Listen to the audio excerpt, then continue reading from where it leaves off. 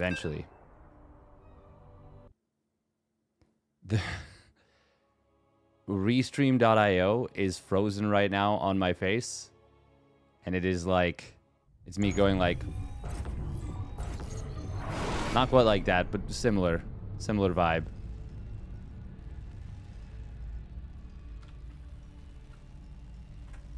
Just a bit of intensity there.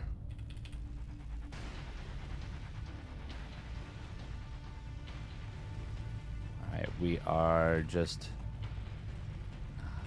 getting ourselves ready.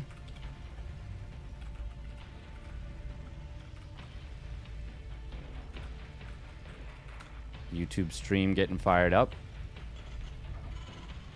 Getting revved up. You know how sometimes you rev yourself up by like pumping your legs on the ground? That's what they're doing for the YouTube. Whoever the proverbial they is. All right. Here we go. Spawning up at the top right of Lockdown. It is Percival for Kirktown. Going with a 13-14. And his opponent spawning down in the bottom left. It is Shadown. The French Protoss.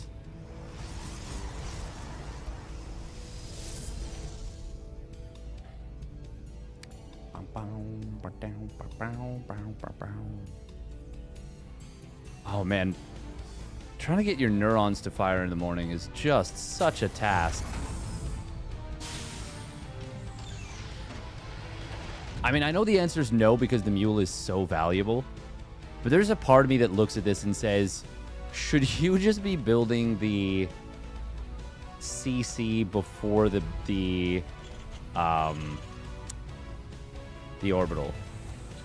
Once again, I know the answer is no, but I just look at the money and I'm like, this feels so wrong. This feels so off. Marine looking around, checking for what have ya. Yeah, the way you could look at this is that basically Protoss, or basically Terran, now gets to scout for free. And still comes out ahead in terms of minerals.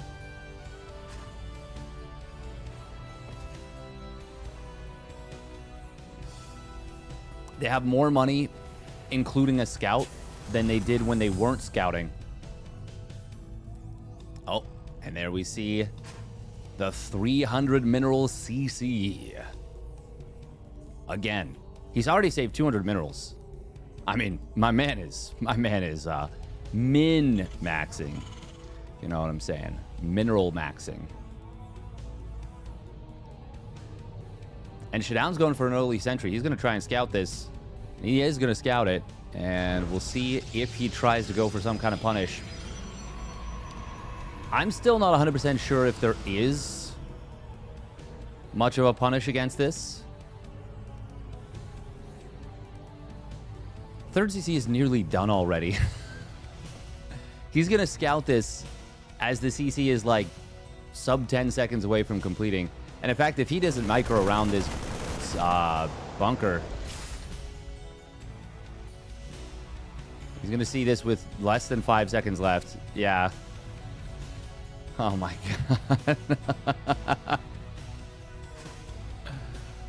Yowzers. This comes online so fast. This is crazy. This is crazy, dog. Straight up bananas. Third CC is done before Blink starts, and he instead switches to charge. Okay. Okay, that makes sense. He's getting a third Nexus. Yeah, that makes a lot of sense, actually. You want the fighting power that charge offers, and he does know he's up against the 3 racks. Percival with a nice scout here with the SCV. Oh. Is this just shift clicked, or... I mean, he already has the information about this. Thank you for the follow, Kashmir. Wait, did I put myself on... put myself on this one yet.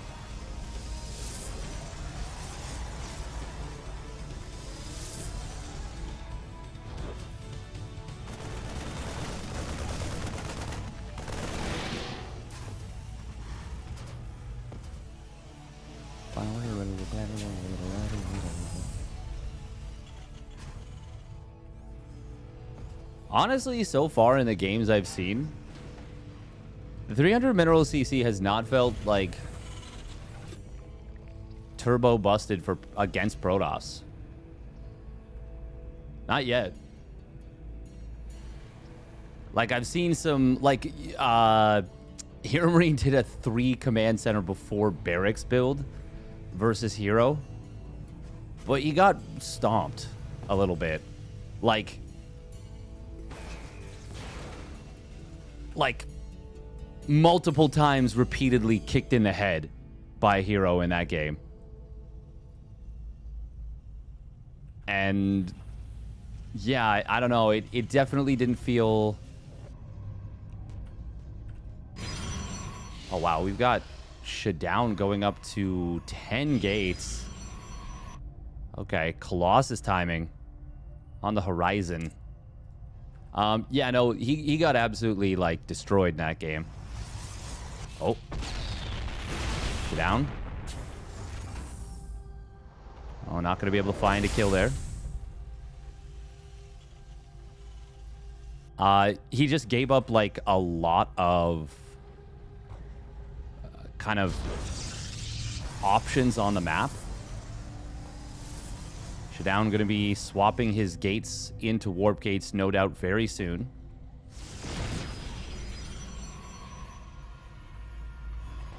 He's got 3 sentries right now. Did he see this move out? He's actually sitting on a lot of money. Okay, he swaps in 4 of his gates. He's got the cash to swap actually all of them and still be able to warp in a little bit. He's building his 3rd Colossus. Oh, a force field right here could be really big. That's a really good find for Shutdown. He's lost 1 Zealot and a Probe and has killed quite a few units. It's actually looking very, very dangerous. But you got to be careful here. Oh, good force fields right there from Shutdown. Nice hot pickup from Percival. He needs to save every unit that he can. He is in trouble. The warp-ins are right freaking here. Shutdown is beginning to cook. Oh, if he can target those Marines, that would be amazing. But he's actually cooking the Marauders. Remember, Colossus are a lot stronger against Marauders than they've been. 4 Vikings at once. It's a double starport transition. Shutdown does need to go. He's actually building a 4th Colossus right now, which I don't hate. But he needs, like, maybe a Templar Archives. He's got so much gas. Vikings, not going to be targeted down entirely. One of them does finally get taken out by a single Stalker. The Colossus are still reigning supreme. Shutdown has gotten him here. Shutdown got him. Wow, wow, wow, wow, wow, wow, wow. Vikings do pop out. He's going to be able to pop maybe 2 of these Colossus very, very quickly. Maybe he doesn't have him. All 3 Colossus fall. There was no Stalker Warp in there. And this command center will just get away.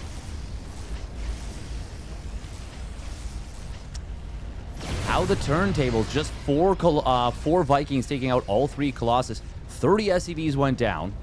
But Shutdown has no Forge. Oh, man, the hot pickup micro from Percival. Very, very good here. Command center is very low on HP. If he gets the kill on this, it will still be very good for Percy. Or, for Shutdown, and he does get it. Immortal will go down. Ooh, is engaging back in here the right call. He can force another stim, it'd be big. These medevacs are very, very low on juice. Percival is adding another 2 of them. Disruptor from the back. Oh, good quick pullback from Percival. Saves him. 4th Nexus on the way. Double Forge should have been immediate. If there was any plans of macroing out of this. Instead, he has gone 2nd Robo added Blink. Not bad choices, but choices that will scale very poorly. However, with the economy SCBoy is going to have, it is going to be tough for Percival to deal with this. Oh, and this is going to be a cancel on the third CC. Almost definitely at this point. SCBoy is the only one who can stop this third CC from going down, basically. Percival is too far out of position. As long as he clicks this, it's gone. Yeah, and he shift-clicked it, and it's just one Zealot for this. But Percival is looking for a snipe on the other side. He doesn't elect to stake around. I mean, he needs to do a lot of work throwing away his army to kill a Nexus, a 4th base when he's down to 2 himself. I don't think that's going to win him the game. I think that's the right call. No observer snipe here. Just out of range of the scan. We embrace the glory of battle. SCBoy still not making forges. Okay, sorry. He's made one, but no upgrades. Double forge, it has to be double forge. Oh my god, he's building 3. Okay. He forgot he built 1, so he's going up. I was going to say, I wouldn't mind triple forge at this point. Let's go. Quadruple forge is a bridge too far, but I mean, hey. Does land a couple of decent disruptor shots, confirms the kill on one of the Marauders. Zealot's on the right side, coming in on top of this mineral line. It's only +1 weapons for Percival, so it's not like SCBoy is falling way behind in the upgrades. It's just that he could be already basically caught up.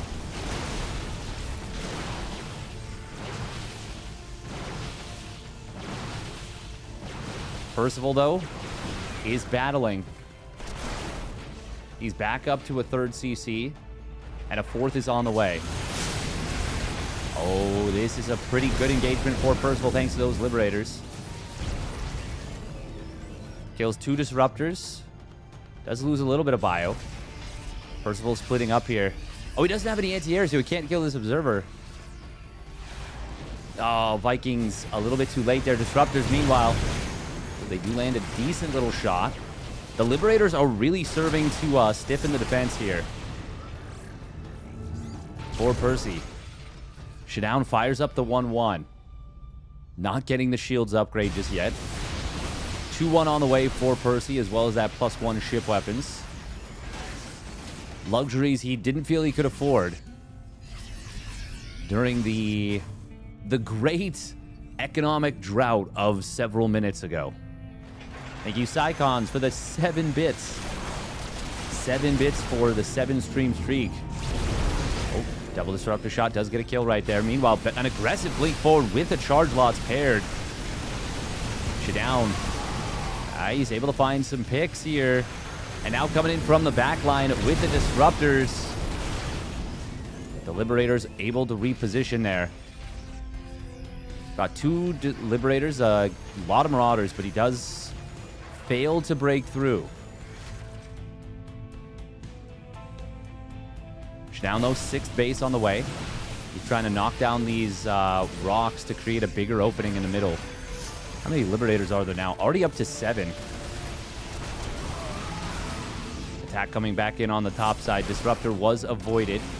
Liberator's going to reposition. 1-1 is moments away from completing it. Just kicked in with the +1 armor. That is going to be an upgrade lead for SCBoy when that gets kicked in. Oh, and now there's a War Prism in the main. SCBoy grabbed a big eco lead.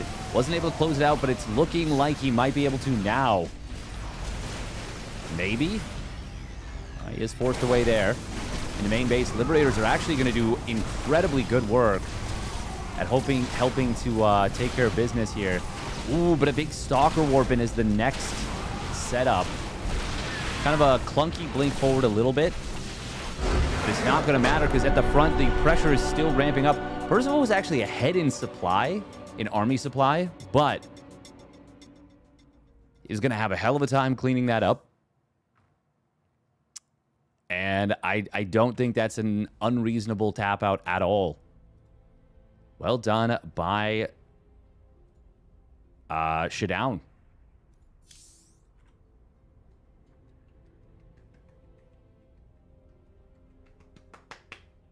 Nice. Gotta be careful. This is still sensitive. Still got a metal plate in there. Hype, hype, hype. We are very, very close to our Partner Plus goal.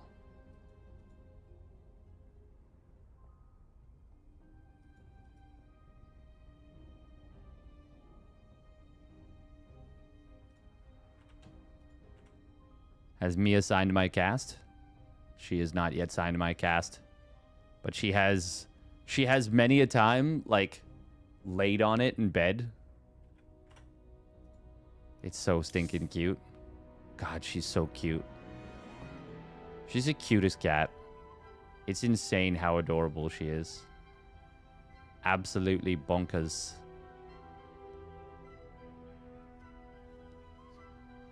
Absolutely bonkers. Should we go for Zaun versus Shin?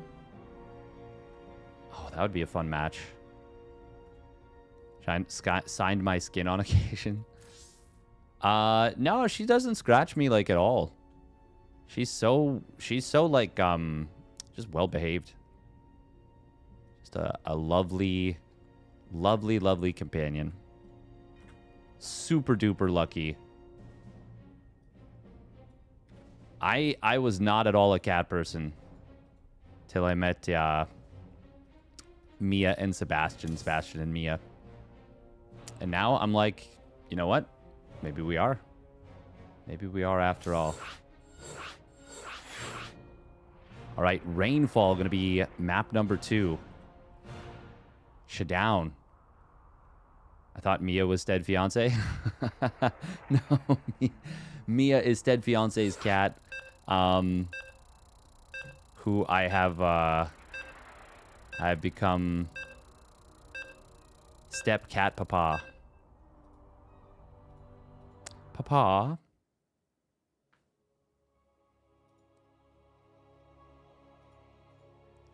Missy Mia Bera.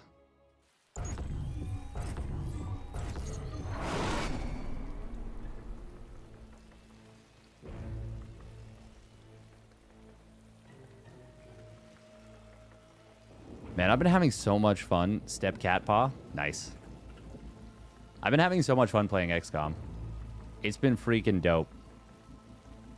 Which makes me sad that I might have to forego it for a little bit today. We'll see.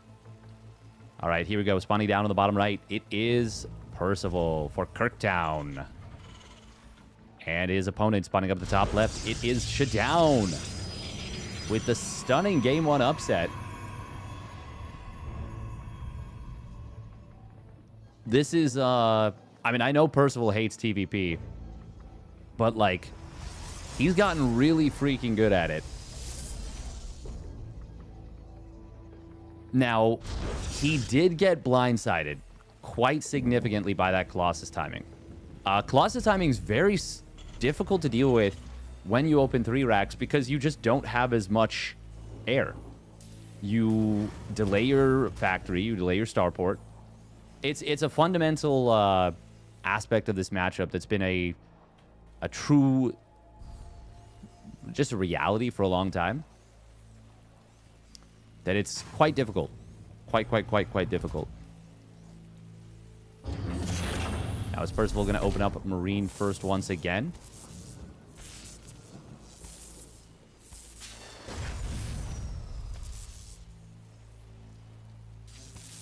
Nope, it's going to be Reaper.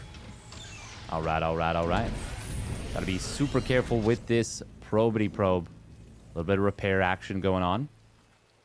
Get that SCB back out of, well, back above 2-shottable by that probe. Well, intercept attempted.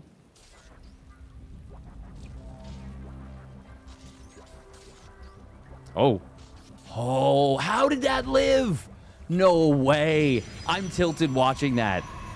Oh, I'm tilted watching that. 3 SCVs not working seems extra. Well, he had to send 1 to get ready to build the next to build the command center. 1 to swap. But yeah, there's a reason that players go for this so often. It's really quite good. It can be debilitating, in fact.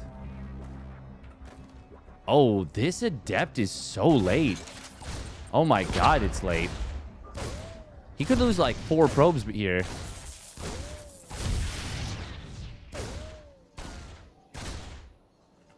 Percival backs away, but he gets 2. He was expecting the Stalker. Adepts are far less good at defending than they used to be. Probe did get sent back across the map. Percival should be wondering, where is that wounded probe? He shouldn't have seen it in the main. Oh, that Adept Shade. This is now 3 probe kills. Damn. Is he going to look around his base? Oh, it's a proxy robo. Not just a proxy pylon. Proxy robo. SCBoy cooking a little bit here. But Percival already with a pretty phenomenal start. Oh, and he is going to be looking around. Yeah. This was a tell. This was a big tell, the fact that Percival didn't see a wounded SCV. Complete. And he is going to be rewarded for that with a massive Mega Scout. And that will be a 4th probe kill after all.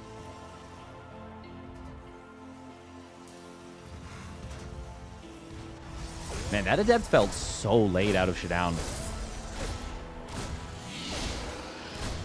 He's going to commit to this. I mean, this is just absolutely dead on its feet, this attack. No chance, no shot.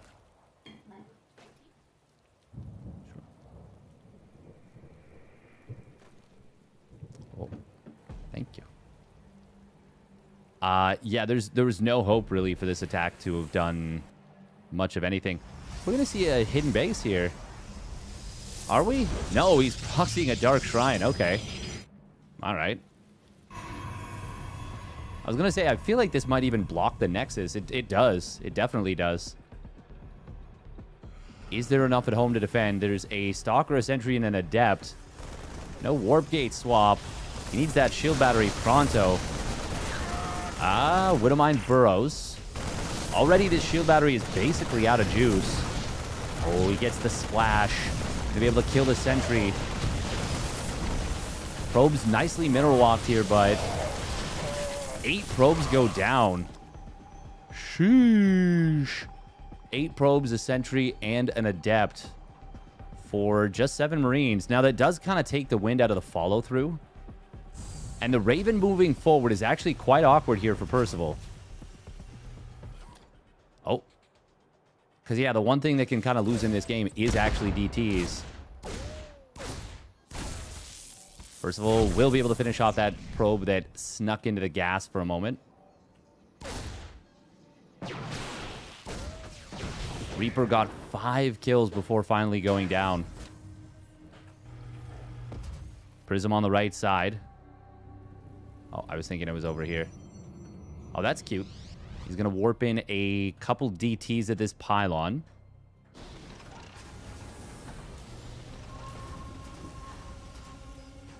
One getting sent into the natural. One going to try and get airlifted into the main. Percival sees the Prism. DT is in amongst us. Amogus. Oh, tank with a kill. Just before the hot pickup would have occurred. Oh my god, don't lose that tank. Oh, close. One more hit and it would have gone down, but fortunately for Percival, he was able to get enough Marines over there. In a situation like this, I think dropping the auto turrets, one of them might have been the right call, but he's actually going to find the Prism. Wow, that's really nice. Look at the supplies right now. And this is where not dropping the auto turrets is obviously amazing. He has them available for this. Damn. He's cooking.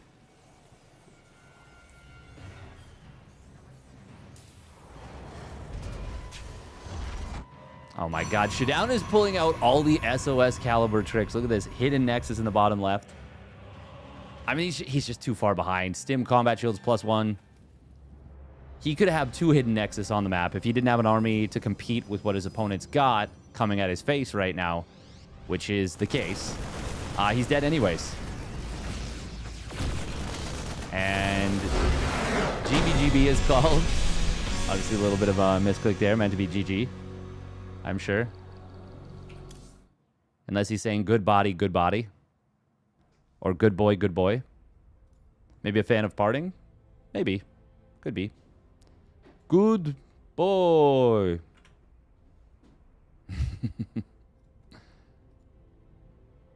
All right, quick minute and a half of ads, and we'll get good game, bad game.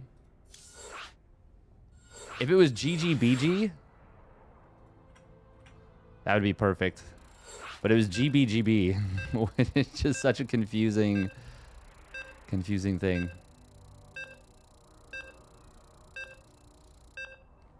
Oh man, yesterday we had such a sad moment during the XCOM stream.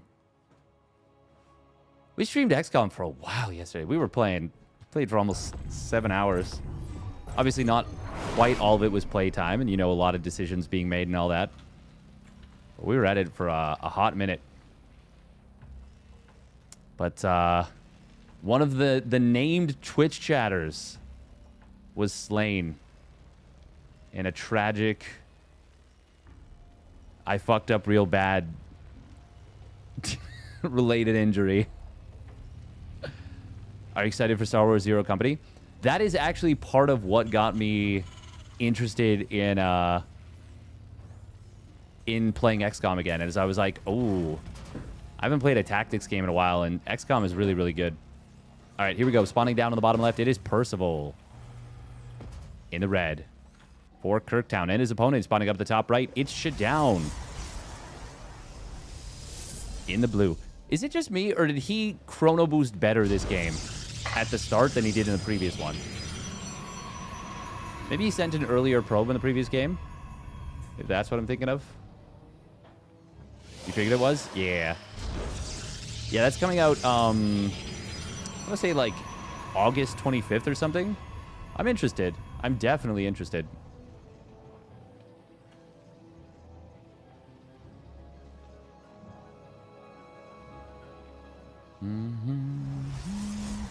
We are up to 92 subscriber plus points. Oh, we're so close. We're so close to refreshing our partner plus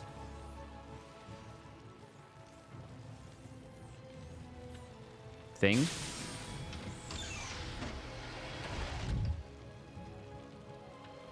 God, I am so ready to just rip this cast right off my my arm. I won't. But mostly because I physically can't. If I could... Yeah. By the way, if anyone has an extra 70 buckies laying around, you could buy Steadfast, the new James Bond game. It's supposed to be pretty great. I haven't played any James Bond game on PC. I'm assuming you mean on PC anyways, but I haven't played like shooter games on PC. Most James Bond games suck. I mean, except for GoldenEye. That one's one of the greatest games ever made. Probably. I'm the best caster. Thank you. That's funny too, because you spelled cast C-A-S-T-E, which is an additional third word. Cast. Percival seems to not want to let Shadown get away with like a free early game.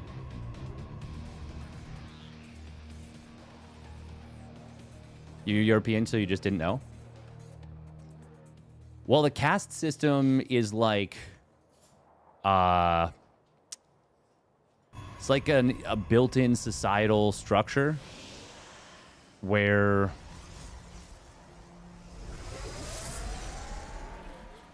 rich people be rich or something? I don't know. Yeah, it's like being born into wealth or status. I'm trying to think of what's an example of a caste system, and all of them I can think of are like related to fantasy or fiction.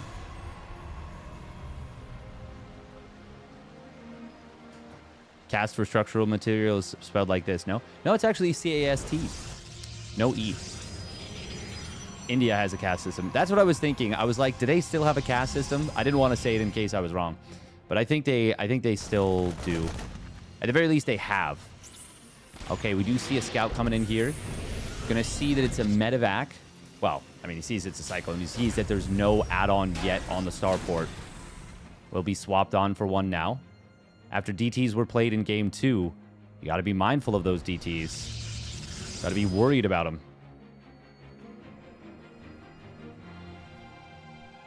Oh, man, the music. That's good. I like that. That's the stuff. That hits. This push, a little scary. There's no blink yet. He's building double stalker. 4 stalkers and a sentry. He's got Guardian Shield as an accessible tool. Oh, he didn't pull back the sentry, though. Doesn't pop the Guardian Shield either, so it goes down very, very quickly. Kills the medevac. But losing that sentry right at the outset really makes this a lot more painful. Shield battery's completely out of juice now. Cyclone gets a solid lock on. But he loses that lock on, and this is held. 4 probes, a stalker and a sentry for the medevac, 9 marines. Honestly, a pretty decent hold for SCBoy, but it could have been a lot better if he had managed to pop that Guardian Shield, save the sentry. And if he does, we're looking at a very, very different situation. SCBoy is going to intercept this cyclone. And he gets the SCB right there at the natural as well, trying to build the bunker. He's able to snipe the second one, even as the bunker does go down. But Cloak Banshee, Robo Facility, not quite done. Even if he instantly chronos an observer, this is going to be at least 10 dead probes. Maybe more. He is shift-clicking, but he's only shift-clicked a few. If he shift-clicks more... I mean, 7 probes is still a lot of damage. But he's actually going to potentially find quite a bit more. Stalkers on the other side of the map are being a nuisance. There's a tank in the natural. Oh, am I going to be made a liar? No, he gets 11 probes. Nice. I was telling the truth. I knew it. Is that? No, it was 10. It was exactly 10. I thought so. I was like, I see the probe kill number going up. This is still so good for Percival, obviously. SCBoy. Oh, he sieges the observer for a moment. Not enough. Lets him get in a full extra volley. Nice move. Very nice move. Unfortunately, did not provide the killing blow. And even if it had, 18 probes is so much value for 2 Cloak Banshees. Even more so when he keeps one of them alive for a little while. Somehow this is out of range of the tank. Will force a repair. This is still a worthwhile venture for SCBoy. But he needs a lot of very worthwhile ventures to be able to catch up in this game. Banshee will get all the way back home for Percival and will be able to be repaired up. Protoss has a cast system. They have casters as well. That's true. The only thing they don't have, actually, is a cast CAST.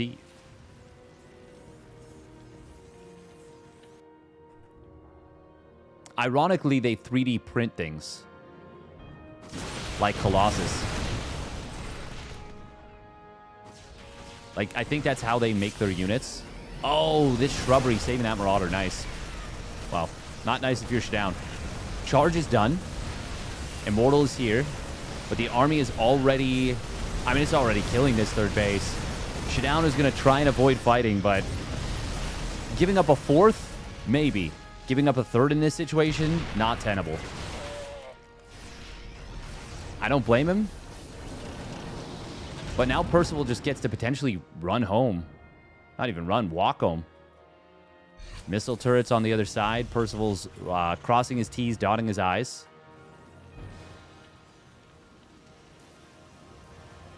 Great game out of Percy. Showdown still, he can be very happy that he took a game in this series. Nice snipe on a medevac, forces a big stim. Even snipes another Marine Marauder. One Stalker for 2 Marines, a Marauder, and a medevac. That's a great trade. Showdown still has a lot of the fundamentals.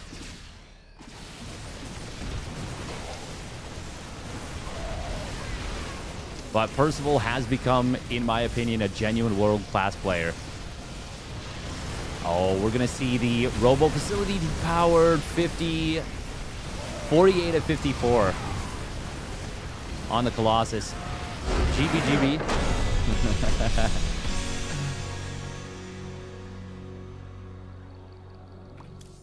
GBGB.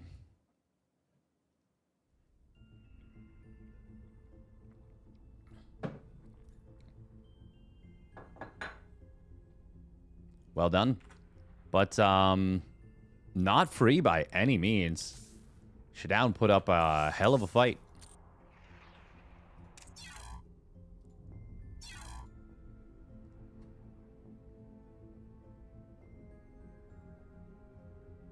Not only is it culturally still relevant, it's actually recognized by the government in certain situations. Oh, that's interesting.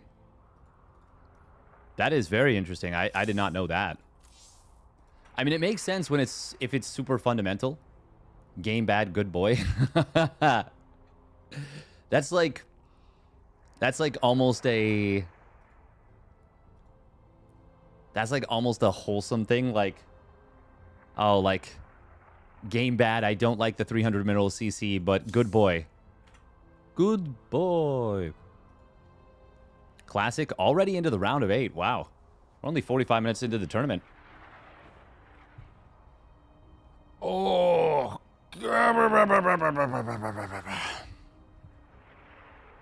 All the matchups are already into the round of 16 at the least now. I think this was the last one. Going to be Solar versus Percival here.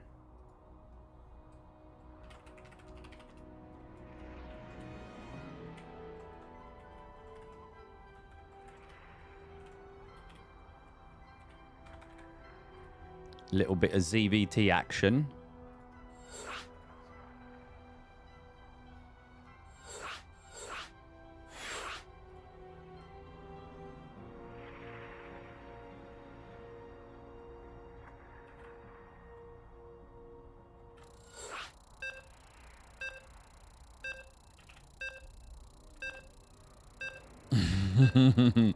This is cute.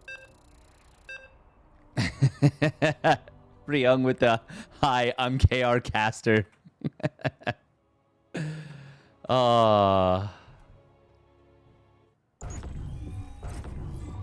That's just fun. All right, let's get a prediction going.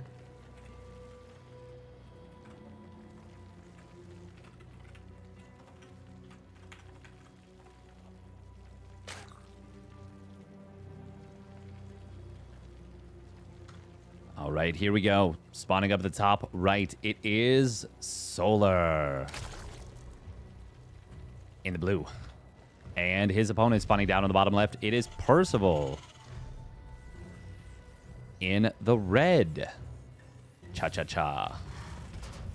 Solar going for an extractor trick. Up to 13 before building the Overlord here.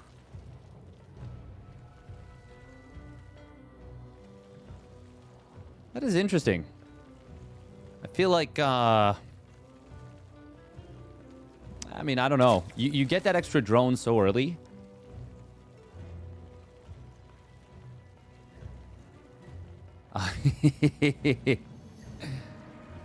When did you see him kind of microing this around?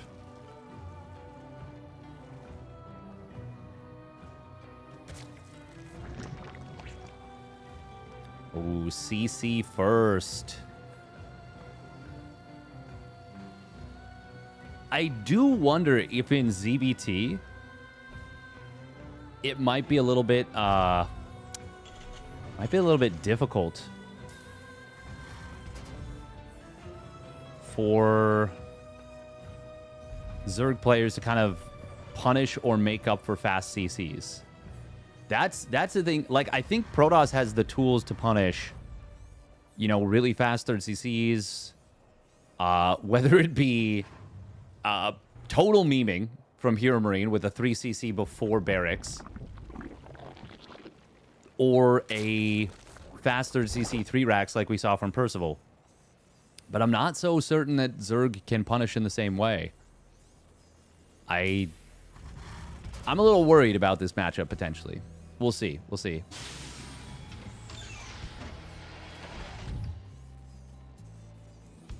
I was thinking about this. Instead of rushing orbital, get both CC for orbital like how Zergs do with queens. Yeah, I mean, we've seen Beyond do this. We've seen lots of players do this. It's even better than before. You know, minus 300 minerals means you just have more money in the bank. Starts up much faster. Now, can Zerg grow fast enough to compensate for this? Maybe. Maybe.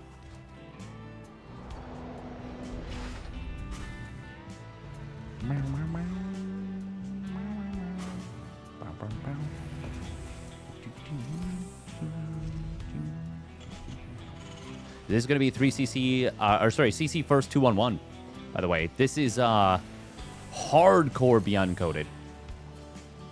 But he gets the factory before starting stim.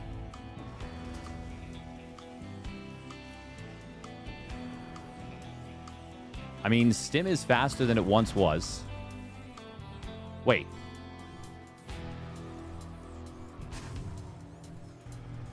Okay, yeah. Sorry, I was thinking of charge and blink.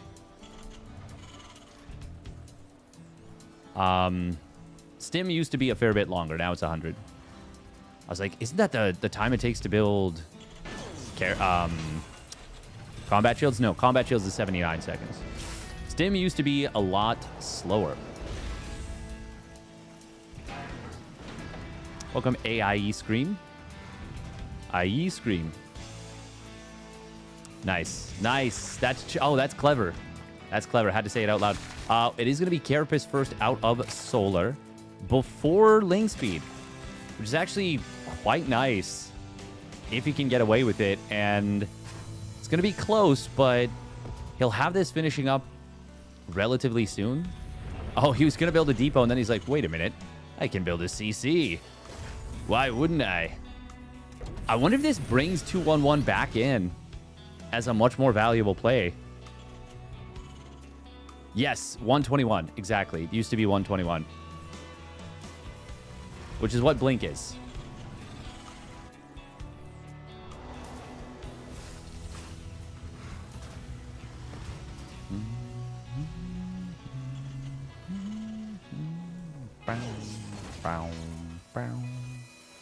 Link speed, of course, will be completed in time for this first push.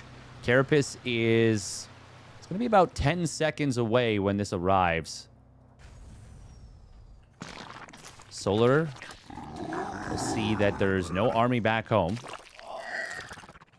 How many queens has he got? He's got 6 out so far. 2 more in production, 5 at the front. Carapace will be in time, basically, for... you know, moments after they actually start to fight. Nice snipe on a single queen. Oh, can he get this Overlord? Yeah, he can. But he's not going to go for it. He's not going to finish it. Queens from the low ground going to shoot at these medevacs. Solar trying to send these queens forward to protect this base.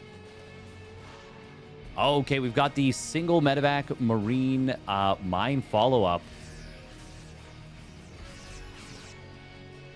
Really good to get on top of this. The fast Carapace is so helpful. And he's going to fight before combat shields is done. This is a great fight for Solar. Forces this to load up before the Wooded Mine can burrow. 11 for 11, which is a 2-to-1 trade in favor of the Zerg. Funny to say that, but that's just how it be on terms of cost.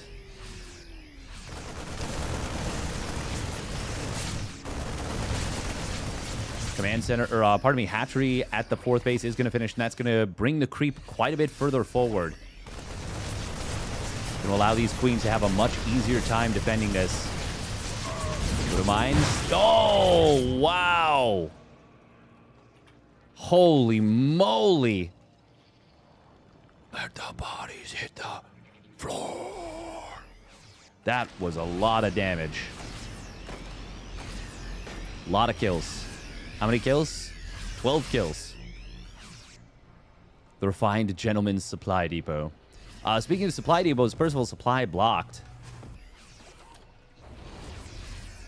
Just now getting up to his 4th and 5th barracks. This would have mine from earlier. Not able to get killed. 1 queen dart away from going down. 4 HP. Bane speed not yet done. Solar does not... I mean, he really does not want to give up this base. 4th CC is already on the way for the Terran. Queens could hit these medevacs very hard. One of them will go down. It is enough for Solar to hold. Oh, man, he's going to get 2 of the medevacs, in fact, and he gets 2 of the tanks. Oh, both the tanks. It was a desperate fight, but it does go in the favor of Solar. His upgrades are really cooking. He's actually got 1-1 done and is about to have Bane speed. Carapace level 2 is way ahead of the 2-2 of Percival. In fact, 1-1 is just now completing for Percy.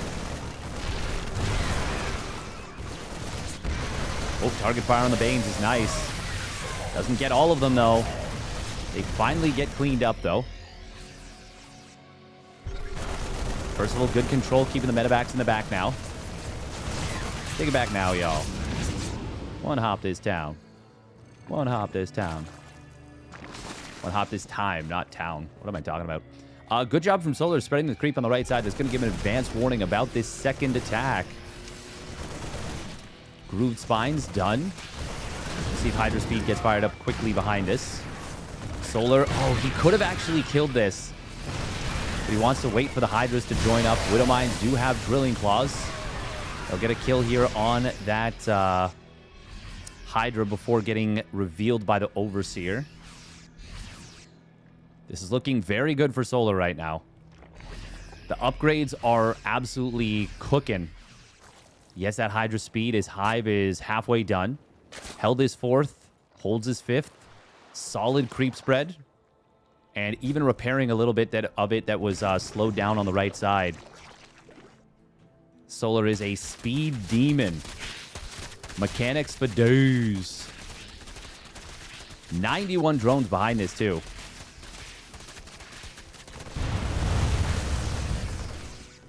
Oh, nice pullback on this Hydra in the middle.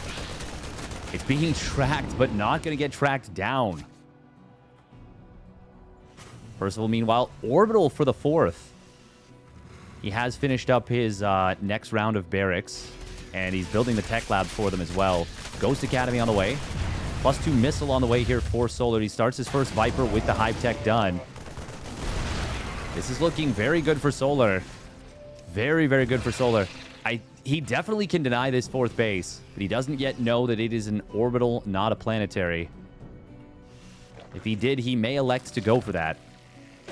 There's really just not a lot that could stop him. Once the 2-2 completes, it gets a lot more difficult to break that base. But until it was done, would have been very difficult for Percival to hold. Really nice creep spread, by the way. Oh, Liberator on the top side. There is an Observer here, or pardon me, Spore Crawler here. Percival immediately changes where he's sending that. This is going to come in right as Solar's trying to attack. So pretty nice timing here.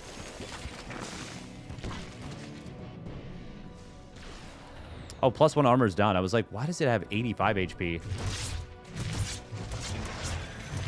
Solar gets to clean up anyways.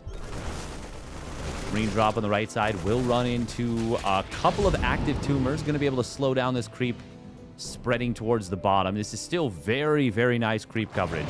Oh, he gets the medevac too. Spore Crawler finishing the job. Solar may want to wait for Adrenal Glands. Does he have Nidus Worms? Not yet. He's on 6 bases, and he's starting to saturate this one. At the main base. Oh, it's the natural. Okay. There's the Nidus Worm started up. We don't have any... Okay, sorry. We have one ghost on the field. Just one. But we don't have a large number of ghosts. Percival doesn't have a whole lot of info about where his opponent's army is, but he's trying to land this 5th base. Solar looking for potentially a fight right here. He's going to go for maybe a double abduct on the Liberators. Will grab both. Tank in the back. It's not going to be enough. It is overmatched. Oh, Hydras get distracted. They could have killed it from the high ground. Instead, they went for the Liberators. I don't hate that. Solar, meanwhile, getting it on top of the 3rd base. These Lings are kind of derping because they're shift clicked. But they are distracting a fair bit of army. He's taking a long way around to try and spread some creep. Solar is going to be able to break through this little position. Not enough to keep the siege units protected. And Percival will lose the 5th base on the ground.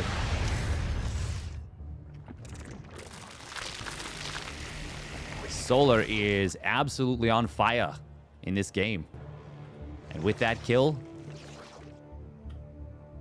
it's looking dire for Percival. Widowmine field moves up. There's a lot of Widowmines here. But there's not enough stuff to keep them all safe. Parasitic Bomb does go off. Going to kill 2 medevacs, even as the Viper dies to a Widowmine. Orbital Command was ready to go here, but Lings into the natural. They kill a landed command center. SCB is going to fall at the natural and the 5th. Starport going down on the ground as well. And these ghosts, without energy, not going to be much use in a fight. They're not as good straight-up combat units as they used to be. They're decent, but they're not amazing anymore. Especially when they're out upgraded, which... Well, actually, it's very close. They technically were ahead. Oh my god, I think he just got +3 attack. He would have denied +3 armor if that was the one researching. But he gets the 3-3 completed just barely. Still, I don't think it's going to matter. Solar is so far ahead. And with creep encroaching on his 5th base land position. Solar on, what, 7 bases now? 4,000 minerals a minute there for a second. Whew. Holy moly. We've even got the +3 melee getting started up behind this. It's GG. It certainly should be. It's not like Percival has a huge core of 12 ghosts or something that he can rely on. And it's not like he can rely on unabductable tanks anymore. Yoink's coming through, and this is looking like Solar will not be stopped. I mean, I say it's looking like it. He will not be stopped. This is going to be the kill army. There it is. GG.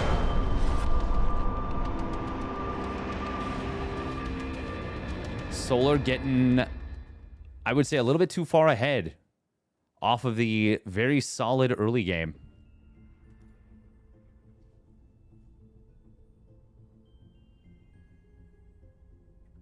Really well done from Solar. All right, quick minute and a half of ads, and we'll get into the next game. Who do I think will win the tournament? Looking at the bracket. Oh.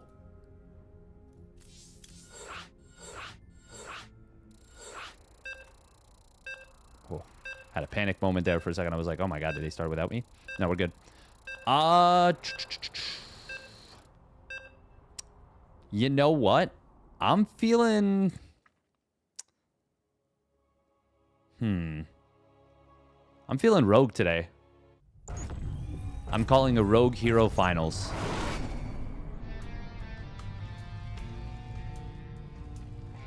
Shin's been really good in these, though. Who knows? Maybe it'll be Clem. Have you seen any Ravager Rush on 8 worker? Not yet. Doesn't mean it's not a thing, but I haven't seen it yet. All right, here we go. Spawning down on the bottom left, it is Solar in the blue. And his opponent spawning down on the bottom, or up in the top right, it is Percival in the red for Kirktown. I don't think we'll see, honestly, much of that. I don't think we'll see many Ravager rushes. Because part of what makes the Ravager rush good, and part of what makes it bad, or what it's weak against. What it's strong against, what it's weak against. It's strong against an opponent that doesn't have the tech to deal with it. But now you can go for faster tech.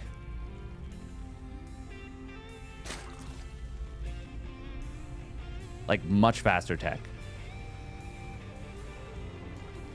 And that's something of a problem. Something of a problem.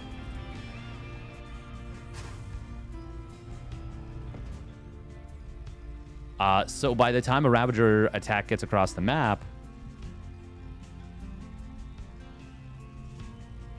you're kind of already, most of the time, going to be facing off a level of tech that just smashes it. It's going to be Hatchbull Gas once again. Oh. All right, well, the music stopped. The day the music died. And we were saying... What the hell's going on? Do you have herO? Let's see. herO's a safe bet. Really excited early on with all the changes, but now seeing all the bug fixes so fast and how quickly huge changes are being pushed live, I wonder the intern may be vibe coding.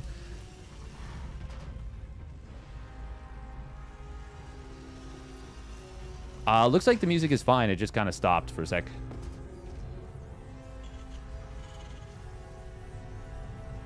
Part of its power is the ability to sink in gas from two geysers super quickly. Yeah, exactly. Kind of what I was talking about. 8-lings being produced here by Solar. That's a big response to a single Reaper.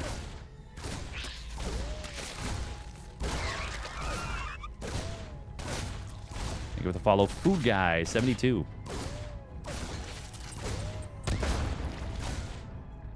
Oh. Drone does escape. Double Overlord in production here.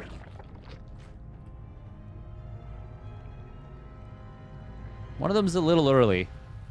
You can theoretically go up to 32 supply and double Overlord. I don't think that's efficient, but you can, theoretically.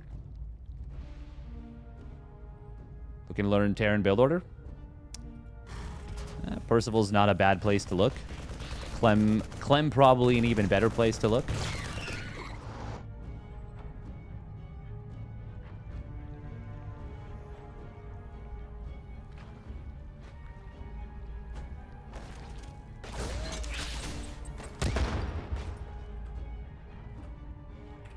Scoutingling on the other side of the map, not seeing too much. It is going to be a quick layer out of Solar. I wonder if we will see a 2-base Mutaplay. 2-base Mutaplay is back on the menu, by the way. Ooh, Armory. We're going to see a Hellbat push to try and punish this. Or, well, just to generally try and put a punish in. Oh, nice job right here from Solar. Saves that Ling and will be able to get a kill on this Reaper most likely. Yeah, gets it before the Hellions can arrive and save. 2 more gases coming down. Yeah, this is Spire for sure. But will he be able to deal with this? We do have a an oversaturation on the gas right there and a little supply block actually out of Percival. A little awkward for him. This should be a full tell on what is going on. Now, how much transfuse is there? There's at least one, close to a second. Third one is still pretty far away. Vainly Nest in production. Medevac taking a lot of damage. Good target fire. A good quick pullback from Percival.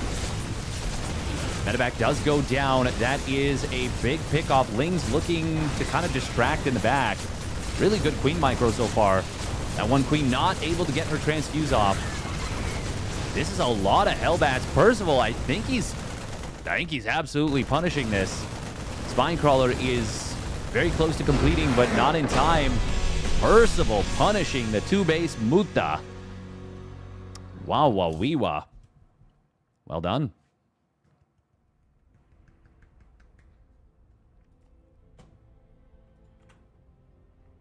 Late Baneling Nest? Yeah, that's a paddling.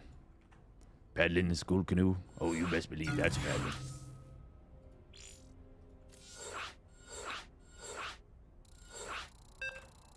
Solar is... he is straight into the next game. Clem did take down Shameless, who took down Young Yakov. Cure 2-0 Nightmare, so it's Clem Cure in one of the round of 8 matches. Showtime Classic in a round of 8 match. Showtime 2-0ing Beyond, which is very nice for him. Rex took a game off herO. Wow. Would not have expected that. herO waiting on the winner of Shin and Zaun.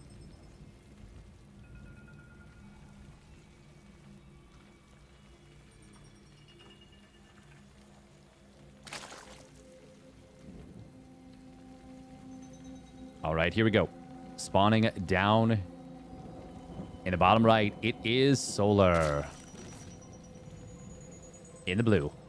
And his opponent spawning up the top left, it is Percival in the red. Can I show a build order that's good for Terran? Not right now. I mean, I'm casting a tournament that is live at the moment.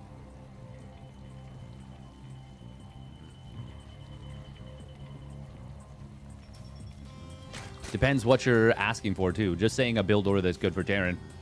I would say there's... It's very, like, dependent on the situation.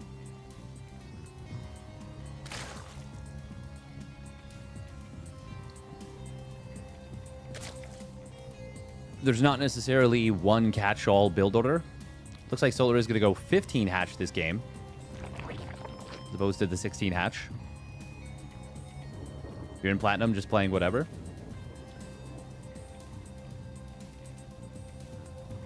Yeah, once again, it depends on the matchup.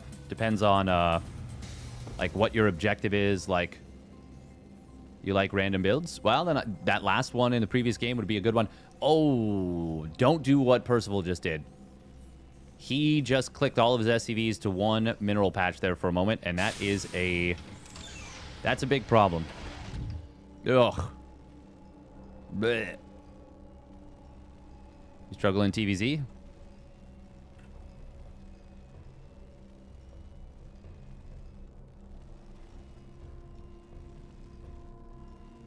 It depends a lot on what you're struggling with. There's a lot of answers to that question. A lot of answers to your query.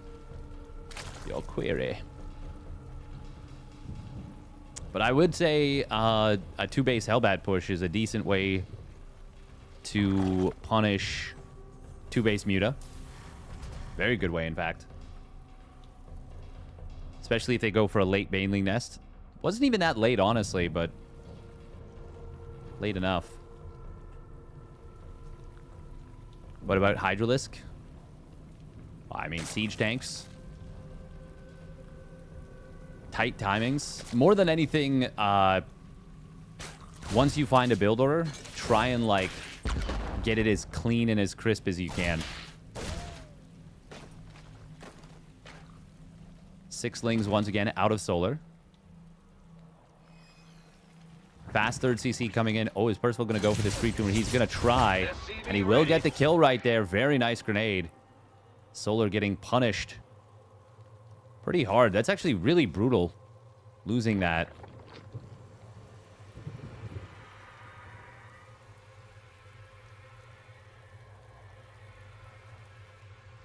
Oh, there's splash damage. Saying siege tanks are versus heavy armored is... I mean, siege tanks are just really good against all units on the ground.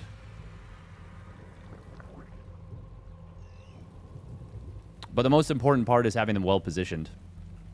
Well positioned, well protected. They obviously do bonus damage versus armored, but they still do very well against Hydralisks, for example. But they don't hard counter them. If you're looking for hard counters, I would say StarCraft 2 is not really the game.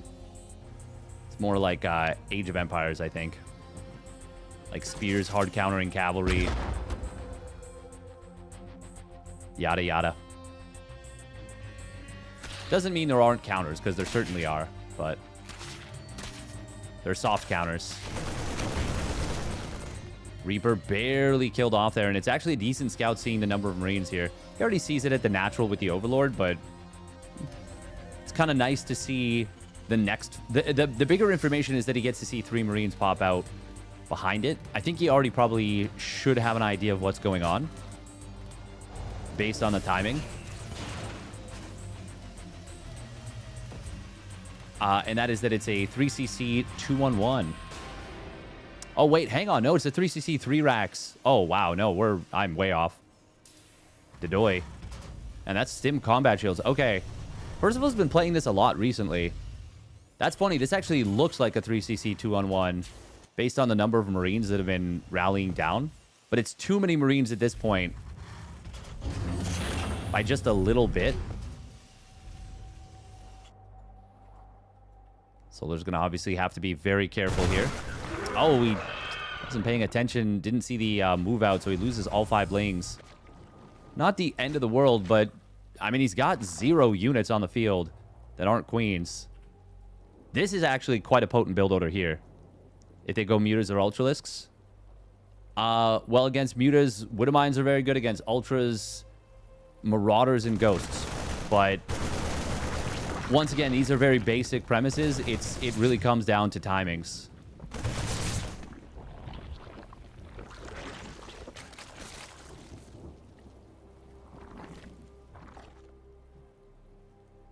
Exactly, Bane Supper has it there. The big thing is getting your siege tanks into a really good position. There's lots of really good positions on maps. But each map has its own, you know? Percival will be being very patient with his stim. Oh, Solar could have actually trapped the Marines right there. Percival blind checked the ramp going back up. There was an opportunity for Solar to crush that.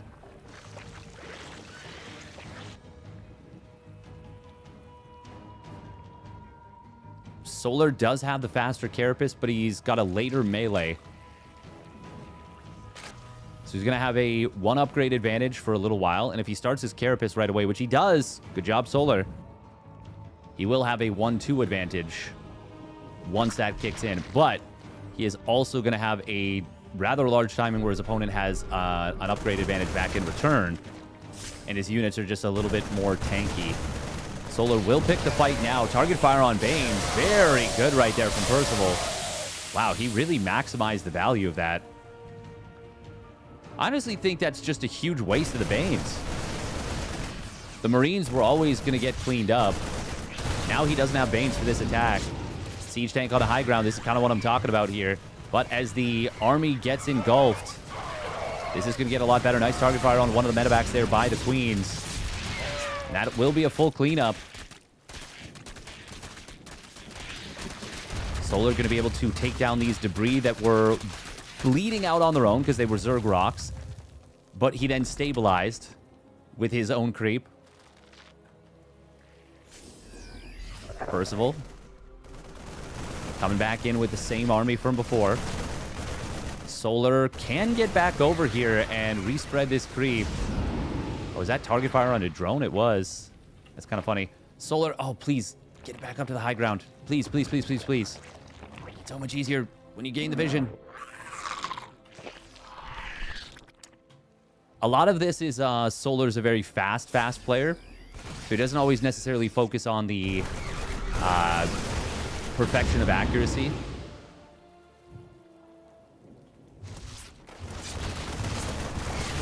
Spore Crawler dropping into the, or completing in the main base to help deal with this drop. One of the medevacs will actually get taken down thanks to that Spore. It didn't get the kill, but it got enough damage so that the Queen and the Hydras could deal with it, finish it off. Man, this is such a nice flowchart of the upgrades for the Zerg. With that fast Carapace while going Lingbane Hydra, allowing him to get into the +1 missile and time it out pretty well with when +2 melee completes. Obviously, if Terran goes super fast upgrades, it doesn't feel quite as good. But then they're kind of giving up pressure in another way. Not going to have as many units. Ooh, that's a nice jump on top of these Queens in the middle. Solar going to get caught and lose 3 of them. Oh, he's going to lose a 4th, too. Nice job from Percival stepping forward and killing that one high-energy Queen that was remaining.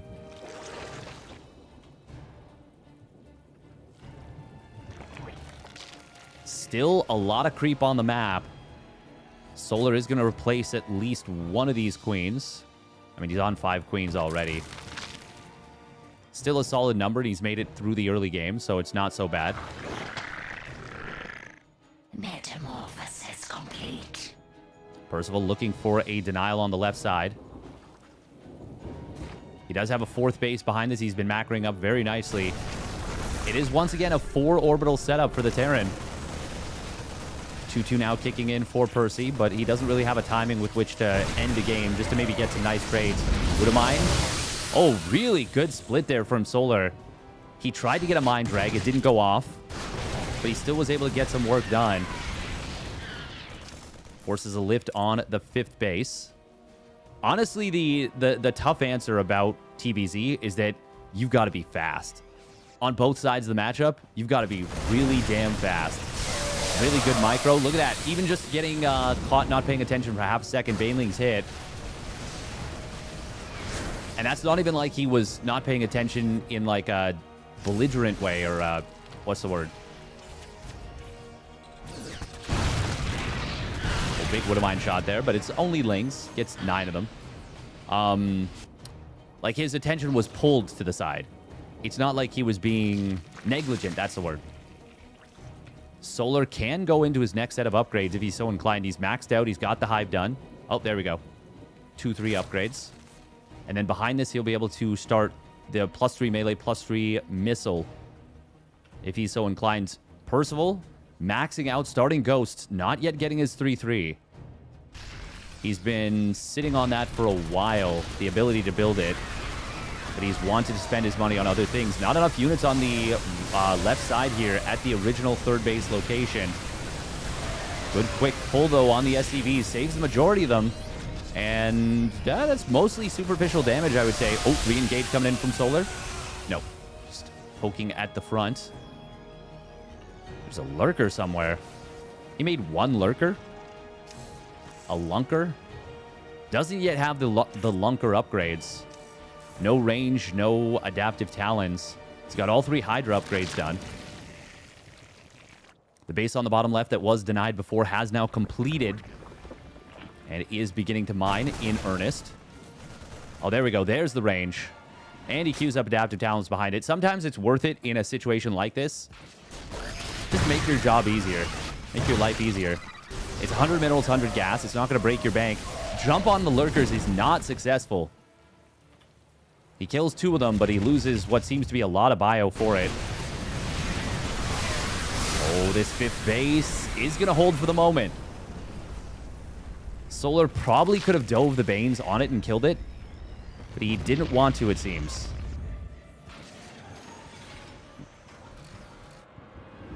The fight has been over this 5th base so far. Percival still no 3-3, by the way. Big problem. Huge problem. Snipes coming in. That's interesting. It feels like they weren't really broadcast. It was hard to see them. I wonder if that was something to do with elevation. Hold that thought. We do have an attack coming in this time, and it is going to be a kill. But that was a lot of stuff Solar just used for that, just threw away for that. Threw away makes it seem like it was a total waste. It was expensive, though. Very, very expensive. There might be an opportunity for a counter push, but there will be an upgrade advantage for Solar. Oh, okay. For a second, I thought I had the score wrong, and then it was like, wait, nope. Percival did get a map with the whatchamacallit, Hellbat All-In game number 2. Or heavily dedicated Hellbat push, however you want to put it. We do have Nidus Worm. 100 drones were mining for a moment, but he starts up 3 spores on the right. Solar now on a paltry 97 drones. Always nice killing the Papa Tumor. Make sure the baby tumors can't get out there. Hydra Lunge not going to be enough to kill these medevacs. 5th base has been added in now. Oh, what was that snipe attempt? Oh, he went after the Viper and he did kill it. Queen taking an awkward angle. That's one of the things about playing fast that can be a real problem. Ghost on the high ground, very well positioned. Does he have the... He does have advanced ballistics. 3-3 still not yet done for Percy, but it's well on the way now. Good defense here. He is, once again, going to have a more difficult time killing this army without the Carapace. +3 missile finally on the way for Solar. He did forget that for a while. Liberator's going to siege up behind the army, but the front line already being taken out. I would say a very good fight for Solar. I would say that's, yeah, killing those Liberators is super, super valuable. They're super replaceable at this point, but not forever. Liberators just kind of moving around the middle. Sorry, Lurkers moving around the middle. Did I say Liberators? I think I did. I'm so tired. Out of my skull. +3 melee will kick in at about the... Well, just a little bit later than the 3-3 of the Terran. But for the first time in a while, Percival's got an upgrade lead. Hydra's lunging, but not exactly forward. Parasitic Bomb will hit these Liberators hard. Gonna kill none of them somehow. This one, it will expire before the kill goes through. Not enough damage on a Parasitic Bomb, and it was a really nice, quick split. I would really love to see Percival pull like 7 SCVs. Just leave them on auto repair right here. Get these Liberators back up to full. Even if it means just not attacking for a little bit. Nidus Worm on the top right. Percival trying to land a 6th base in 2 different locations. There's a drone blocking one, and there's a Nidus Worm head blocking the other. God, there's so many scans right now. I think this is what people were worried about with ZVT potentially, is that we'd get back to these turtley games. Percival does have a really nice bank. Reminder, he pushed herO to the absolute limit recently.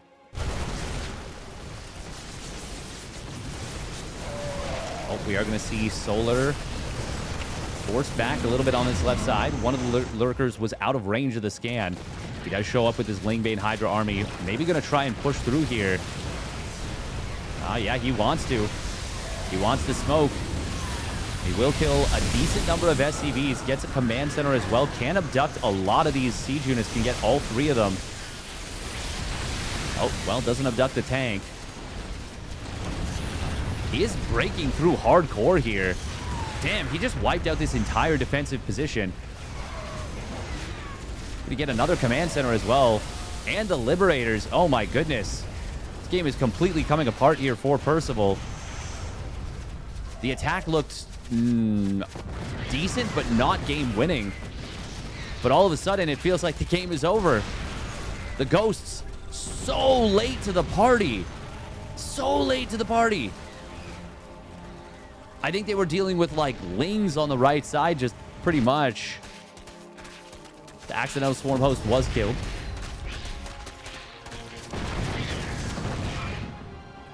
Another thing about dealing with Zerg, for the Terran player listening in the chat, and all the Terran players listening in the chat, you pretty much always have to be in position in these late game situations. It's really tough. But, and especially as you take more bases, it becomes tougher and tougher because you're trying to defend more and more territory. But you have to. You have to find a way.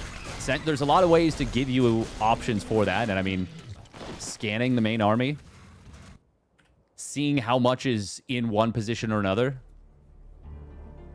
becomes more and more possible the more orbitals you have. Oh, we're actually seeing Solar killing his own Nidus Worm head here on the left side in order to take this base. Attack coming in. Ooh, looks like it was not a good one for Solar. But Percival's fully spent his bank and is not yet quite remaxed. He's about to. Very close. The thing that's unfortunate is that this base was mostly mined out of minerals. And still has 1,000 gas, give or take, but not a crazy amount. Oh, wow. Solar even going to find a couple of Lings getting through here. One SCV is not going to make or break this game even a little bit. It just kind of feels bad right now for Percival. He is still cost efficient. Ooh, Abduct on Ghost will be big. No EMP coming in. He gets like 4 or 5 Ghosts there. Still a lot of Ghosts behind this. No tanks. Liberator's not facing the correct way, but a lot of bio showing up to the party. Re-engage coming in from Solar in the middle. EMP not quite in time to prevent the fungal, but there is a lot of Ghosts. Solar, as he loses some of his Overseers, gets knocked below supply cap. Always a little bit awkward.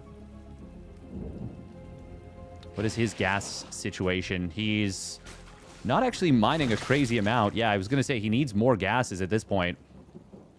And he will add them in. What was this? What was hitting this Viper?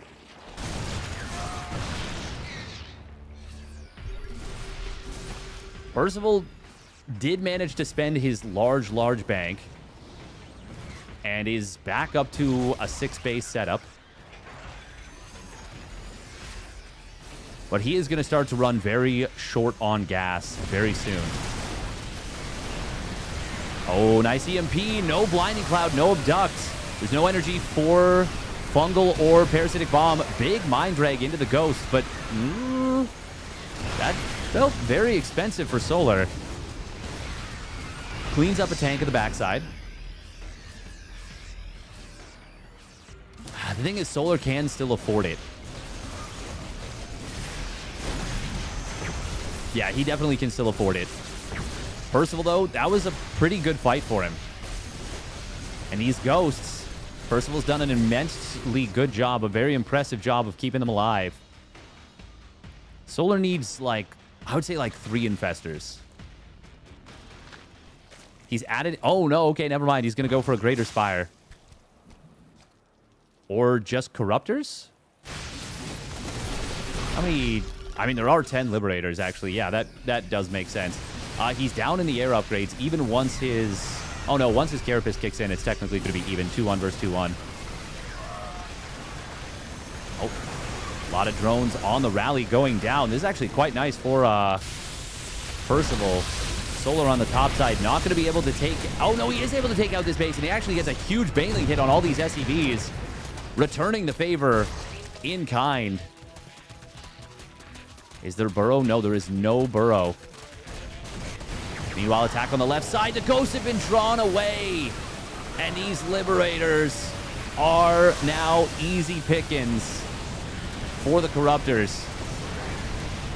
They're going to take their pound of flesh with the Hydras.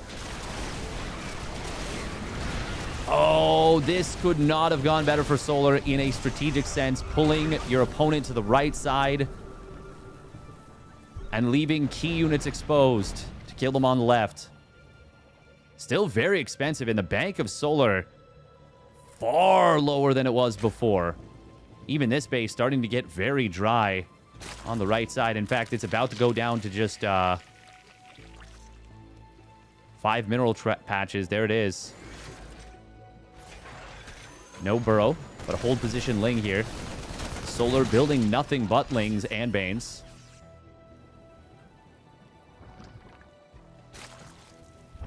He's now taking the last of his gases that were untaken. There we go. I was going to say he didn't saturate this gas before. Percival didn't fully saturate these gases over here. He's also got 1 mineral patch that has almost 700 minerals in it. Oh god, that is a lot of army right here. I must have just rallied out some very very fresh looking medevacs. Bright-eyed, bushy-tailed.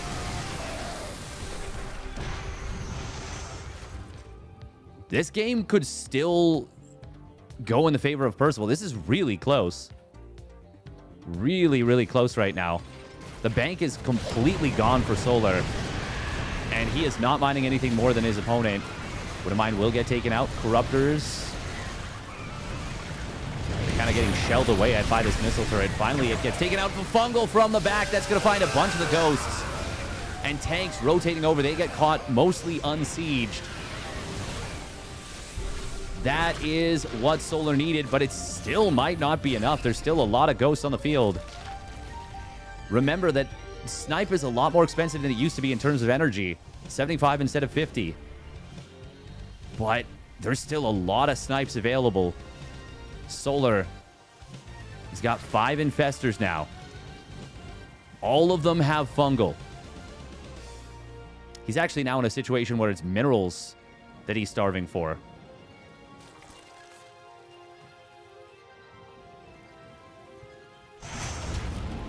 Oh, snipe on a single drone on the left side.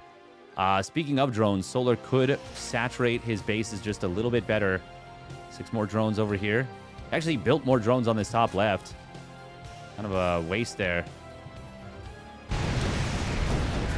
Corruptors were looking for an opening. Whoa, my God, the resource is lost. Holy crap. I've been looking at battle reports, but not the overall resources lost. 20,000 advantage in favor of Percival.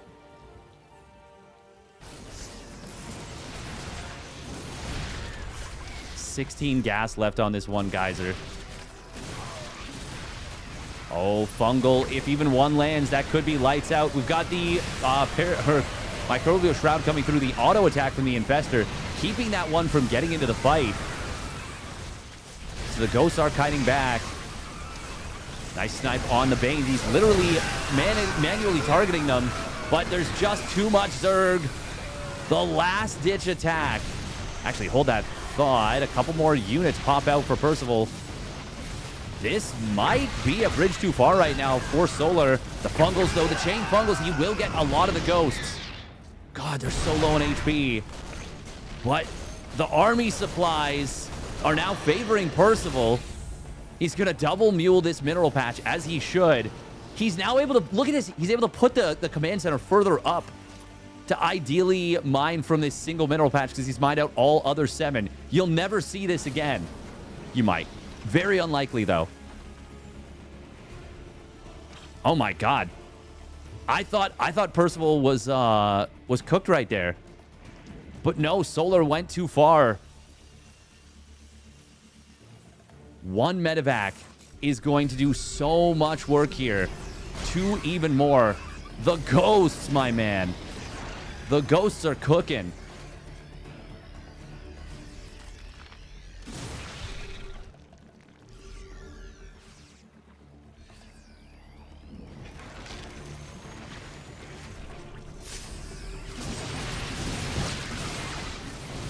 Solar trying to transfer drones over to this base. He knows that if it goes in the favor of Percival, he gets this base.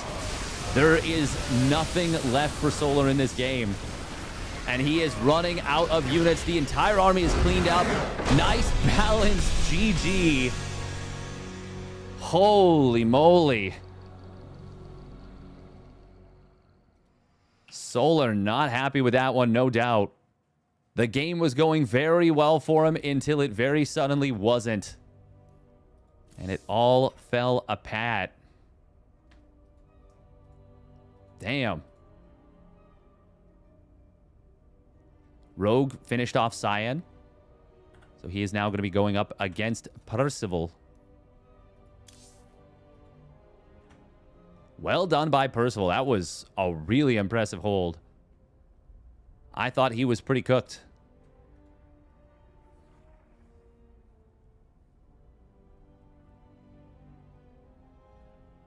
I thought he was cooked. Nice race. Yeah, that was really well done.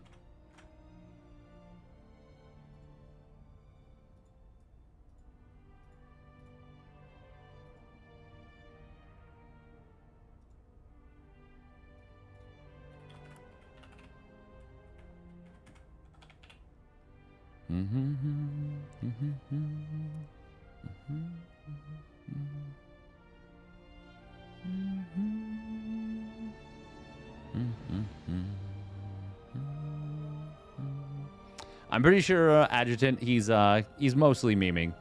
I mean, he's probably frustrated, but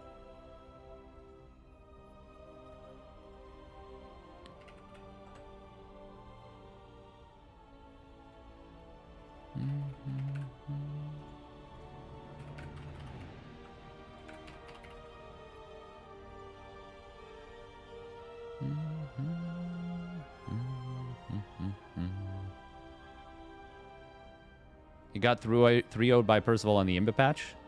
Do you mean Clem?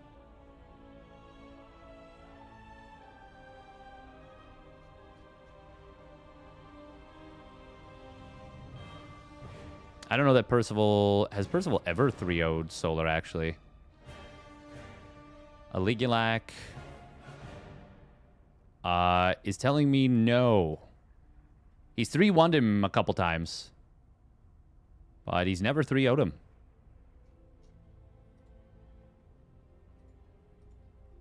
Yeah, Percival is literally never 3-0'd. Like, out of how many matches? 53 matches. Percival has only won 8 of them. That was prior to 300 CC. Yeah.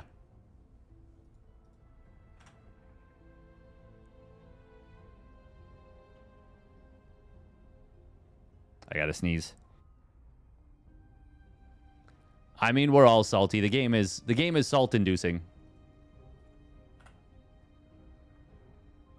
He still GG'd after it, too, so it's not like, you know.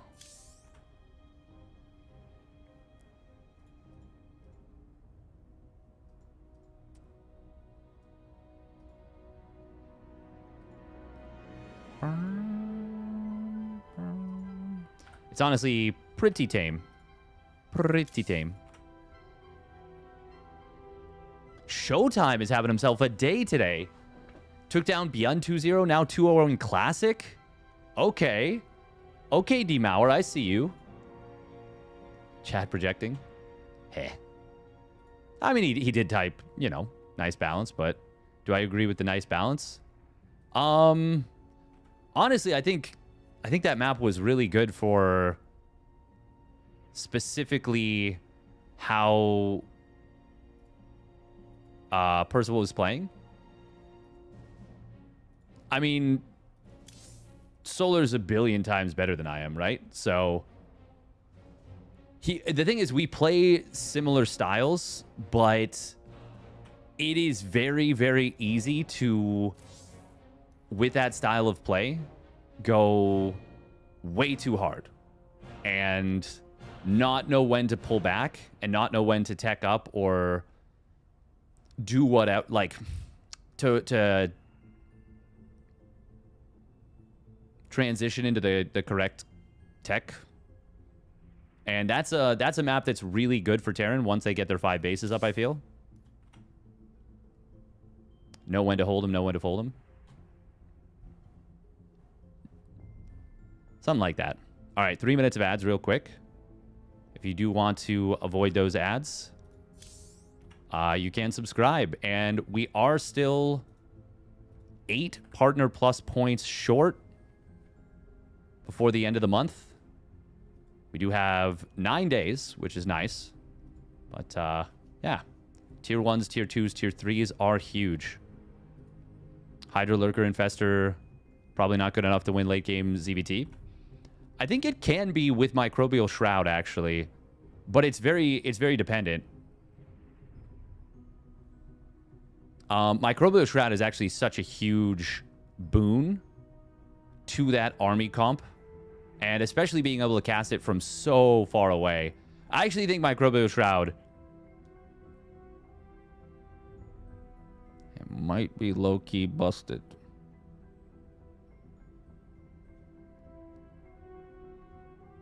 Yeah, because now you can basically always get it off.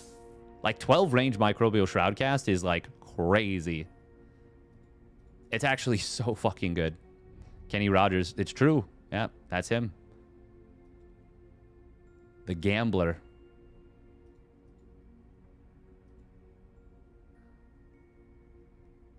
All right, Rogue Percival. That's going to be coming up very shortly. I'm excited to see what Rogue can do here.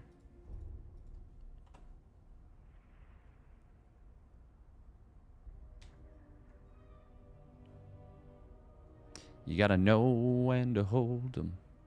Know when to fold them. Do do do do do do do do do do do do do do. Bow bow bow bow bow. Bow, bow, bow, bow, bow. Meow, meow, meow, meow.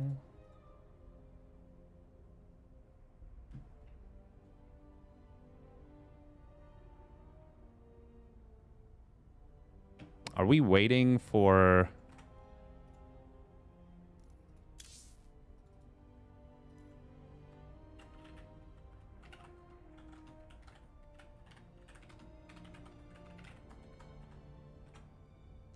anything in particular?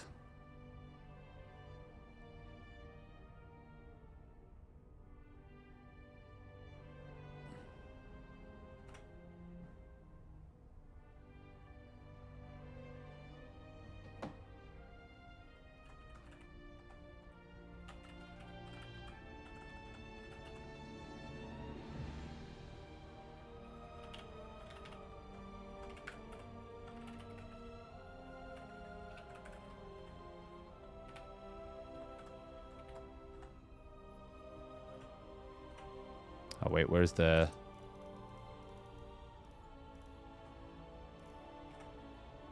There we go. Oh. Well, in theory, everything sucks versus Ghost, but you got to make something. I mean, theoretically, it feels more now like...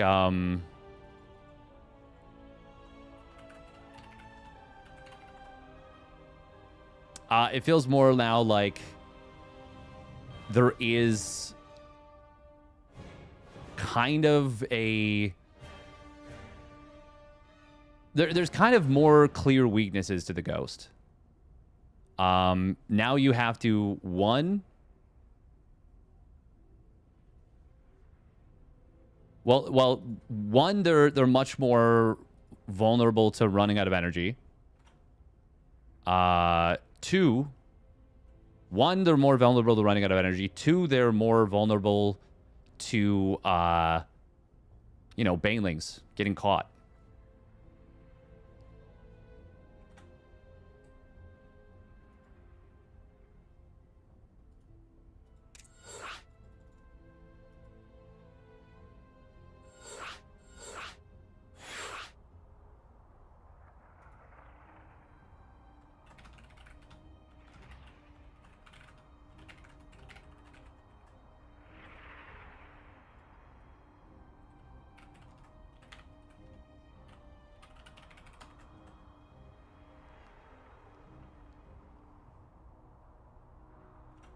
Is there another... By the way, thank you very much, Esquire SC2. Sorry, I didn't mean to ignore this. Thank you very much for the 57 months at Tier 1. Huge. Massive.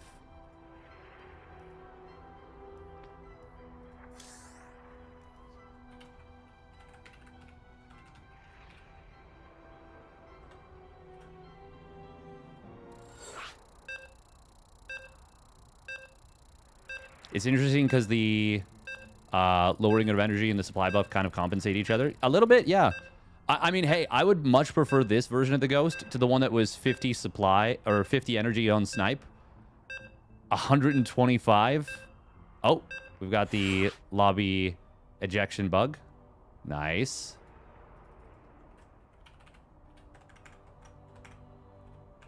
We'll put 10 minutes on the prediction timer for this one.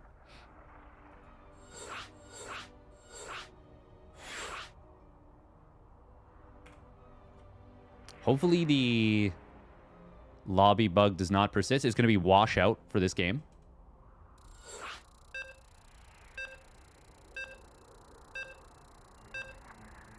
But yeah, the... Come on. Please don't bug. Oh. Nice. The lobby started. The game started. No lobby bug this time.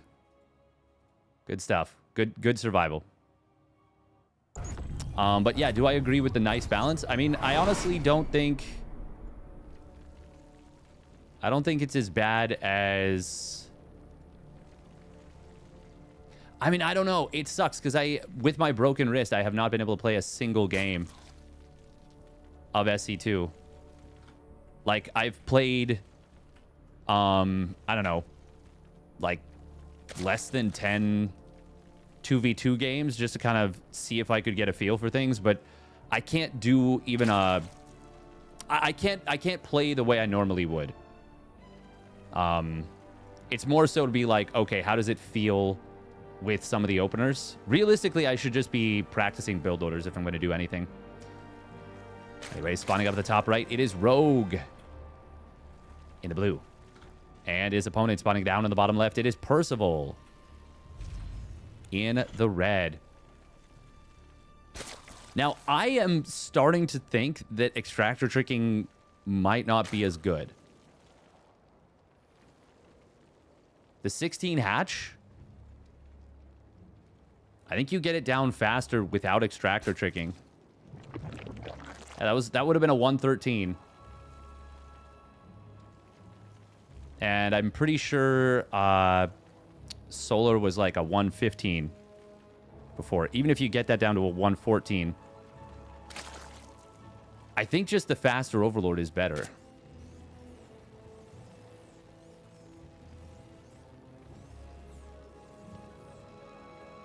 Thank you for the kind words as well, Esquire. Can you do double extractor now? I mean, you could always do double extractor, but is it good? I don't think so. I don't think you... I mean, I haven't done the math. I haven't seen enough evidence one way or another. Doesn't seem to add any value. Exactly, and you're just as likely to screw it up. Yeah. Sometimes it is better to just do something that is easier. If it's a big difference, sure. But like, for example, for me, if I'm like, I have to mineral boost 3 workers at once, I'm going to screw it up. I'm going to screw it up so bad. And I'm going to absolutely do more damage to myself than anything else. So why would I do that? If I can do 1, I'll do that. Nice grenade, by the way. But Rogue will be able to push this back. Looks like 6 lings. The Korean Zergs are settling on 6 lings as this is what we need. Oh, the drone kill is so nice. Oh, man, that's actually... Drone kills are so much more impactful now. Oh, Queen does get the interrupt on the healing. That's actually pretty nice.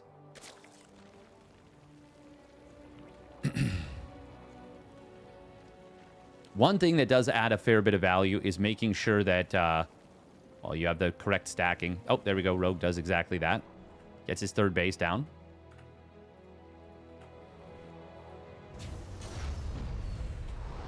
When the patch first dropped for, like, not even a week, I remember Terran players were messing around with double Reaper openings. Because of just how the economy worked out. It was quite intriguing. We're going to see Percival going for a 1-1-1 off 2 bases.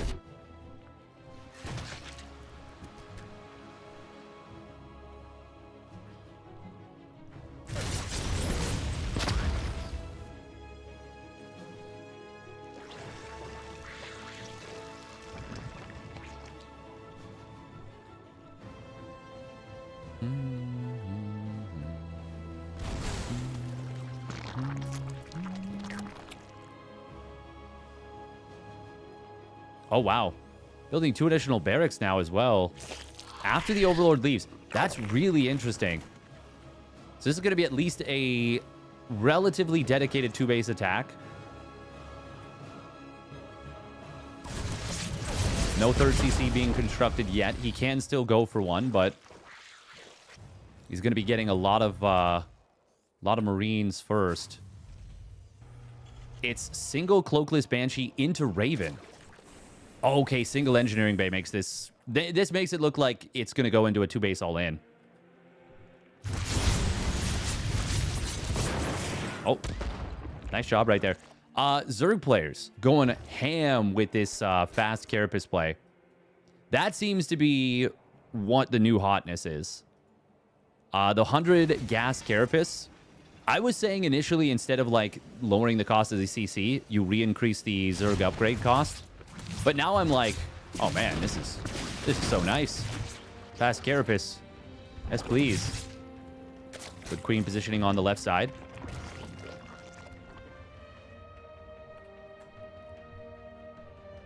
Rogue.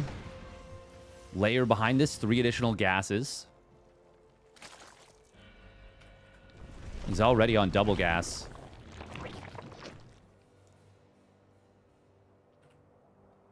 With just 3 Hellions, even with a Raven, it is going to be difficult to deny creep.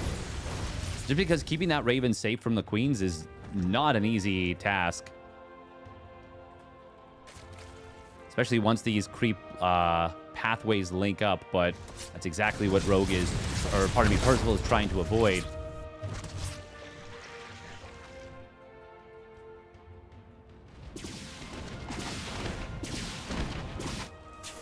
No stim in combat shields just yet.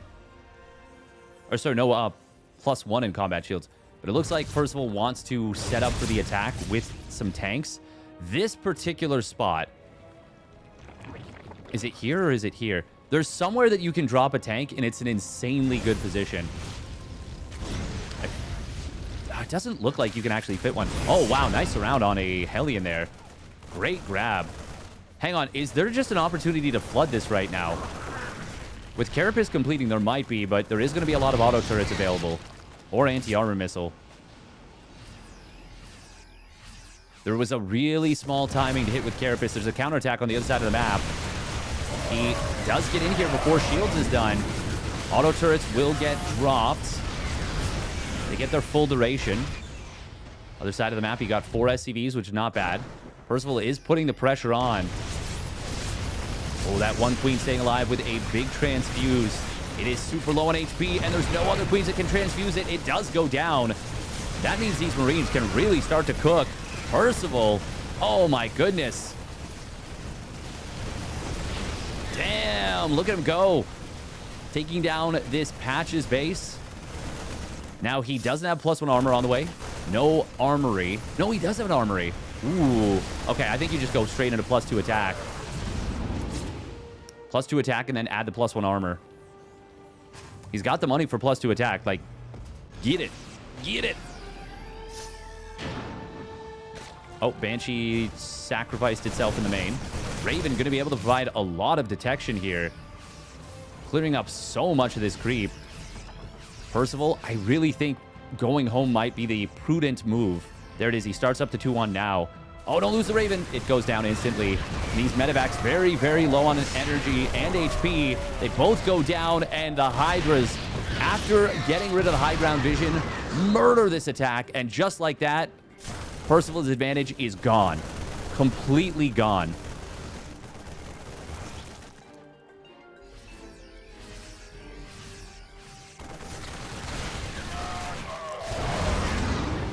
Oh, he's one hit away from that medevac going down. Gonna try and save this siege tank, but he gets back in range of the Hydras. So close to a snipe, but not quite. God, both of those medevacs. Very perilous. Carapace level 2, by the way. Already nearly done for Rogue. He's on 1-1... Sorry, 0-1-2 against 1-0. His Hydras have a 2 upgrade advantage. That does not happen in this matchup. Oh, man, if Percival had just gone home with that attack, I'm sure he is kicking himself right now that he didn't. After killing the 5th, or well, actually, no, it was the 4th at the time. There was another base in production. This has become the 4th. Now this one kind of becomes the 5th. But after killing that base, if he just goes home, he is in such a good position. Now he gets the medevac sniped. Great move from Rogue. Great ling on the bottom right. That's a really, really nice find. Seeing this attack. A lot of times, Zerg players don't see the attack until the creep gets hit. Behind this, +1 melee nearly done. +2 missile pretty far along. Oh, an attempt to jump on top of this army will get a good amount of it, and he should be able to take down this tank. He's going to continue the engagement. Tank gets one nice shot on the Banelings towards the end. Percival trying to target down those Banes with the Marines. Not able to get the hits. No Spore Crawler over here. There are two in the main. Creep being respread back over here. Well, not respread. Spread to the corner of the main. Always spread the butter and the peanut butter to the corner of the toast. Just like your creep to the corner of the main. No! Medevac goes down. Rogue gets the cleanup, and now he is... he's continuing to look very strong. Percival was in a really great spot after that base kill. I cannot overstate it. Rogue, though. In a very good spot himself. Oh, does manage to bait out this one Widowmine. Fifth base is being produced here. Lurker upgrades are under... Well, first one is done. Second one is in production. Oh, Lingbane, Lurker on left and right sides. There's no Ghost out yet. It's mostly Marines and a few tanks. Very nice tech counter here from Rogue. Oh, Baneling's going to get some connections on the Marines. Doesn't want to re-burrow these yet. I mean, he's putting so much pressure on the top left. Can't quite hit that. No, he can hit the tank with one of these Lurkers. Oh, it goes down just before the final spine. Would have killed that tank. Adaptive Talons will complete in a moment. Oh, Percival cannot take this fight. He's going to kill 3 Lurkers. Actually, hang on. Can he take the fight? Oh my god, he can. Wow. What do I know? Damn, nice spread. But it's not going to be enough. The Ghosts are not out in large enough numbers yet. Snipes coming through, but they're immediately out of energy and feeling very paperweighty. I gotta say, I like that. I like the idea of a Ghost popping out, gets one snipe, and then looks completely useless. The whole point is you've got to build up the Ghost count. You've got to get them further along. The thing is that change could have been made without the worker change. Still, great game from Rogue. Puts himself up 1-0. Good spread. That was a solid spread. A nice little spready.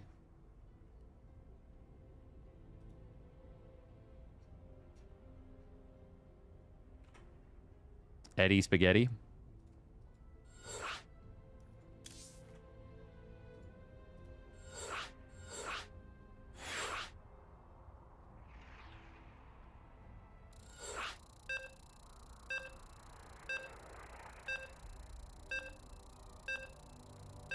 Of course, it's an early morning for us here. Early morning for everybody else, too.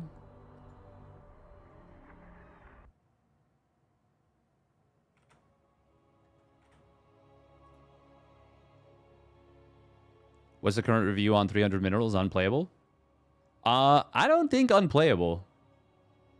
I genuinely... I don't think it's as bad as a lot of people thought it was going to be. Genuinely. But I haven't played against it, so I don't know. I don't know.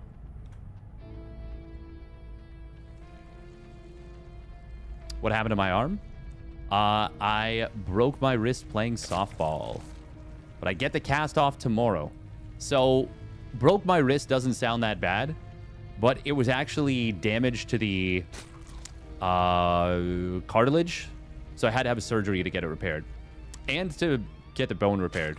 Currently, there's a metal plate and 5 screws in my 4 in one bone, a 5th in another. And on that rousing statement, spawning down on the bottom left, it is Rogue. And his opponent spawning up the top right, it is Percival for Kirktown. In the red. Really nice moves from Rogue right there. That Lurker timing, I mean, that looks very strong. Oh, it's a 13-13 this time out of Percival. Not going to be a 13-14. He cuts an SCV for a moment there.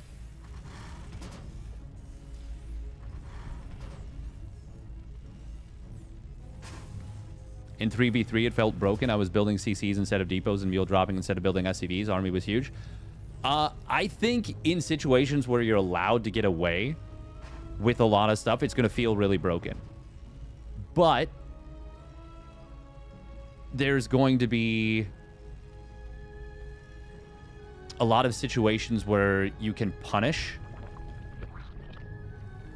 really, really greedy 3CCs. I think the biggest problem is actually going to be potentially, yeah, like rushing to the late game and keeping Terran from taking a 4th base really fast, a 5th base really fast, in TVZ specifically, or in ZVT.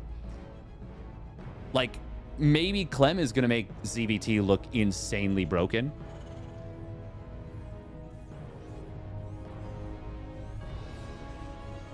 And that is a genuine worry. Yeah, I think Terran is going to be able to get away when they're able to get away with that greed is when it's going to be a problem. I think Protoss has really good tools of punishing the greed. I mean, we saw Shadown do it with Tech in game number 1 versus Percival in this series they played in a TVP. I do worry about Zerg's potential to punish. It was a pool first, by the way, out of Rogue. But no lanes being built. Just a fast queen, a safer expand.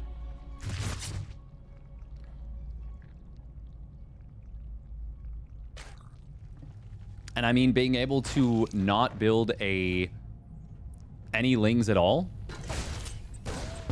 that's 3 drones that get to be. However, Percival gets in at a really nice time before the second queen is out in the main. It's a late morph to a spore, and it's a dead drone. Nice. Nicely done from Percival. I ordered a peaky fucking blinders. Percival. We are going to be seeing a 3CC 2-on-1 this time. Going to build Hellions, though, or no? He hasn't produced any yet. And maybe just won't. Okay, there we go. Starts up Hellions now.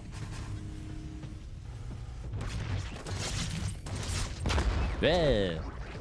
Queen gets taken for a ride. Ho, hey, ho, baby. Oh, it's always so nice to connect the creep in the main, between the main and the natural. They wanted longer mid game, so the 300cc, more larva and cheaper upgrade, and 50% turbo grate is crazy. Well, to be fair, they didn't actually say they wanted a longer mid-game from those changes.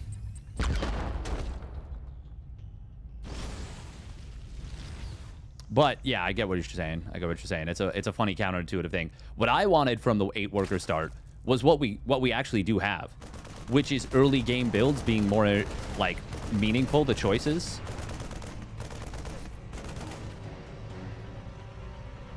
Like a little bit of blind.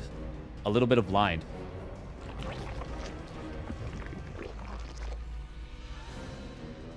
To be clear, that's my reason for an 8-worker start.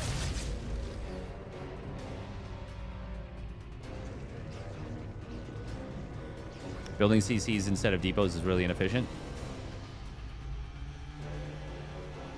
I mean, yeah, that's the thing is there's going to be lots of stuff like that. Like people will try and it'll be like, yeah, no. But not having to build a C or a depot because you can get a CC at a specific timing will be a thing.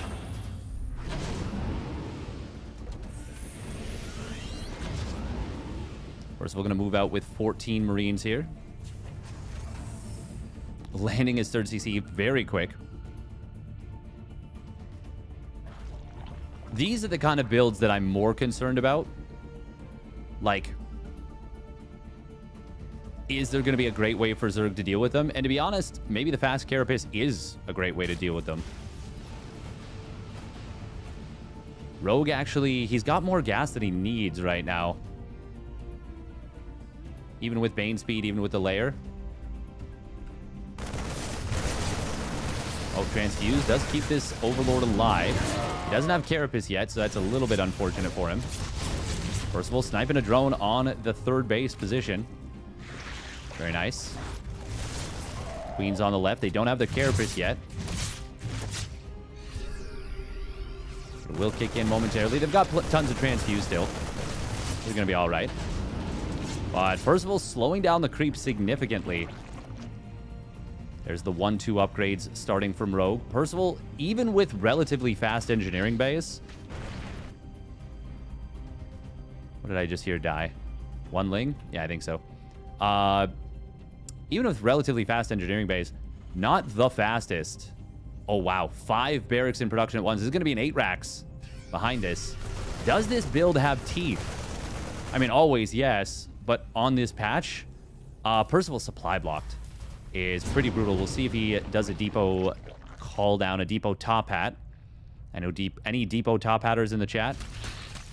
Wow, very small link counterattack, finding a lot of value there for SCBs. Meanwhile, jump on top of this army with the upgrade advantage. Banes will manage to get some solid connections. And that is going to be a very good fight here for Rogue. He'll take down both tanks. Gonna find the... Yeah, he gets the Hellions too. All of this taking place before 1-1 with an upgrade advantage. And Percival now in massive trouble, completely all in. I mean, obviously the 8 racks is already relatively committed. It's a strong tank position here, but he didn't even get a chance to set it up really yet. Before the wind was knocked right out of his sails. Imagine 3 tanks here instead of just the 1. Oh, Rogue, gotta be careful. He doesn't want to get those Banes in range of this. 1-1 has now kicked in. We got 2-2 on the way for Percival. He's on 61 SCVs, which is still a decent amount. It's more so that he lost so much of the army, but I mean, holding this position is pretty good. +1 melee now kicking in for the Zerg. +2 Carapace gonna finish up shortly, but he's actually Rogue's behind an army supply rather significantly. Oh, that 1 tank shot on the Banes is very good. Frontline tank will get taken down, but this is looking increasingly better for Percival. Hello? And behind this, he's taken a 4th CC. Now Percival is patch maxing for sure. Rogue's out of units. Rogue's dead. He's going to have a couple Banes finishing up, but he just lost that base. He's got another one that he can transfer to on the left side. Oh. But, I mean, I'm looking at the army supplies, and I'm not seeing a big number, particularly for Rogue. Percival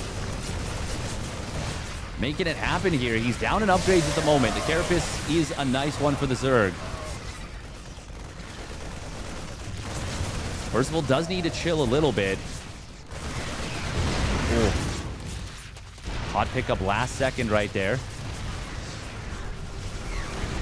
Killing that 1 tank is nice, but Percival is still keeping the pressure very dialed up. There's a hive done now. Oh, he's got to be a little bit careful. He might be getting a little bit overconfident. Oh, that 1 tank shot was massive. Gets all the Banes. The 2-2 is about to complete for the Terran. And once that kicks in, things they go from worse to worse. Medevacs are pretty low on juice. A lot of the Marines did die before the 2-2 kicked in. But it's done now, and so too will be Rogue. Percival. Maybe we were a little early with the GG call, but I think it was I think that was the inflection point, losing this base. Another one going down. It's now a 3-base Zerg to a 4-base Terran. Oh, nice sniping a couple of Banes and a quick hot pickup behind it. Link counterattack trying to get in on the 3rd base. Runs into a bunch of reinforcements. Spore in the main.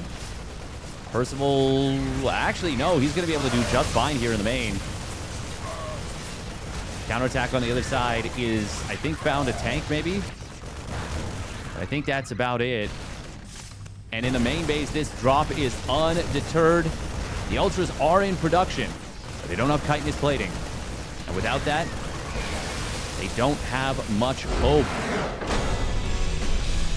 Rogue. That looked so good for him when he jumped that first push. And then it didn't. Tank spot got snowballed? Yeah. Still? I don't know. When the fight goes that well at the beginning, feels a little bit brutal. Did you get hit with the bat? No. No. There's no sliding in the league that I play in, which I'm not a big fan of that rule personally.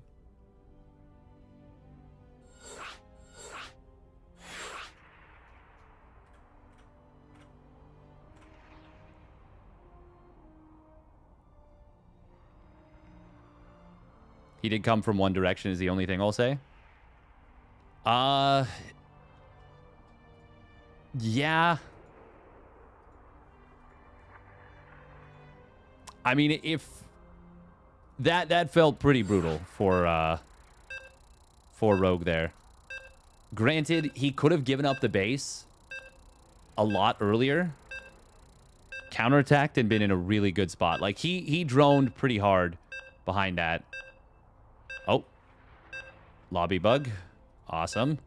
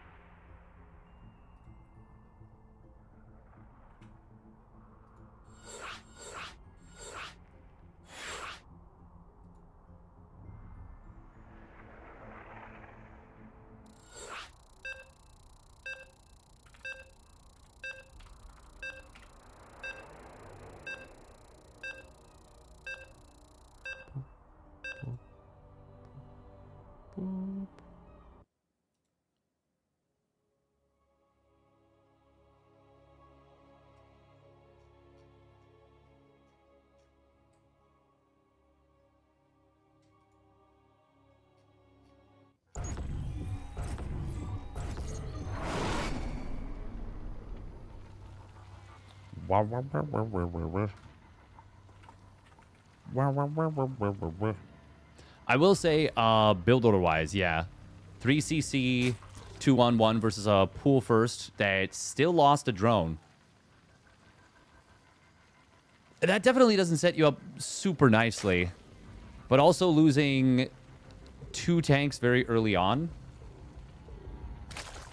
It's not like that was for free either. I don't know. It's hard to say. It's hard to say. That is a really, really busto tank position. That one, yeah, that one's just crazy. That's just a really strong position for tanks on that map. 8 racks will always be strong in that setup.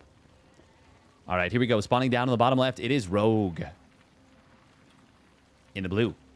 And his opponent spawning up at the top right, it's Percival in the red. And he is going CC first. I think the big thing about this is that you can build this. Look at that. It's the same time as the Zerg's hatch. Which makes sense, of course, because it's the same cost.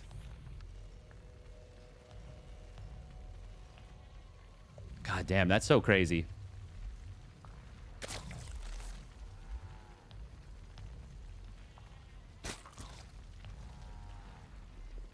Yeah, I think if Rogue gives up that base and instead takes the 4th base counterattacks.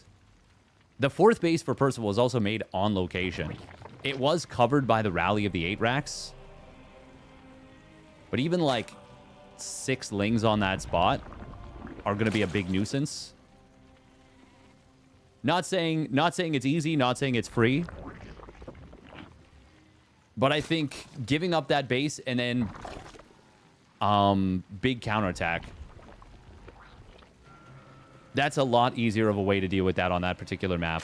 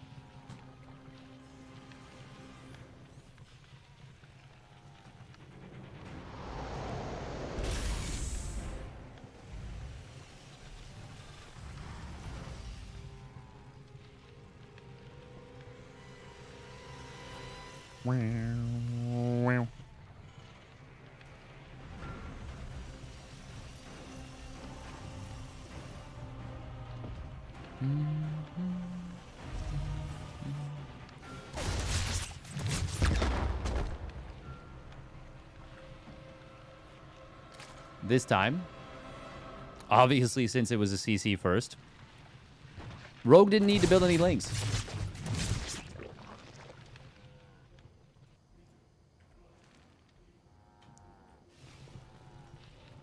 Yeah, that's probably the bigger issue with the 8 racks is how easily you can expand while doing it. I always felt that the best 8 racks plays... Oh, that's a big supply block for Rogue. Oh my god, it's a brutal one at 40. Yeah. 2 Overlords finish up, and he will get unblocked, but that did slow him down a fair bit.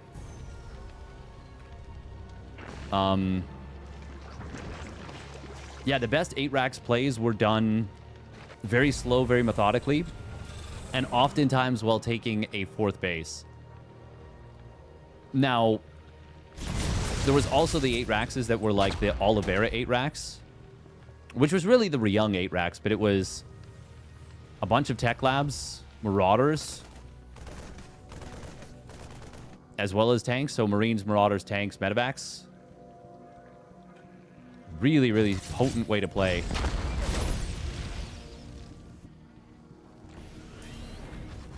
Single engineering bay behind this.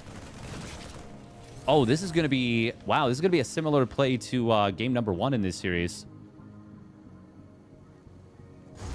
Well, with no Cloak Banshee, or no Cloakless Banshee, no Raven. Instead with a Viking that is just going to move around the map and try and snipe OBs.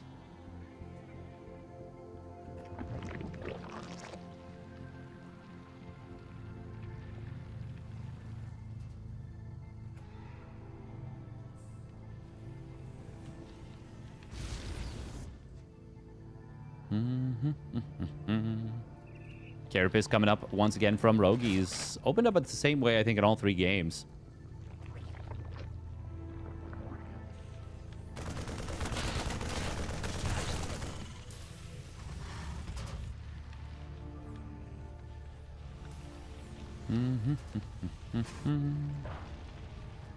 Vikings somehow not finding another Overlord yet.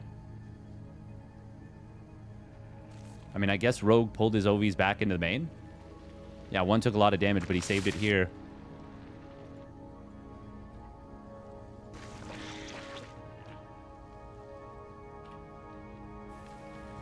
Here comes the first double medevac. It's got Stim.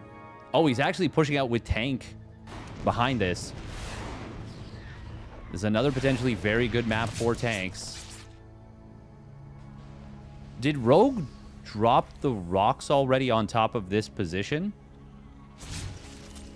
Am I crazy?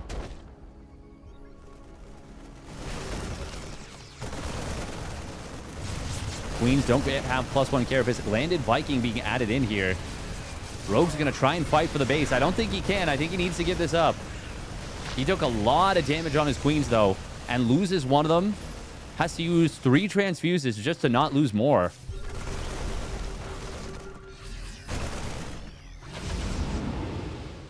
Percival did overstay his welcome big time in game number 1 of this series.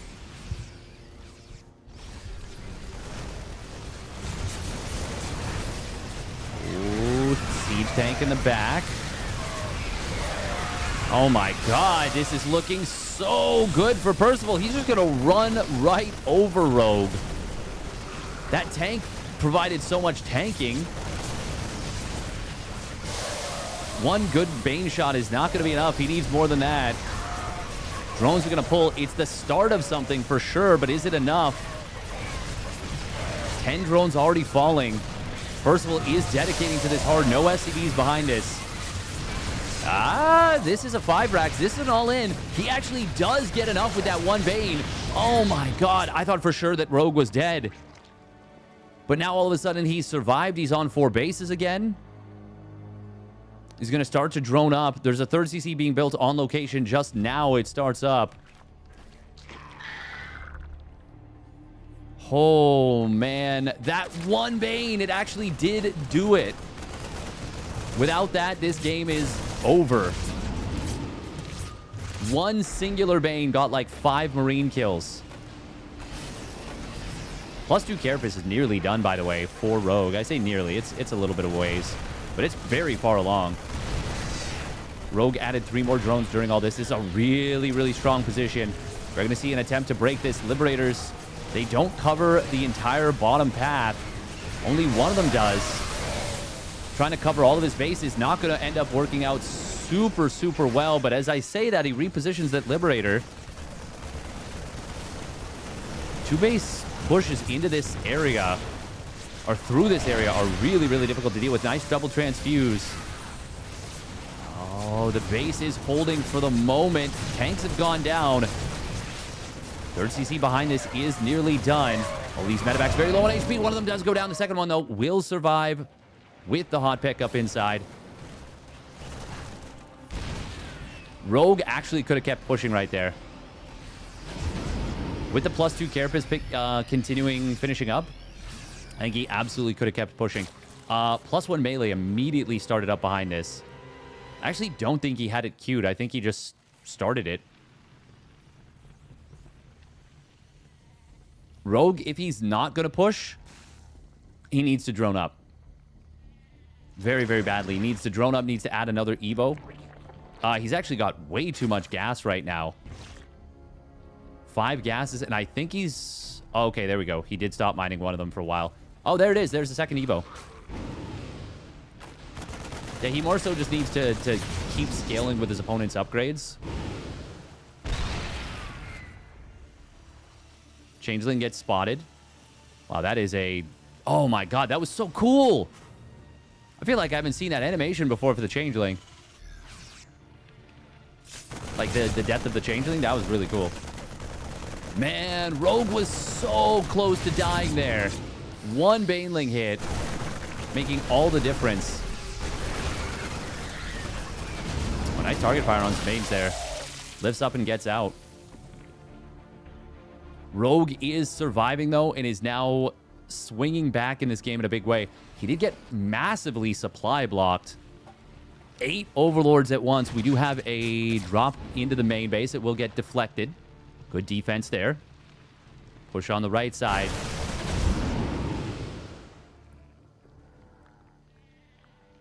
Rogue is actually having a lot of trouble droning back out of this in the correct way. He's now in a situation where he really needs to get something done. He built the second Evo, never made use of it. Oh, that's really big. 2 tanks. But, oh, man, they were... Oh, my God, he gets another one. He gets another one. This position for Liberator is really, really strong. Percival is using the map exquisitely. But losing 3 tanks like that, it's because of this choke. Marines can fit through. The tanks have to go the long way around, and 2 of them got taken out for free. Now Rogue might just be able to... He might just be able to end the game. He's got 1-2 upgrades. 1-0-2, I guess, but that's still good. It's an upgrade advantage as far as I'm concerned. Without the loss on those tanks, Rogue is in such a difficult position. He doesn't have Hydra speed yet. The Marines have a mobility advantage, but the problem is the Banelings. He's trying to target them down. Does get all of them at the front. There's more behind this, though. Rogue, he is rather dedicated. He needs these Banes to pop off, and they're not having a great time. He burrows 3 of the Banes. Percival, though... Oh, he didn't notice, actually. Oh! I was going to say he's not walking over them, but he did. And that is going to allow the re-engage. That is almost certainly going to end the game now. 2-2 was so close to finishing. Percival would have had this game in a great hand.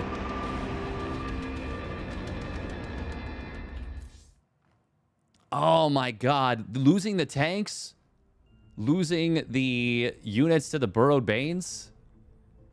Funnily enough, that game makes me feel more like Terran is Imba maybe than the second game. I'm not sure. But either way, very well done by both players. Rogue, clutch with the Burrowed Banes. Shin 2-0ing, herO 2-0ing Showtime. I mean, Shin has been really, really good in these matchups, in these Kung Fu Cups. All right, I'm going to run 3 minutes of ads once again, and we'll get into the next series, which is the second semifinals. Rogue, the Baneling Master, after that game. The fact that he got that Burrow off, I mean, that's a big one. Oh.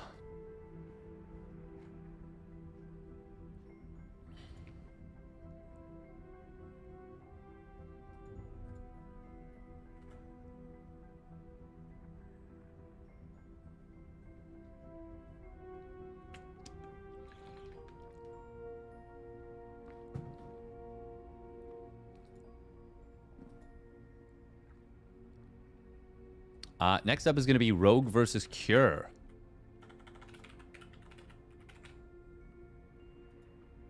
Oh, man, my stomach.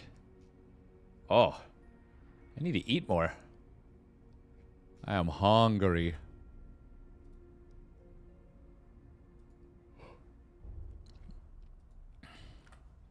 Yeah, perhaps we need to look at that 300 mineral CC. Maybe a little. A little bit. I do think Percival is far, far better than people give him credit for.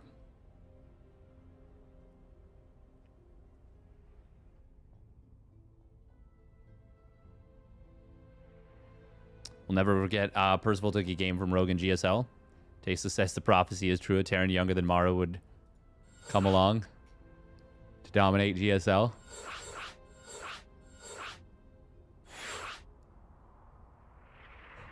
Oh, pardon me. Sorry about that, chat. How wooed.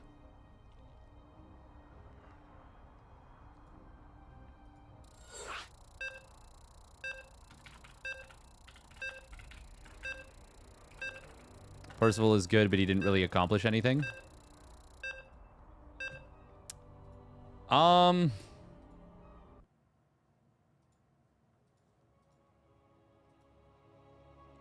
I mean, qualifying for GSL is a big accomplishment.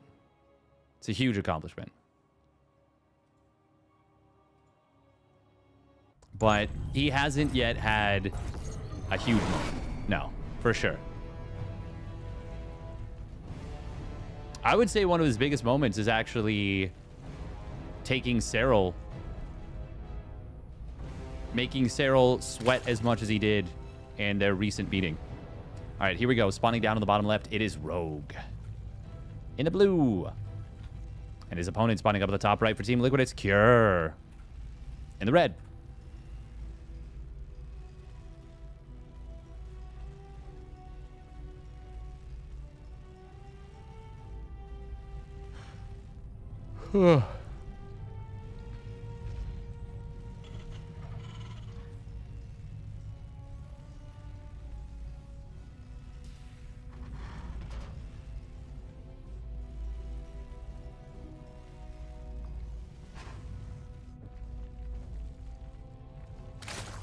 Yeah, I think actually the 300 mineral CC is... It feels pretty fine versus Protoss. But it does seem like versus Zerg... Yeah, maybe it's a problem. Maybe it is a problem. We are going to see a CC first here out of Cure.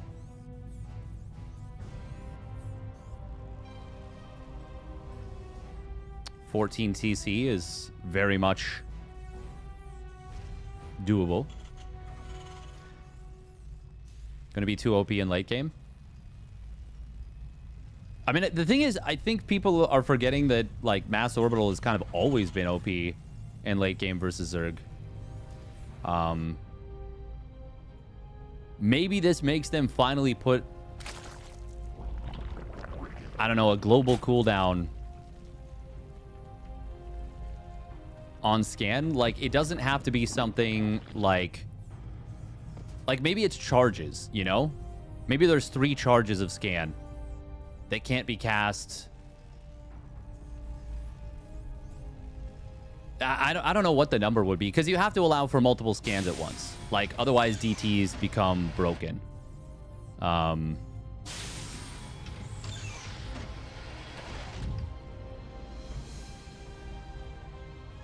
It's not so much the 100 minerals in the late game as it is the fact that you can build so many more CCs so much faster and force the late game so much earlier.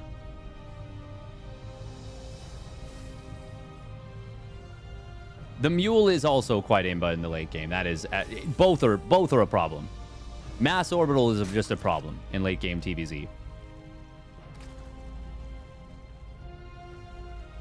I don't think you can really compare it to the warp gate tax. But the warp gate tax is a bigger hit for sure.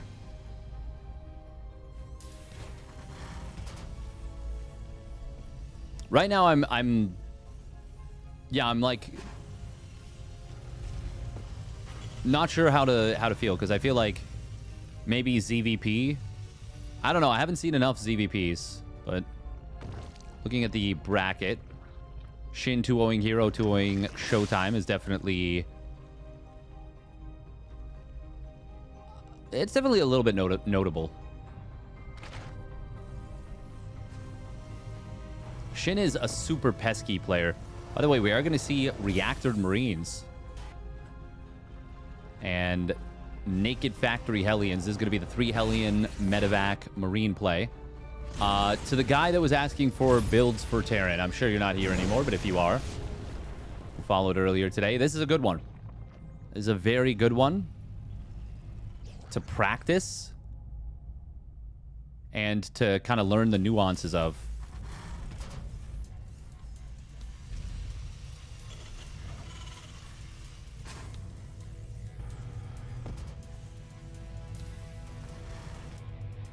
Shin beat Maru last patch and made a GSL final. Yeah, no, I don't think him beating... Oh, wow, hello? Sure. Oh, well, we know what the problem is. What's distracting him? A Ling got in and actually just cost him 2 Hellions, which is kind of crazy. Was it really just 1 Ling? Okay, Cure, that's... That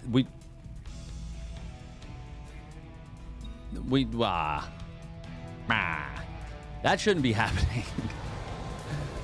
That should not be happening. He also lost an SCV to that, by the way. So it's not even like his attention being focused elsewhere kept the damage from being a problem. Overlord does get sniped. That actually will supply block Rogue.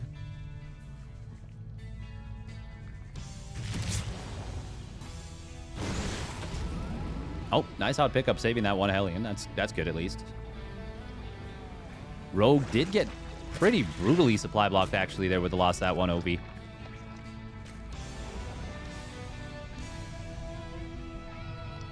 Blizzard caught rigging WoW games? Wait, what?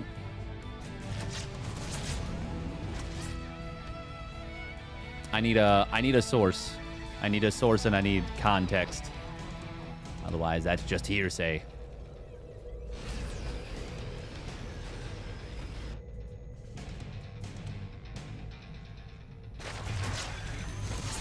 That is a nasty Liberator spot. These Queens really, really not going to be happy about this. There's the push on the right side.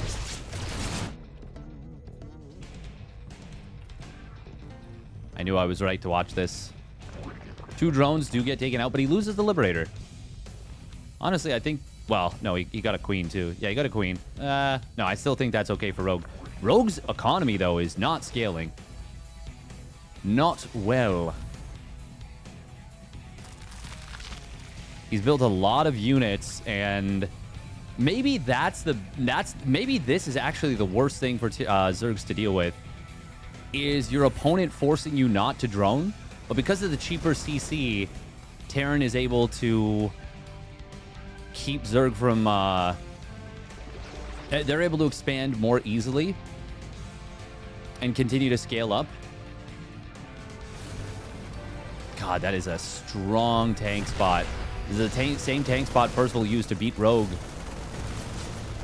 earlier today, but we are going to see the surround this time. 1-1 is almost done for the Terran. There's no shields, though. Target fire from the tanks on top of the Banes is good. Is it enough? Well, it's going to clear up a lot of those Banes. Cure getting a very good trade while continuing to build workers. Cure, please build a goddamn combat shields upgrade. Start it. He had combat shields right there. That's even more difficult for Rogue.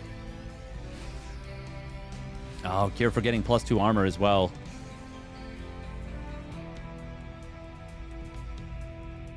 Double drop on the top left. Cure is snoozing hardcore.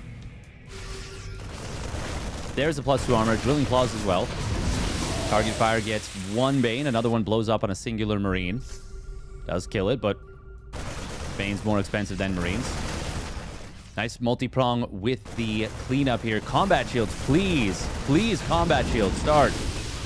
Oh. Oh my god, wow! He left a Marine there. Or he redropped 1 Marine, and it triggered a Bane that blew up the rocks. Gigabrain. Hashtag so creative. Hashtag TLO. Combat shields, please build combat shields. Oh my god. He's going for the old combat shields with 2-2 timing. Finally gets it going. That's big. Oh, target's down a single Bane, but will be forced to pick up. I mean, even getting 1 is nice. There is going to be an upgrade lead for Rogue. With that 1-2 kicking in, he's got his hive started up. He's up to 80 drones now. A couple more finishing up as well. Going to bring him up to 84 after this last round of droning.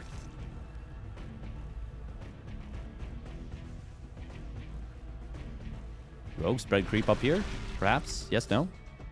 Very impactful to have creep here. Double scan coming in. Drilling Claws is done.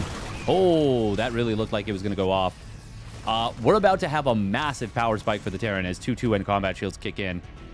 There's that +2 weapons, +2 armor. Not quite done. Drilling Claws, though. Oh, well, he does bait out 2 of the mines. Drop on the top left. Drop down in the middle. Rogue is doing a good job here, but he doesn't yet have access to Vipers, which would be so valuable here. Combat shields kicks in. +2 armor not yet done. There's a lot of mines there. Rogue is forced back. These medevacs looking... Well, they're just looking. They're just looking there. Menacingly. Hydras right now, 0-2 versus 2-2.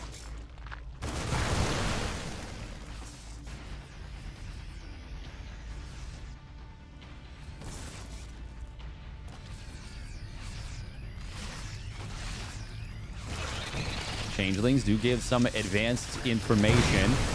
The Widowmines burrow up. Rogue trying to split against them, but he's not able to bait them out. Oh, Bane's not able to connect here. Good hot pickups there from Rogue. He is doing an excellent job of keeping the Zerg very much occupado. Oh, Kira once again looking for an opening with these medevacs, not able to find it. Rogue will complete +2 melee, +1 missile. Adrenal glands nearly halfway done. And double Nidus Swarm behind this. He's already thinking about how can I break the Terran. Even as he wasn't fully maxed yet, he knows that that is a crucial move.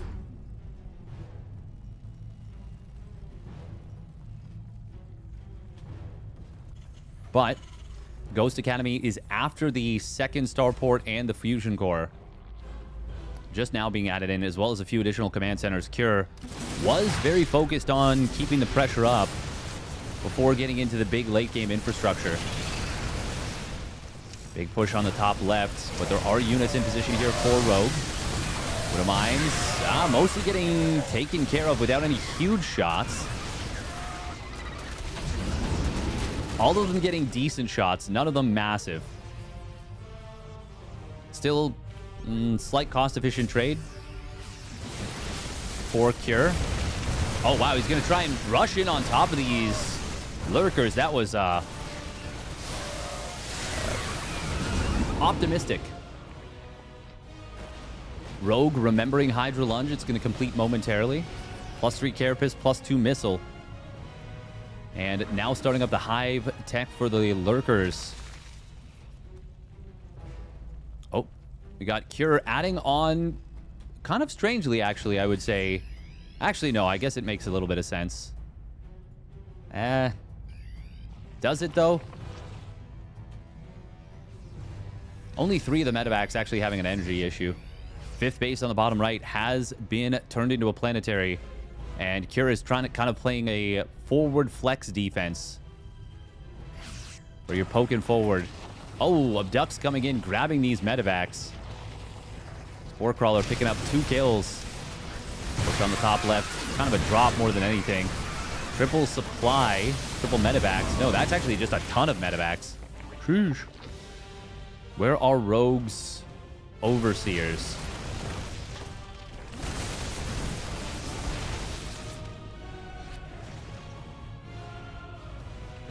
You know what? Maybe Creep should provide detection on Widow Mines that have fired. If they haven't fired yet, sure. You know what? Yeah, actually, I think that's a change that should happen. I think Creep should now detect Widow Mines if they've fired. Even with Drilling Claws. 9 drones go down. Big damage.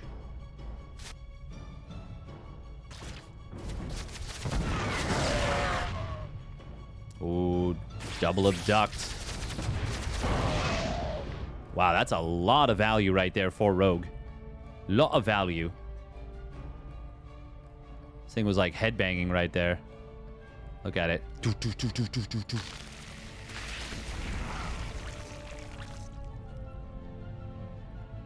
Clem lost to Cure again. I mean, Cure is really, really good at TBT. Like, really, really, really, really, really good at TBT. These Lings do have Adrenal. No +3 melee yet. In fact, Rogue needs to start up his +3 missile, +3 melee. But maybe focused on knocking out this base first. He's got Nidus Worm dropping in the main base. Really, really nice little move. Doing this as he's hitting the bottom. Ghosts are very, very far away from that main base. Planetary will go down. The orbital is going to survive. However, lurkers into the main base. God, the 1-2 punch from Rogue is so effective. Already killing 3 reactors. Yeah, he's going to get all 3. This will get forced back. But a big nuisance. And during all that, Rogue, well, he does... it's expensive, but he is actually going to break these Liberators. Oh my god, unless he pulls back. Ghost cloaking up.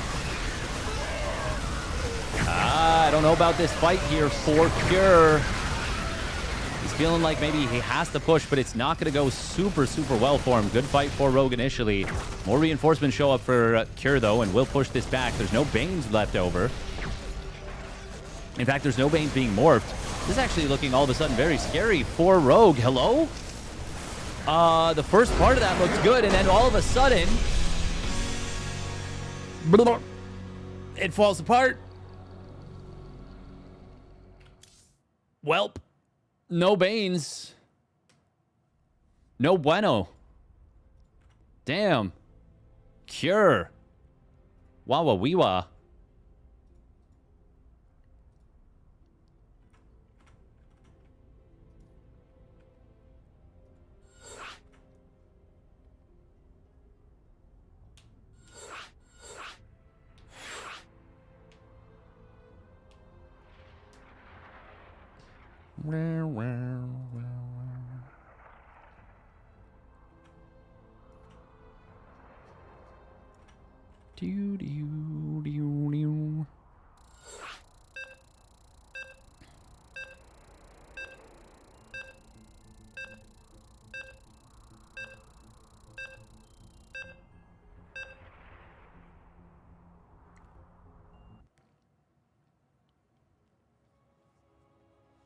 Statistically speaking, Maru is still his number one nemesis. Probably.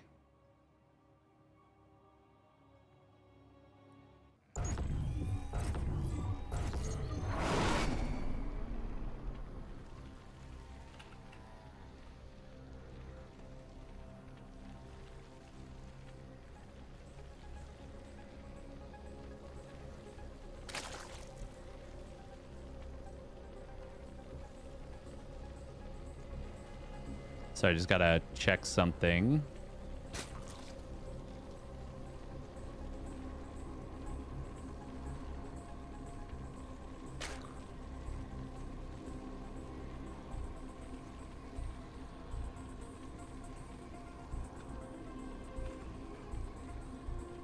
Damn, cure popping off. All right, here we go. Spawning up at the top right, it is Rogue in the blue. And his opponent spawning down on the bottom left for Team Liquid. It's Cure in the red.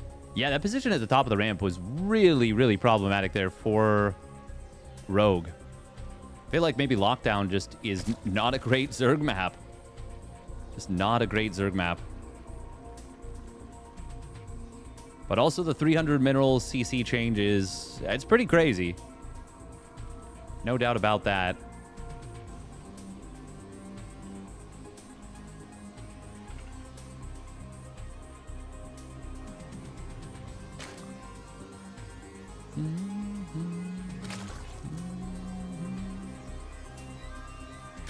What's the...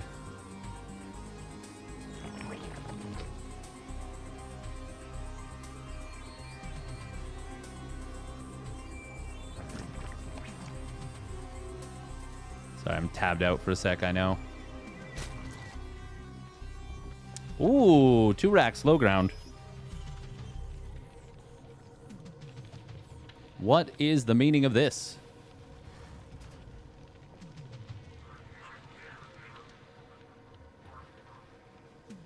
He has to slow down and win in TVT and breathe in TVT to win it. Yeah, and there's so many ways that the game can turn on its head. Speed is good, but only speed is terrible. I mean, he knows this. He knows this. He's a very smart player. TVT is just very unpredictable. There's lots of ways to lose a game or lose a lead.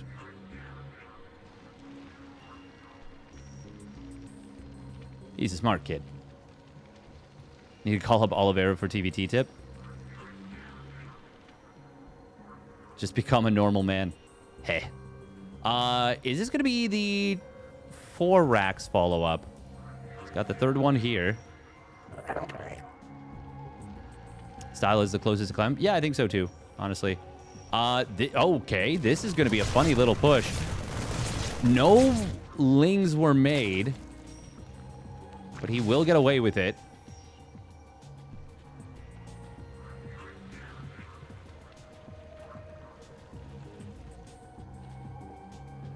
He didn't kill any... No, he didn't kill any drones. Did force a little bit of lost mining time.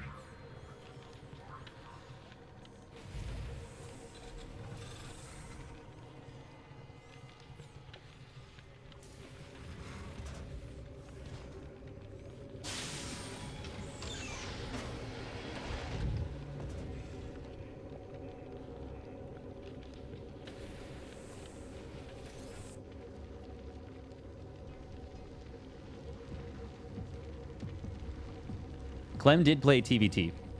Well, actually, what Clem has said, I didn't hear this myself. This is secondhand information, but it sounds logical.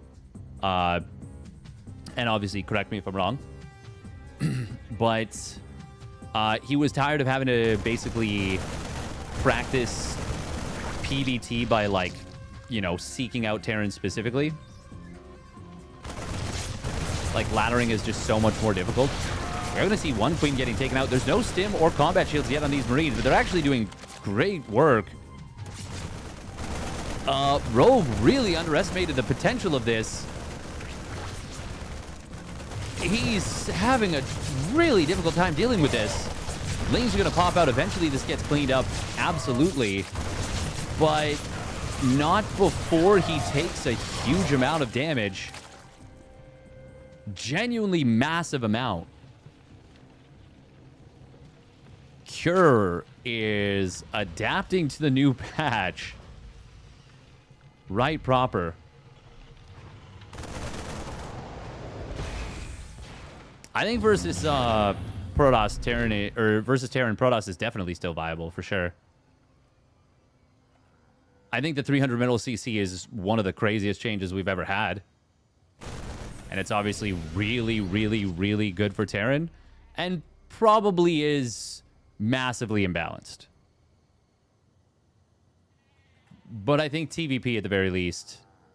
And I think PVT is playable for Protoss. I just think, yeah, it's not easy. We're going to see a stim coming in here. Queen actually body blocking the Lings there a little bit. Nice target fire on some of the drones here from Cure. Well, I guess he pulled the drones into the fight. Oh, he does let himself get baited out of the choke. That allows these Lings to clean this up a lot better than they maybe would have otherwise. Even though the worker count is even, this isn't a normal situation where you're like, yeah, you know, worker count even, 44 to 47. Really, really good position for the Terran. No, it's not. The tech for the Terran is quite delayed. The third CC just started. And Rogue now has freedom to drone for a while. Not a crazy amount of time.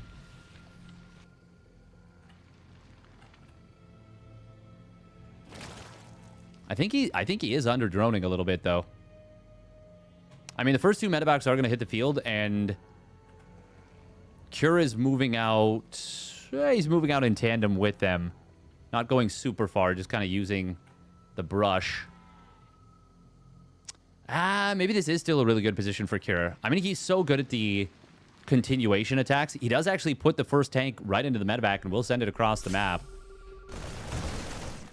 Carapace is done. Cure with a really nice scan and a good assessment of the situation, saying, I need to pull back a little bit. Gonna use the bushes here. Oh, and he's gonna knock down the rocks. Okay. Okay. Yeah, Cure is adapting to this patch very, very nicely. Rogue's in a lot of trouble here. I don't know that he can take this fight. He has to, though. Cure with a nice stutter step, using the tank for tanking very effectively. Marines, they've got their +1 now. Obviously, it's countered by the Carapace, but in a sense, it counters the Carapace.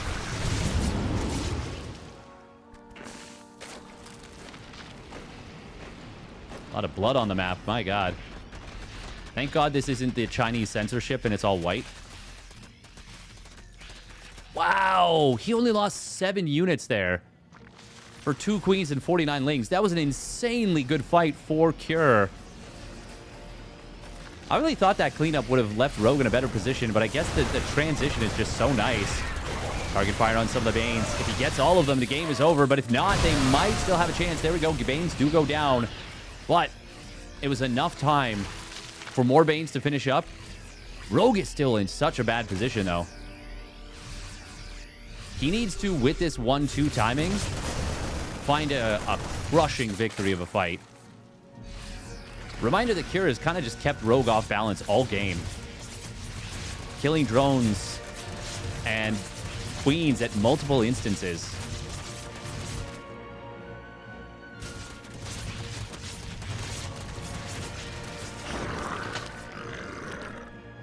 Cure is not close enough to these rocks to see this. Okay, now he scans.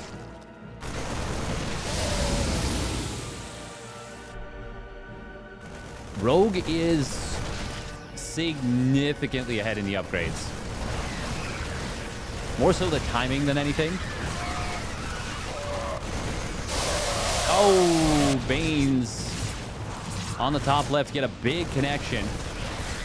Cure wedges himself into an amazing spot. Rogue cannot fight this even with the upgrade advantage. Needs some support or some Banes. Lings alone are not going to cut it. But Rogue is able to force the pickup now.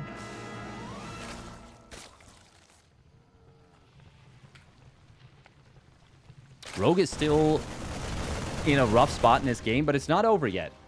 And I really thought it was. Rogue once again showing his ability to stabilize and his incredible prowess. But Cure is keeping the pressure dialed up. Yeah, even with that big Baneling connection on the top left that wiped out the one drop. Wouldn't mind. Ooh, does friendly fire a little bit. It's a good jump here from Rogue. On the right side, the drop gets pushed back. It's still a 22 army supply advantage for Cure. And as I say that, it jumped even a little bit higher. But Rogue is starting to make moves. Finally getting a little bit of freedom to drone up a little bit more. Oh, this drop coming back in. Gonna find 3, 4 more drones, 5 more drones.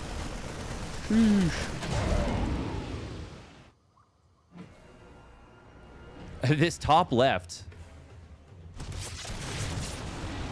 Oh, Liberator found 5 more drones on top of that. Rogue now back behind in workers once again, even after re-droning. Still behind. 4th base done. Oh, look at that. Even finds a changeling. Nice job.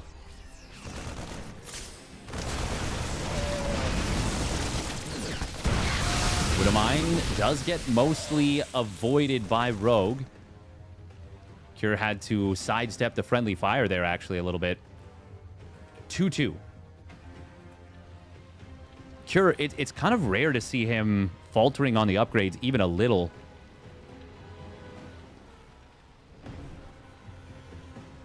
Like, very rare. Rogue is putting up heroic defenses. This is still looking tough for him. Oh, Widowmines. We are going to see a lot going down here. That Liberator providing a lot of support in this fight. The upgrade's not yet kicking in. It is 1-2 versus 2-1. The healing is helping so much, and that Liberator putting in so much work. Finally, this is going to get pushed back. Just a single Marauder surviving for Cure, but this was a game-winning fight nonetheless. Well done by Cure. Damn. Damn.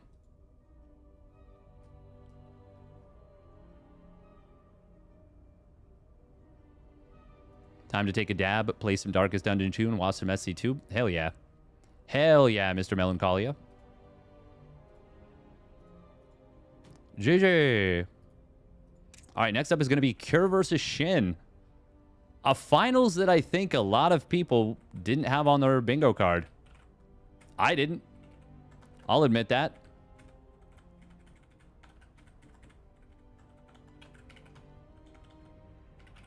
Not with herO on the top side of the bracket.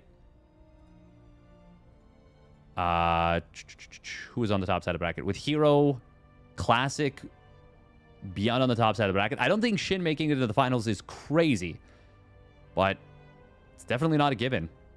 And on the bottom side of the bracket, I definitely didn't think... Well... I mean, looking at Cure's opponents... It's not insane, but it is definitely very impressive. Zergs will forever disrespect Shin. I mean, I've been very impressed with Shin's play. But yes, I do think that a lot of Zergs don't give him the credit he deserves.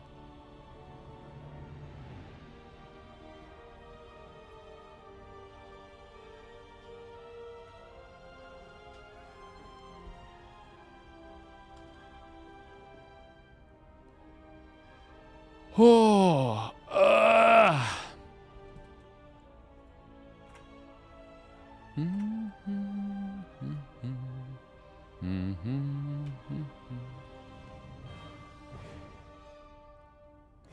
I mean, Kyr's been really good for a long time, but his ZVT has always been a weak point.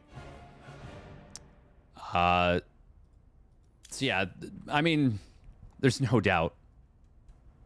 The 300 mineral CC. The thing is, he did make, he did a lot of things very well, but he also made a lot of really big blunders, particularly in game 1. Like forgetting combat shields for as long as he did. Losing the first 2 Hellions, like, straight up for free. As well as an SCV to a single Zergling.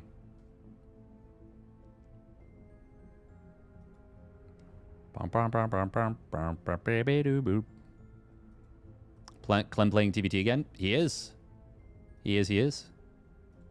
Alright, best of 5. ZVT Grand Finals.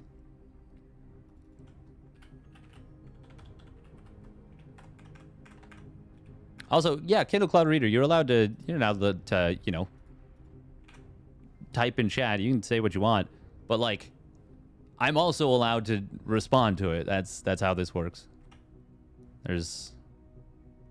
Yeah, that's how it'd be.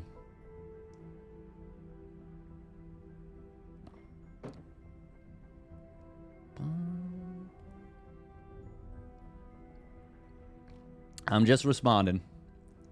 You're just talking, I'm just responding.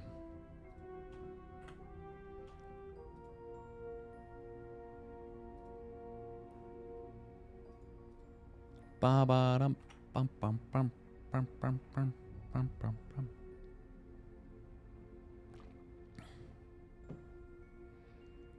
But yeah, I mean, I've been saying Kyr's TBT is just crazy good. Zerg got to be OP. Now Terran getting a turn. Protoss next, right? What do you mean? Protoss had their turn for the last year and a half. So it's their turn again.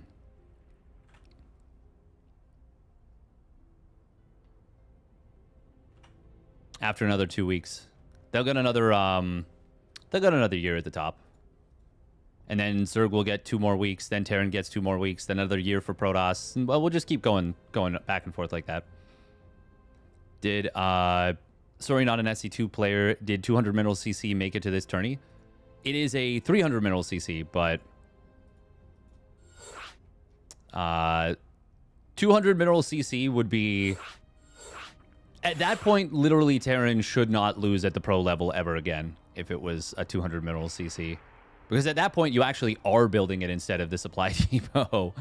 Obviously, it's going to take a lot longer to build, but for the cost, there would be multiple times throughout your build where it would make sense to build command centers instead of depots.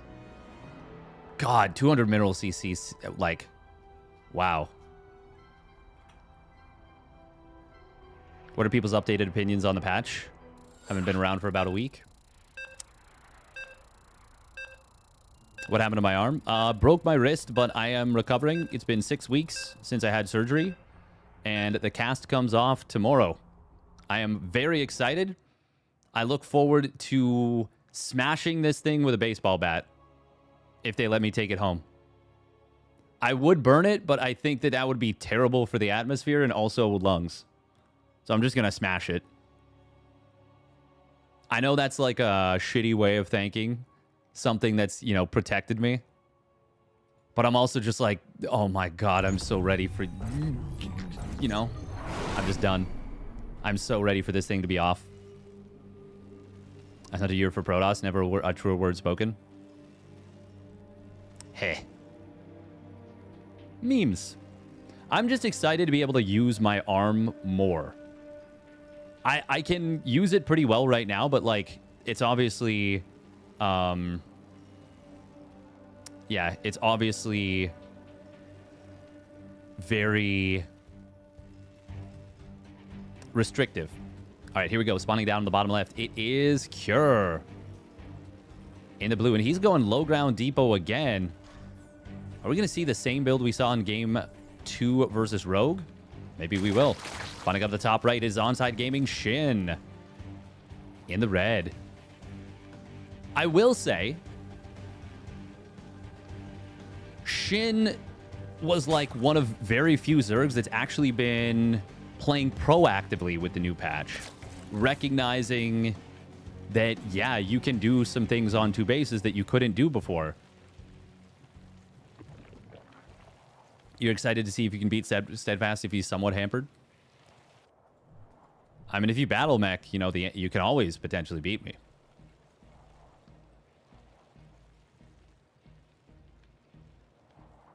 You see herO's stream title? Oh, is he streaming right now? Or is it the like the champion thing, like the patches change but the champion doesn't? That was so Giga Chad. herO's so funny, man. I love him. That's his title. Yeah. But yeah, Kaidoke, I was just saying, one more day with the cast. Literally by tomorrow, by this time tomorrow, it should be either removed, in the process of being removed, or moments away from being removed.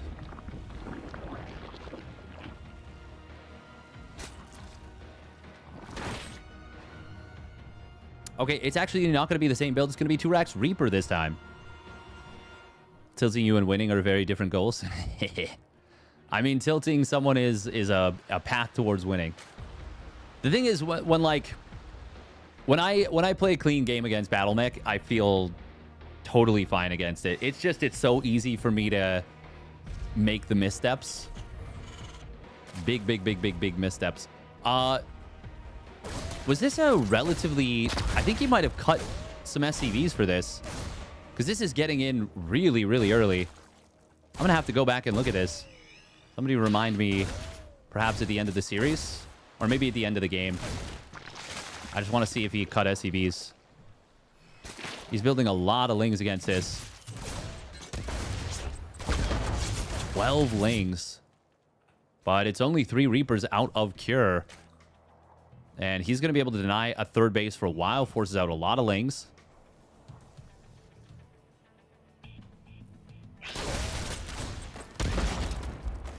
Oh. Nice little move. Forces the high ground. Gets a kill. 1 kill. Just 1 Zergling. Come on. Go.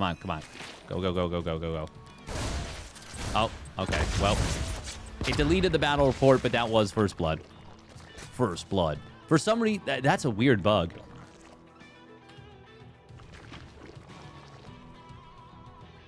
So it like overwrote its own imagination. I don't even know how else to put that. 3rd CC behind this from Cure. Shin droning pretty hard on 2 bases. Not yet taking a 3rd. Not yet adding additional tech yet either. Okay, there we go. There is the 3rd base. Can finally experience the arc slop. Oh, I'm ready to get real sloppy. Our mutas are going to be the sloppiest in all the land. Kappa Pride? Hell yeah. It's like Grubby when he's been playing Warcraft 3 with Team Gay. Grubby, Hera, Atrioc, and Yamato Cannon.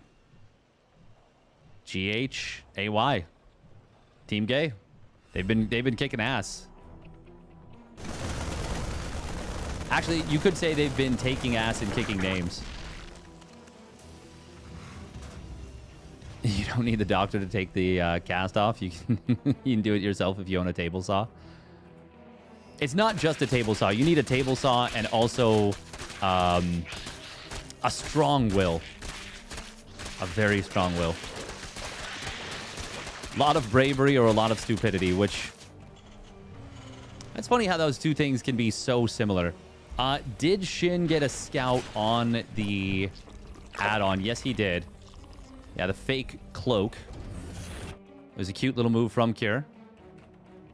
It was just a single cloakless Banshee. It's funny, he's pushing the front with this. Tank spots right here. Real maybe it's here that I'm thinking of. For sure you can put a tank here.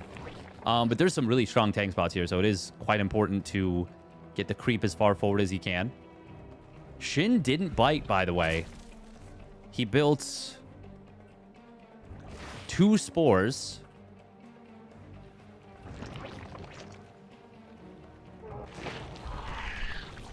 Oh, wow. Gets a couple of very nice shots on that Banshee. Banshee.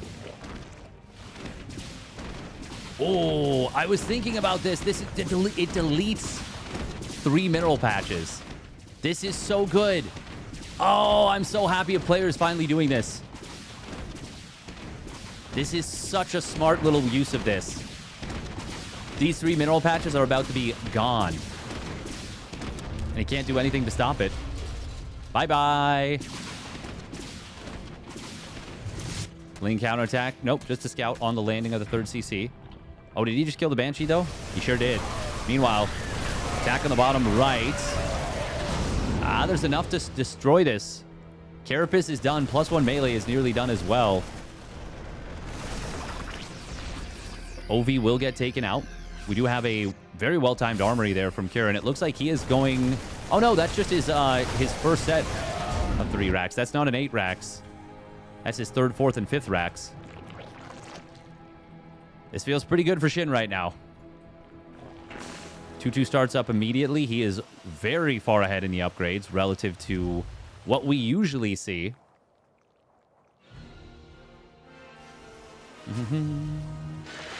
Zerg players, you can see, are loving the new upgrade cost change. Playing it hardcore.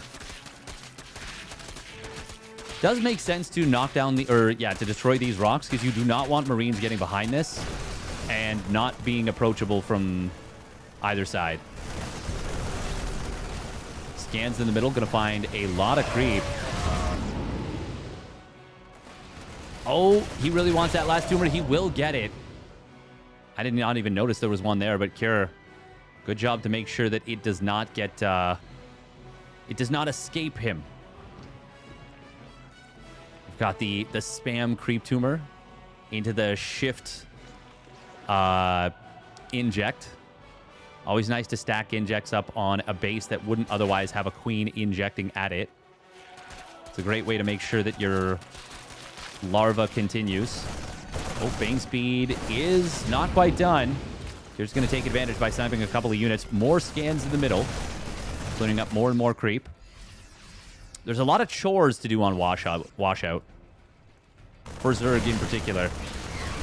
Knocking down these rocks, this debris. Knocking down these rocks. Shin got a new one. Cure created a new one for him, knocking down these rocks. Shin's doing a good job, though. He's doing... Well, he's done almost all of them. Zerg is no stranger to chores in StarCraft 2 in general. Creep, of course. One of the biggest chores of all, but one of the most beneficial as well. Shin on 88 drones and counting. He is playing a very nice game. You do have to shift-click onto all the different debris. They are linked rocks. Oh, these Banes go in the wrong direction. Actually going to find these medevacs. Meanwhile, push on the top side. Does have some tanks here. 4 tanks. One of them was a little hidden. Shin. Oh, he's going to be able to deny this planetary from completing on the bottom side for a moment. Goes after the SCVs instead. Banelings will get taken down. Meanwhile, oh, we missed. Oh, my God. We missed the whole fight. We missed the whole fight, and it's the whole game. That was an upgrade advantage. Oh, my God. The game is just over. 4th base dies. Army of Cure dies. 12 SCVs go down. Oh, wow. Holy bad observing, Batman. That's me. That's on me 100%. Shin picking the best possible moment to engage in every sense of the word. Upgrade advantage. While Cure's distracted, Cure going to try and hold with 4 tanks here. One of them distracted by just a couple of flanking lings. Shin. These Banes do get meat grindered really, really hard at the end. They came in a column instead of a flat line. And that does actually allow Cure to hold for the moment.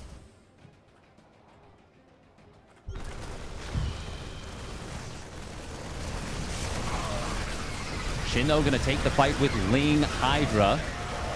2 more tanks showing up at the back. They will siege up nicely. Oh, I love the pullback on the Hydras right there. Keeping them out of range of the tanks. He's going to be able to get both of those tanks. The one that was saved for the moment will continue to be saved. But it's unable to siege, which is the big thing. Can Cure stabilize off the back of this? He's actually knocked back the creep of Shin significantly. Shin does have a hive done now, but no 3-3 started yet. And in fact, he's not maxed out, so he can't afford to build that 3-3 and still remax right away. Wanted to build a couple Vipers instead. There is the Carapace upgrade.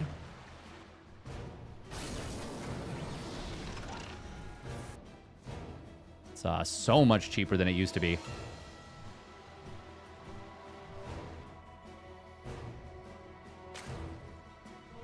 Yeah, Shin's putting in work here.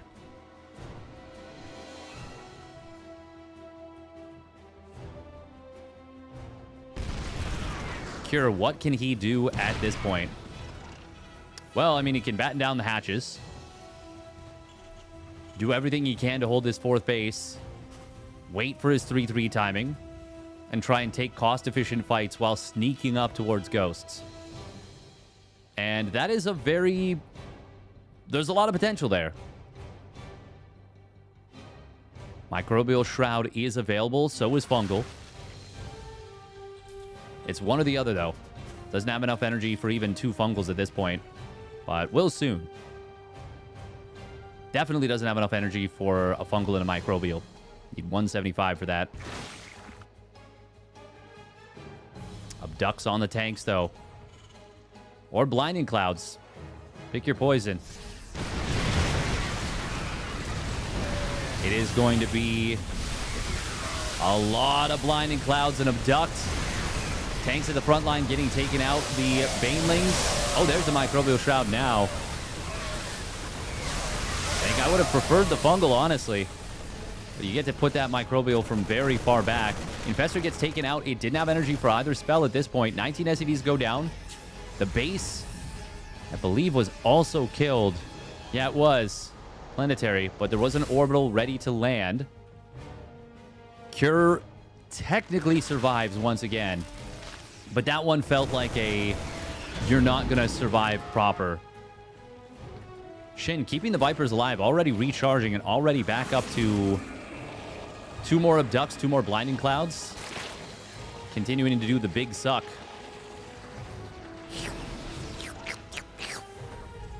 Cure has finished his 3-3-2. Shin moments away from his own 3-3. Oh, he's got the +2 missile queued up behind the +3 Carapace. Oh, please just wait like 5 seconds. At least for the +3 Carapace. Okay, there we go. He's going to go now. Missile turret will hit one of those Vipers very hard. Doesn't kill it. Abducts do come through. There's still one more spell available for the Vipers, but he doesn't necessarily need it. Base was lifted. Marauders have been added into the mix. They'll help a lot against these Banes. But Shin is continuing to keep Cure off this 4th base, and that's really all he needs to do. Adrenal Glands will complete. That is a bit of a Shinism to forget this. I think he doesn't forget it that much more than other Zergs that aren't named Serral. But I think he gets more flack for it than he deserves, is what I'm trying to say. Oh, look at that. Blinding Cloud actually keeping the Viper alive on that missile turret. Very cute, and a nice little sprint to the top side. It's the snipe on the tank. Lickety split real quick. Shin is playing this out magnificently well. Greater Spire behind this. Cure knows that he can kind of keep holding on 3 bases and keep slowly retaking this base over and over again. Shin knows that if he does that, he can't afford the counter to the Broodlords. And as it is, he may not be able to afford this hold either. The Lingbane Hydra blasting through. And it took a while. But ultimately, Shin is able to close out this game number 1. Very well done. Really well played from Shin.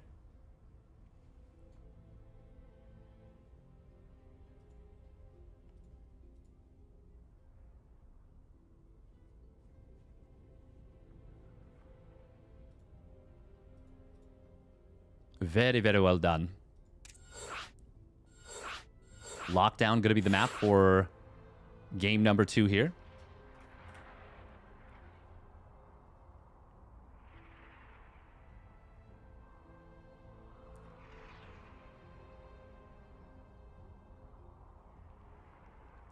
Wow, wow, wow, wow.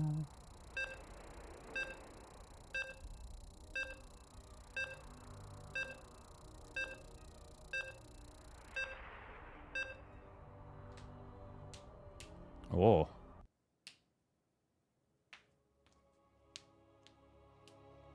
little bit of ASMR knuckle cracking.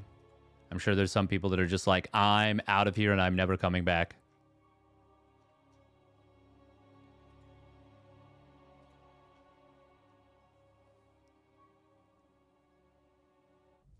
I wonder if I'll ever get to a point where I get Partner Plus level 2. That would mean 300 subscriber plus points. 3 months in a row. That'd be pretty crazy. It's a lot. It is a lot. It is a lot to get there. Oh, by the way, that's the Dragon Simi. Subscribing or gifting a sub to any old school RuneScape broadcast in 2025 during the launch of sailing. Damn. That's cool as hell. That's cool as hell. Oh, the Dragon Simi is so iconic. All right, here we go. Spawning up the top right. It is Cure for Team Liquid. I do want to take a look at his build order from game number 1, because I'm very curious. His opponent spawning down in the bottom left for onside gaming. It's Shin in the red.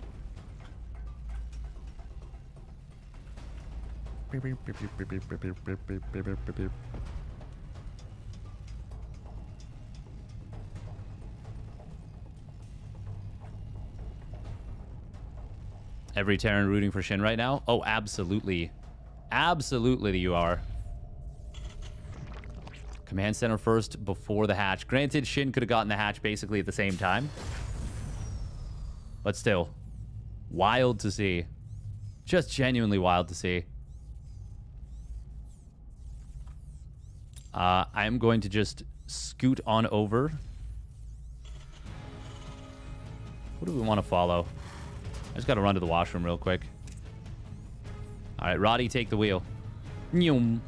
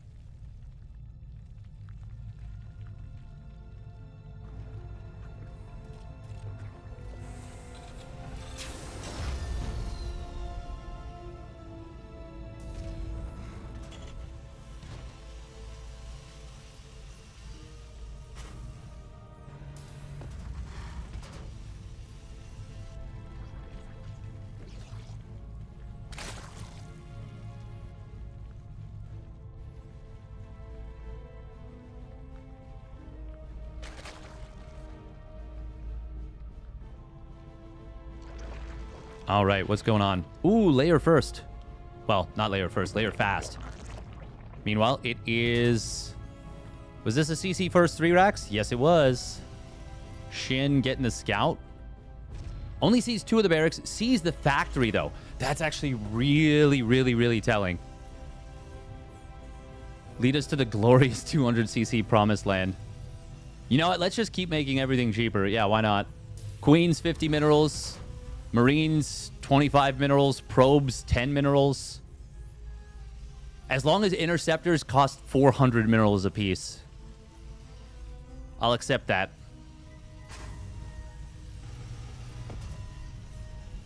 Also a Dragon Dagger recently. Let's make Colossi free. Sure. And you get paid to make certain units. You get paid to make the Swarm Host.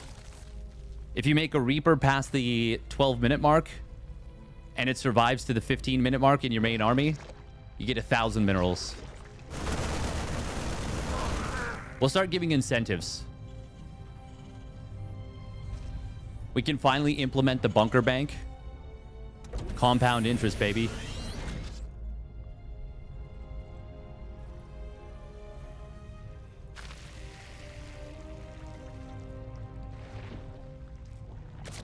Well, now you're just baiting Kindle Cloud Raider. It is going to be a pretty much a 2-base fire.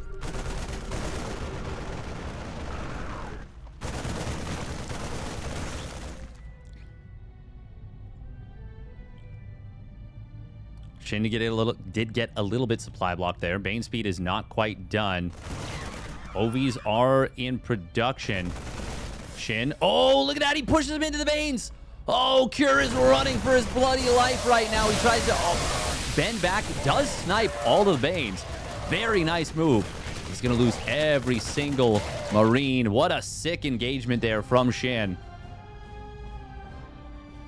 That is an inaccurate resources lost. It misses all the Banes that went down, which was a lot of them. Very good target fire. Very good target fire. But a really good what's the word? Orchestration. He orchestrated that fight beautifully. Shin, by the way, taking the base on the top left, as he should. Oh, okay. Next army is out. 3rd CC is in production. He did delay it for a long time.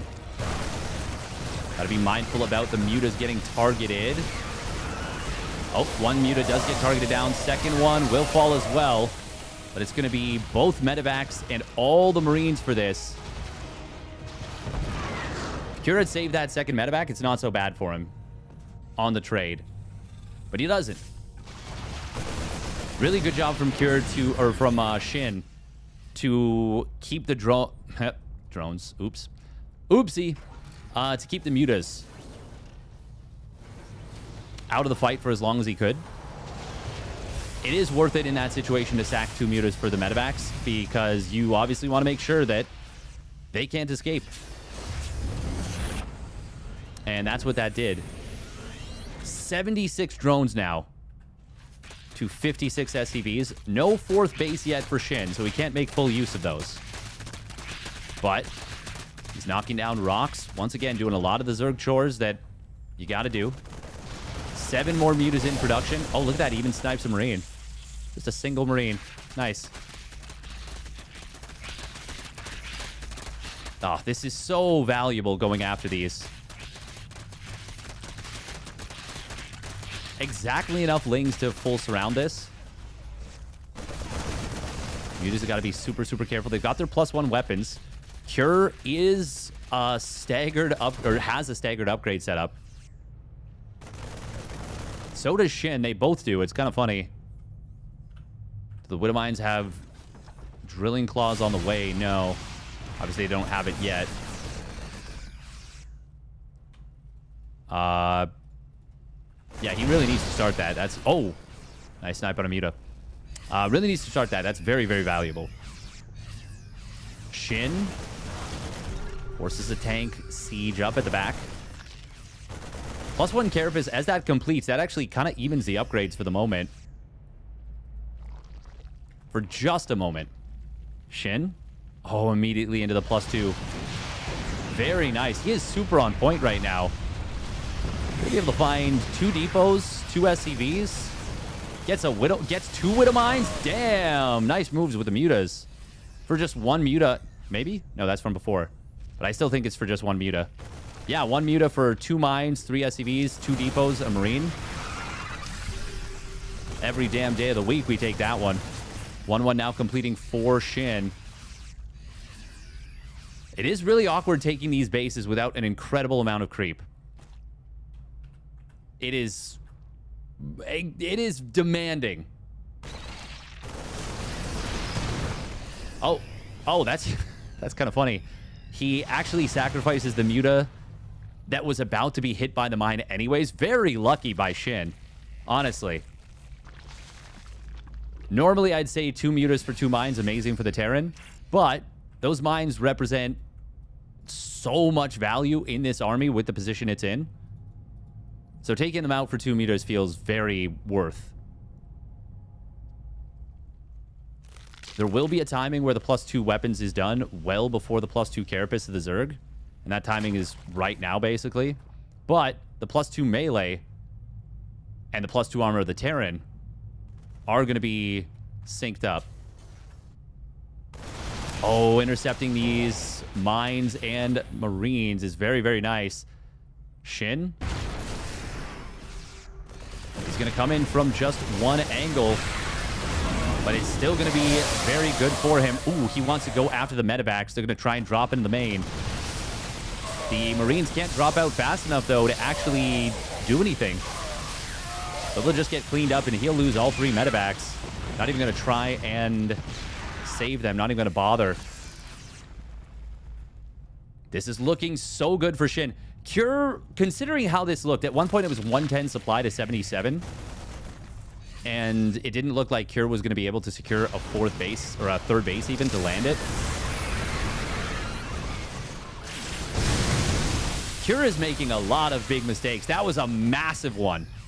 He just lost like 9 Widow Mines. Meanwhile, Shin is playing really, really, really on point.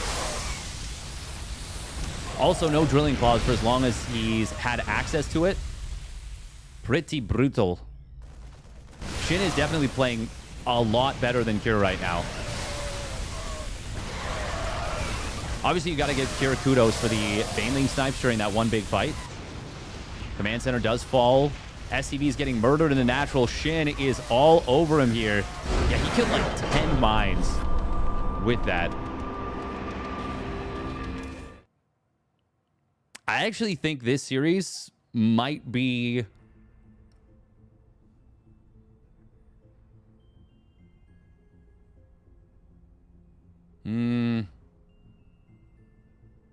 I think this series is highlighting the strengths of the 300 mineral CC.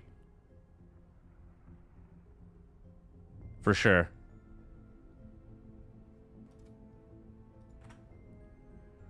You can't clump mines like that? Definitely not. That is a key to defeat.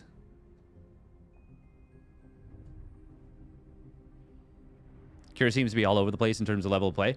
The weird thing is he's doing a lot of the things that he normally does very, very, very well. Like always hitting his upgrade timings. Being really crisp about his... I mean, his build orders have been pretty crisp, to be fair. His build orders have been crisp. But usually he's very, very, very good about the upgrade timings. And he's been, like, not super on point with that, but, like, the multitasking has been quite good. I mean, no, it's been about the same level that we usually see out of Cure. Some cool strategic choices, definitely.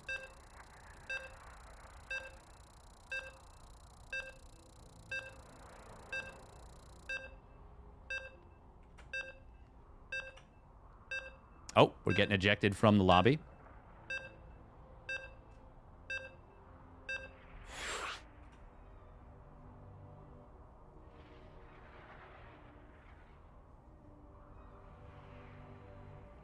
As Terran basically makes you want to go ultra late game every game.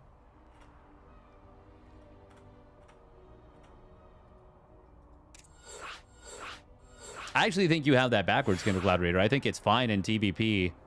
I think it's much more imbalanced in TBZ.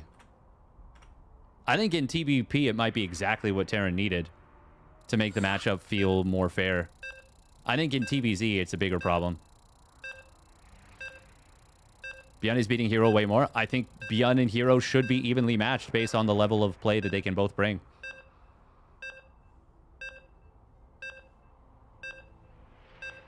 Oh, we're going to get ejected from the lobby again.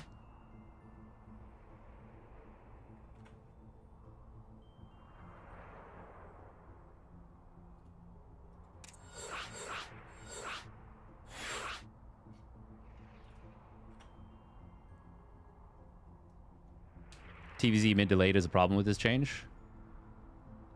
Once again, I don't even know that I think that that's the biggest problem. I think like I think the 8 racks, for example,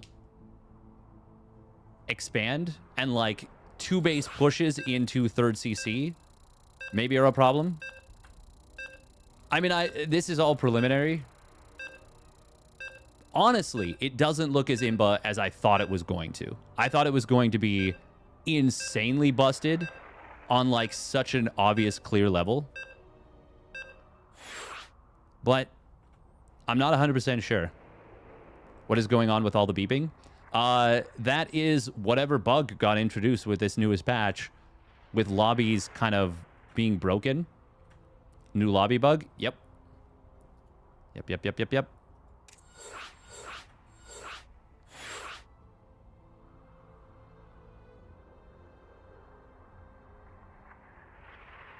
Never missed a beat. You went by the old adage of keep putting your best warm water soaked fabric, fiberglass wrist foot wrap forward.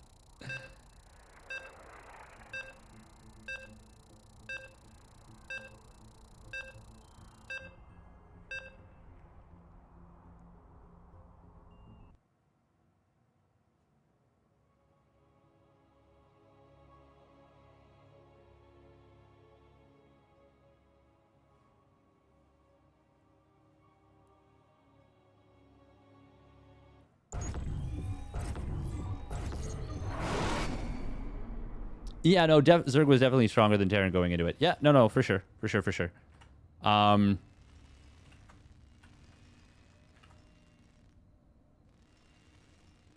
think for me, the bigger issue right now is probably going to be ZVP. But I need more data. I think we just generally need more data.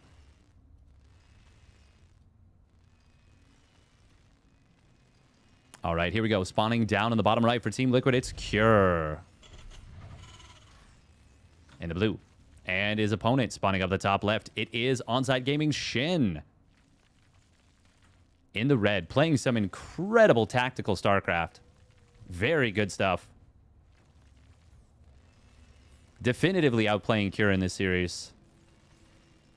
And this is after Cure took down Rogue 2-0. Shin is a player that loves playing tricky. And he's very, very good at it.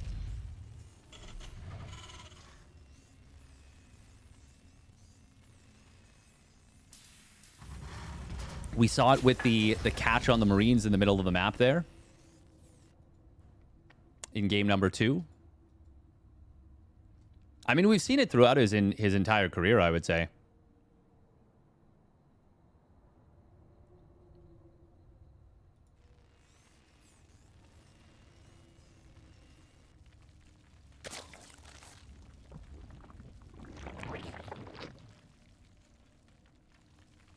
You personally don't like the change? I think they should have just buffed the mule. Man, I don't think...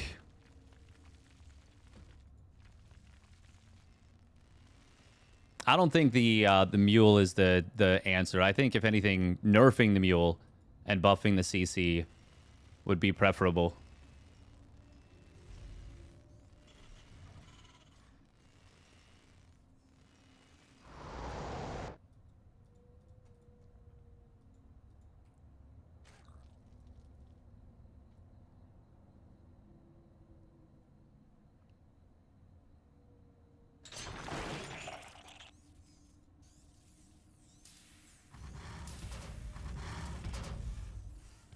Yeah, for sure, Giant Orange. for sure.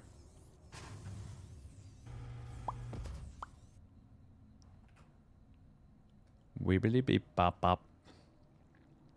I'm just glad that we're seeing some 2-base tech plays from Zerg that aren't just like make roaches or super, super risky all-in 2-base Muta. Be options.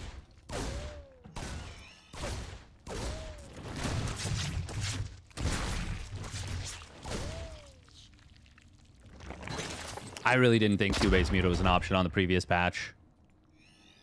I know we saw it occasionally, but almost never at the pro level. Now we see it a little bit. Do miss the spine rushes. Oh, yeah. Well, proxy hatch just isn't what it used to be. Proxy hatch was fun, for sure. Hearthstone is sad to lose out on proxy hatch, I'm sure. Lorimbo, though. Lorimbo. Has anyone taken a bigger hit than Lorimbo?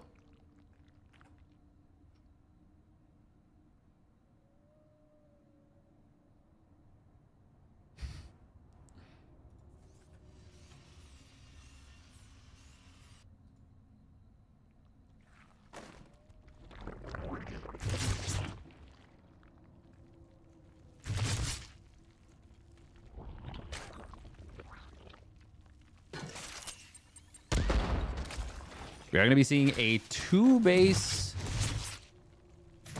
Cloak Banshee opener. That was a really nice scout from Kier. Really, really, really nice scout. And it is going to be 2-base Muta out of Shin. Shin stoppable.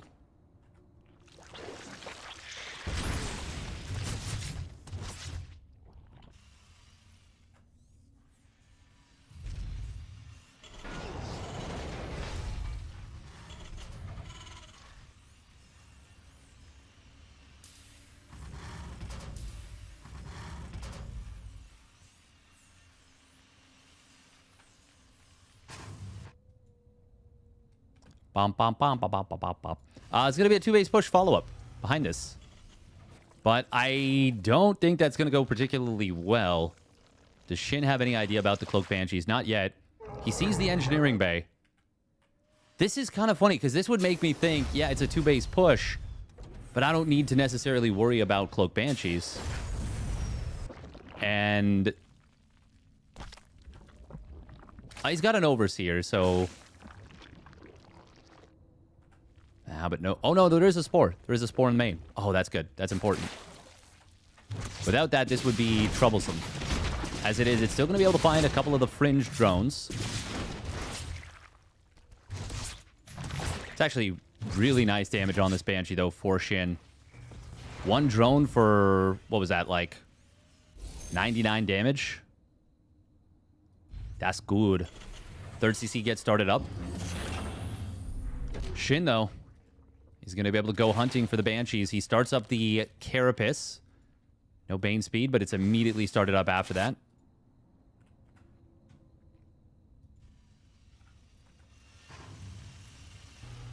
Yeah, this feels very, very good for Shin right now. This feels very, very good. And it does make me think that, yeah, he's playing the patch a lot better than most other Zergs have been.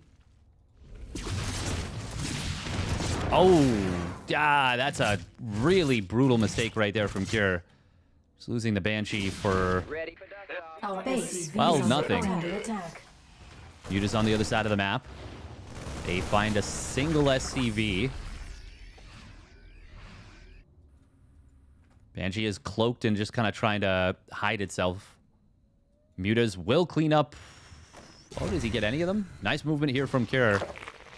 But Shin is going to be able to still find 2 of those Hellions. It feels like I didn't even see the Mutas shoot.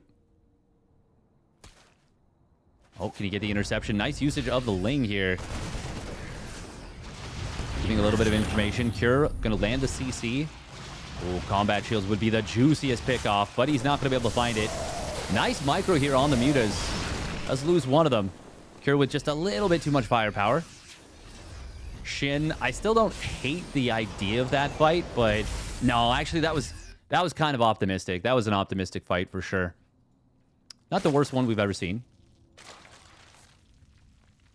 Unless I'm mistaken, there's no music right now.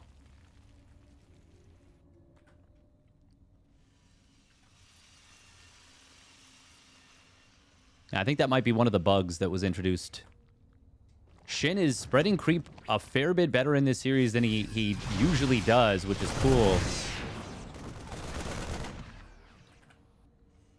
Is that the last Hellion? No, there's still one more of the initial Hellions. This has been a phenomenal start for Shin. 1-2 upgrades on the way. Cure went for a 2-base play, but ended up having to play defensively. So it would have just been far better if he'd gone for the 3rd CC. Banshee on the other side of the map will find some value. That is the big benefit here of keeping this alive. Nice job. No Spore at this base. Can he get a 5th drone here? No. Oh, no, he did. 5th drone. Nice.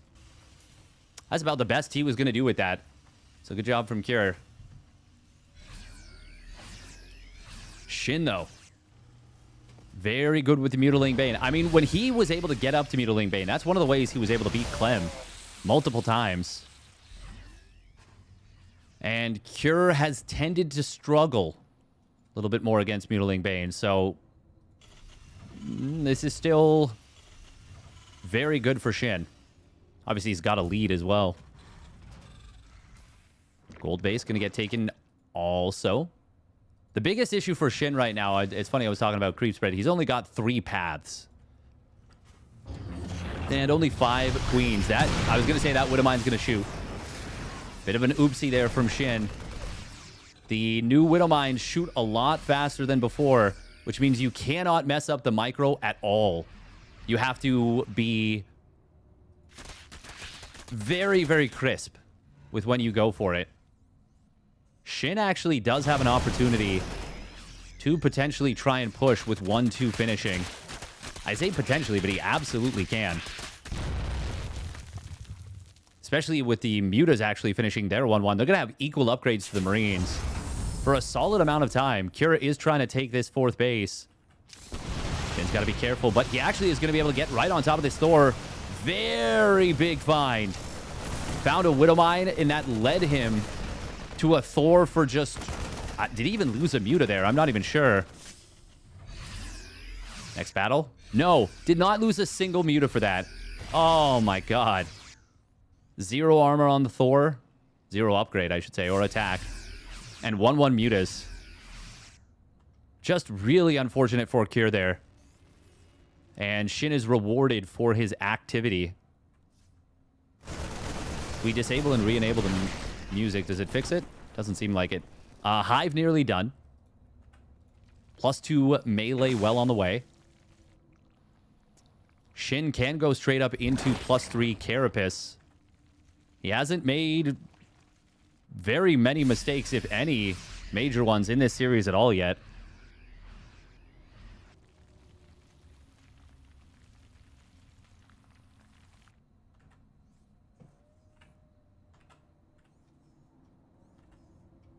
Wow, it is so quiet without the music. It feels eerie. Oof. Does eat a big bind shot, but still 1 Muta for 2 mines, I believe. Actually, did that hit an Overseer? It's saying a Muta didn't die. Maybe it did hit an Overseer. That would be very fortunate for Shin. Yeah, no, he didn't lose anything additional. Sheesh. There's not enough in the main base here to defend this. Well, I mean, I guess there are 2 Marines. There's a lot of missile turrets. He could dive that, but he just doesn't need to.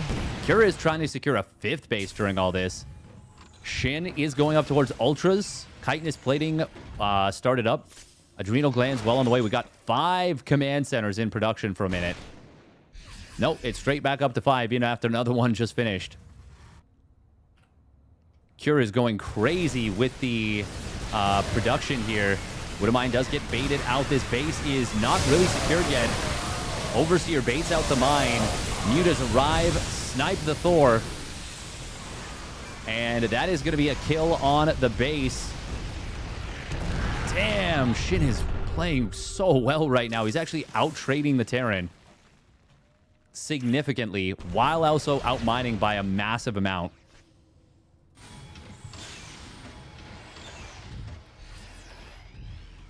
+3 melee, not missing a beat. Continuing the Muta upgrades, too, so they're getting jacked. Overseer is sacrificed to bait out the mine.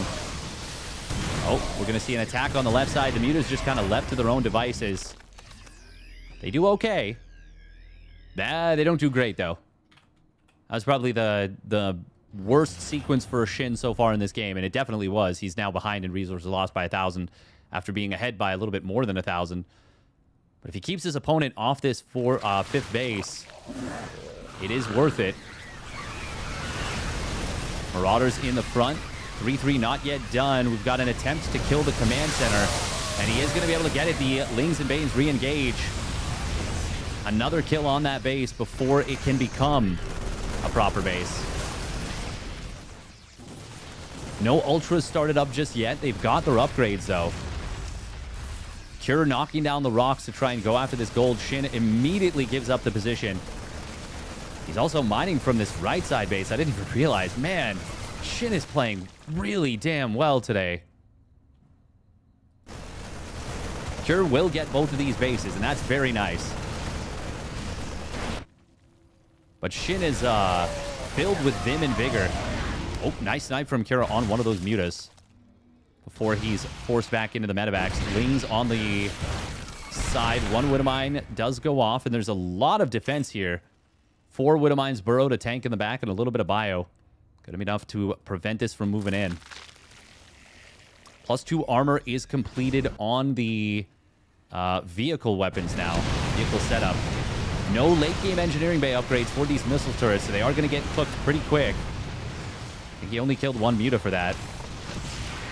Oh, look at that. Even contaminating one of the barracks there. Drop on the top side was pushed away by the Spore. Killed 2 add-ons. Kind of nice. Retaking this base on the right. Kura's holding very nicely.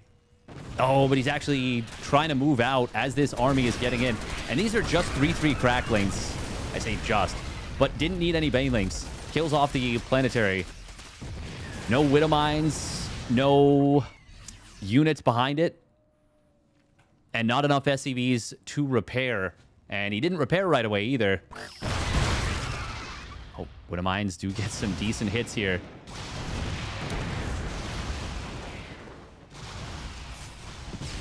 Oh, great Muta control here from Shin. Once again, sniping some some Widowmines before they can fire.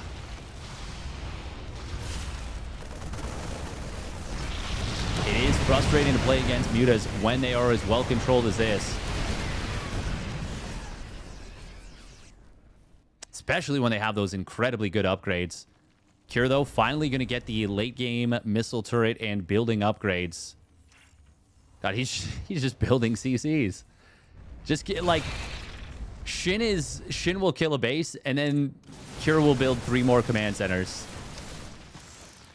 It's kind of funny to watch. What's the Muta count? He's keeping it right around 17. I feel like he loses... No, like, it feels like it's been at 17 for this whole time. Even as Cure rebuilds this 5th base, Shin is outmining him by a lot. Will he drop mules at the new base? Oh, yeah, 9 mules. Oh, no, the 4th base. I wonder if... I mean, this is a pretty secure base. I don't think you need to mule the crap out of that base. I feel like that is a mistake that Terran players often make. Is muling bases in the back when they don't need to cash that moment. Instead of just letting their SCVs work. And I feel like usually Cure is actually really, really good about not doing that. I'm wondering what he's wanting to do there. Hold that thought. It's a big Ling Bane attack coming in. Command Center was not a planetary, so he was able to just lift it. Shin will lose a lot here. Where are the mutas? They went back home.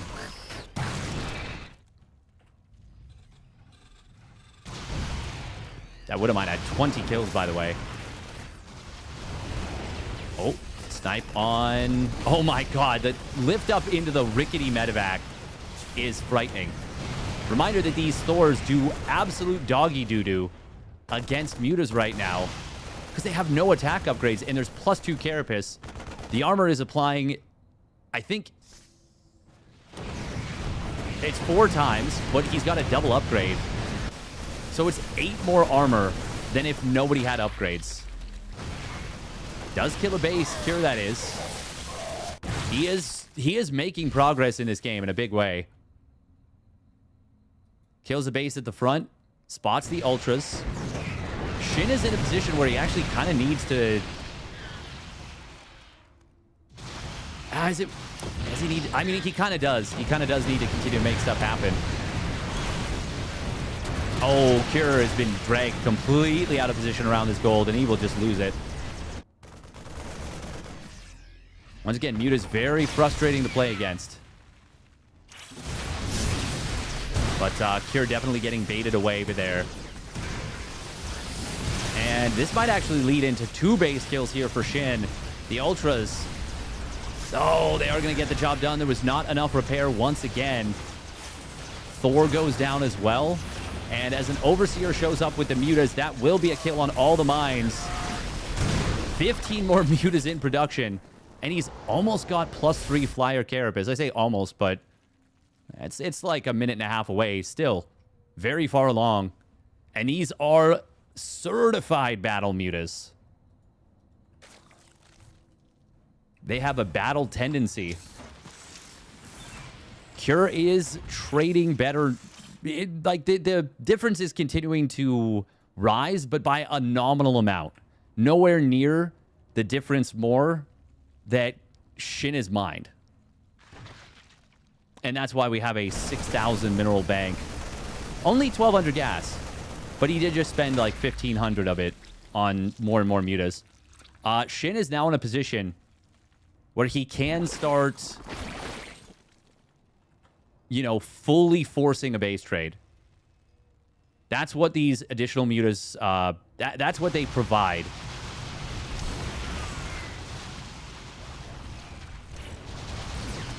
I was going to say that's going to go off on the Overseer. Oh. Shin's got to be careful here. He will kill a barracks. This is enough mutas to fight this Marine setup. Pretty easily, actually. But it's very uncomfortable because he doesn't have an Overseer. He's got one on patrol over here on the right. He wants to leave it there, evidently. Oh, this is a bit of an uncomfortable position to engage for Shin. However, the Marines were super clumped. There was no pre-spread. And it is going to be a pretty good fight, ultimately, as the mutas rejoin. Shin rebuilding ultras behind us. 5 of them in production, as well as a ton of lings.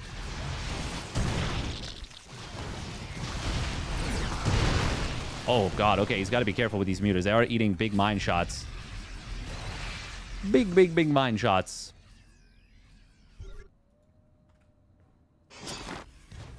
And this time, the gold base is holding.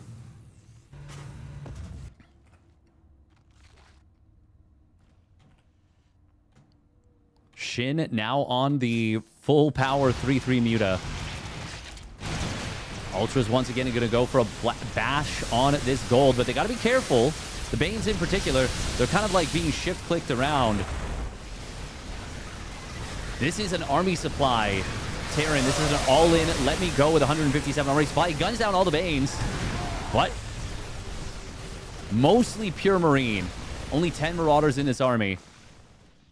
And Ultras will do very, very well against that. Oh, Widow Mines. Okay, they actually did hit a lot of... Well, they did hit a lot of mutas as well as the Overseers. Shin's got to be careful. Cure can still rip this game out of his hands. If he's not careful. The gas bank is gone for Shin. He's still mining a lot of gas.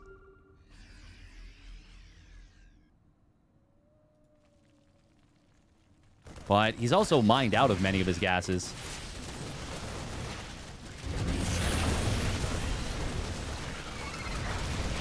Cure's going to be able to prevent this Ling run-by from getting into the natural. That's quite nice. How many mutas do we still have? Just 9. Cure going to back away for the moment. I mean, attacking in when you can't win the game is not great. But being on just 37 SCBs and barely mining is also not great. The thing is, Shin is allowed to just trade on his opponent's side of the map. Cure is hoping Shin will overextend, and he can take a good enough trade, but that's just not going to happen. The Banes have forced too much back. The Ultra's just chomping and clomping away. Big attack on the top right. That's where the rest of Cure's army supply is. But Shin wants to fight the army in segments. Command center dying on the ground with full energy. Oh, that is going to be a big mine shot here. Oof, 2 very big mines. But not going to matter. Shin did lose all his mutas. He's down to 64 drones, which is actually not a crazy amount. But Cure's down to 10 SCVs. There's the Mule Hammer on the right side, but it is not as mighty of a hammer as we might be used to seeing at this point. Corruptor being added in. Couple Infestors as well. Infestors is really all he needs to close this game out. Oh, there's a nice fungal coming in. There's another Infestor behind this. There's actually 2 more fungals available. There's one. Second one, not yet cast. Army supplies are still close. But the economies, they are for the moment. Not for much longer, I don't think. This planetary is just mining tiny bits of gas. It's actually a lot of Lings to throw away for this. Shin's got to be a little bit careful. But he hits at the front at the same time and knocks all the mules out that were at this base, as well as a small number of SCVs. More mules at the high-yield gas base. Oh, that's interesting. He actually fully mined out of this one gas. Nope. Lings and Ultras at the front. Shin deciding to rebuild some of his drones. I'm assuming, yeah, they're rallied all to this base. And they are. But Cure is actually going to find the kill on this base. He's on 2 SCPs right now. One SCV.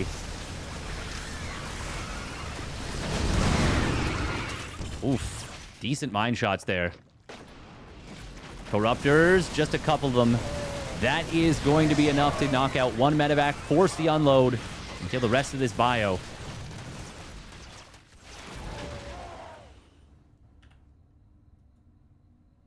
Where is the one SCV? Where is the sword that was broken? Oh, there he is. There's Lester, the lonely SCV. Cure can technically still produce units for a little while until he runs out of gas. And even then, I mean, he can produce Marines, but Marines are not going to do well against the Ultras, obviously. There's 18 Marauders. There's 11 Widow Mines. Are there any Infestors left over? Shin is just throwing cash and units at his opponent.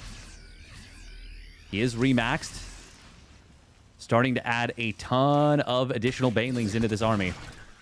I mean, 8 isn't a ton. There we go. There's the Greater Spire. Broodlords are a checkmate move.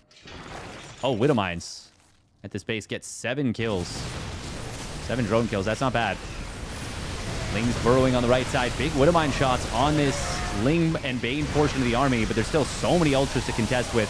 Microbial Shroud going to help. Another one does get popped down, and this will be the end of this game and this series. He didn't need the Broodlords.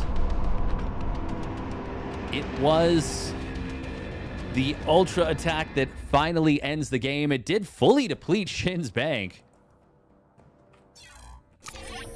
Resources lost. That started so nice for Shin. Did ultimately end with a 20,000, almost 21,000 advantage.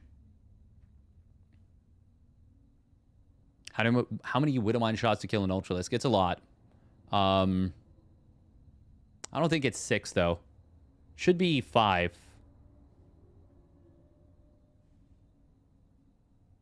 It's 125 on direct hit, I think. It's 4 if there's no instant regen. TVT gatekeeping Clem once again. Yeah. Ooh, thank you very much. I like atoms in my cereal. Nice, that's funny. Yeah, I wanted to check the replay of the first game to see if there was a worker cut for Cure's opening.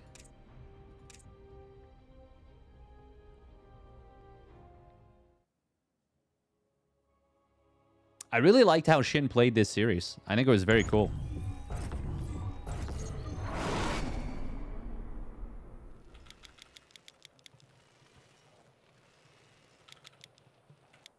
Okay, we're just going to take a gander right now.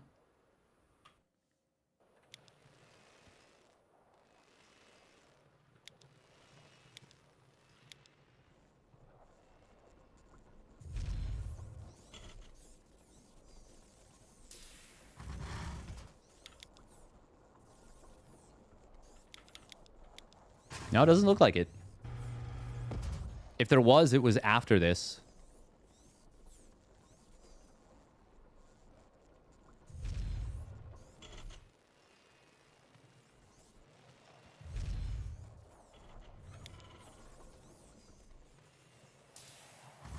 I don't know why, but it felt like there might have been.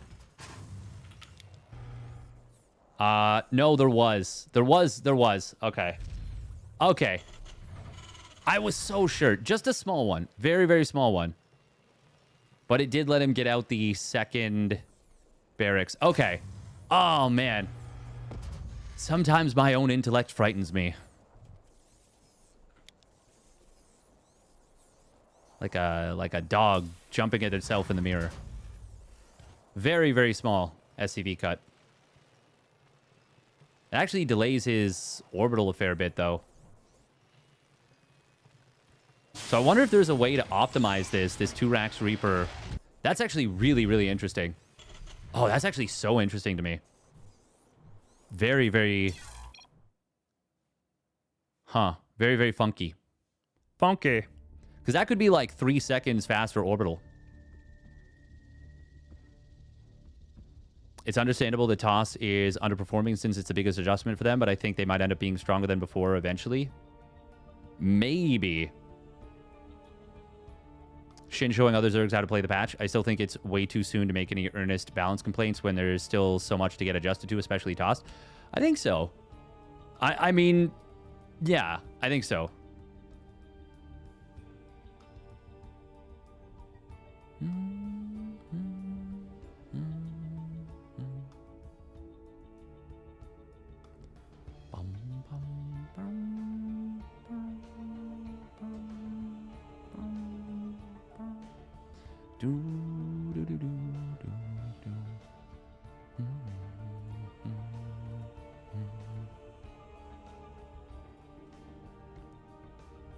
To be honest, you're always cutting an SCV somewhere these days. Pretty much. If you have 11 Widowmines, you can kill 2 Ultras. Heh.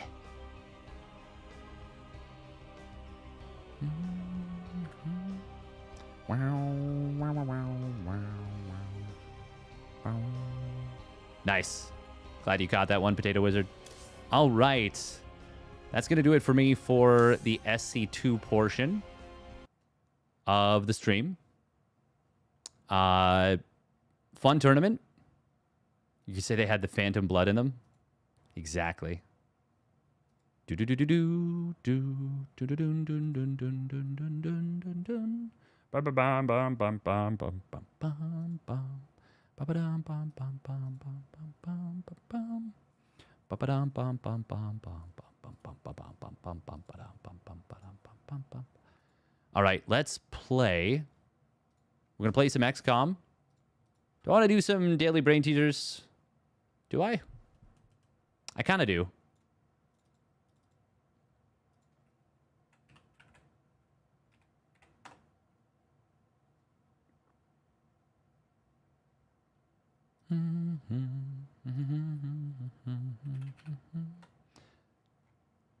I reserve the right to say I don't want to finish these, though. Is this too much? My brain is so cooked. I'm so tired. Maybe we'll skip Strands and Connections. We are going to play, for sure, some XCOM, though. That is happening. We're going to do that. We're also... yeah, we'll leave the brain teasers up on here on the YouTube. Just why not?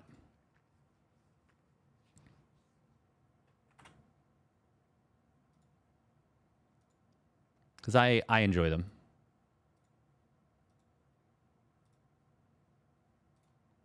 And if anybody wants to stick around, we will make a new YouTube video for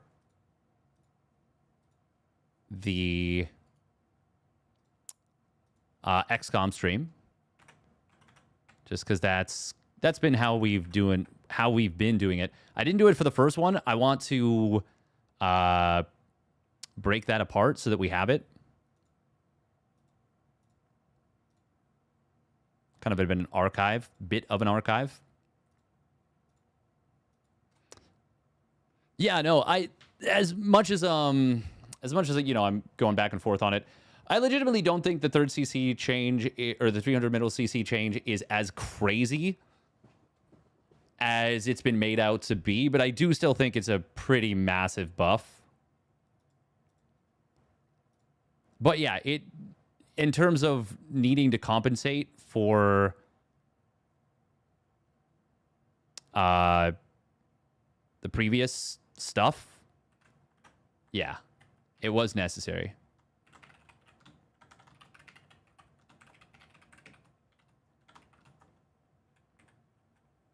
XCOM 2 War of the Chosen Commander. Difficulty. Day. What day is this? This is day 7, I think, now.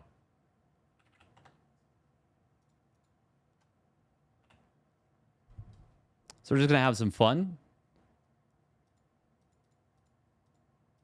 Play some XCOM.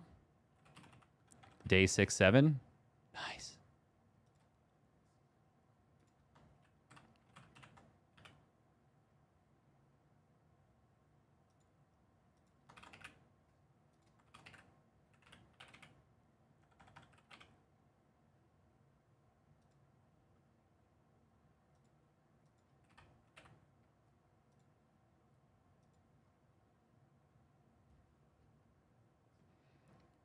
Even to me, it looks weird. Like how I'm like tilting my wrist. I'm just like, what is happening? What is happening, guys? What is going on? All right, 3 minutes of ads. Got to push the pre-rolls away. Oh,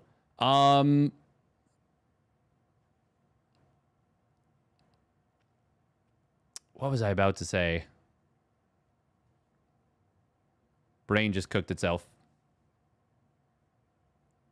Like, that's not always happening. Literally. Literally always happening. Let's put... Play War of the Chosen. Yeah.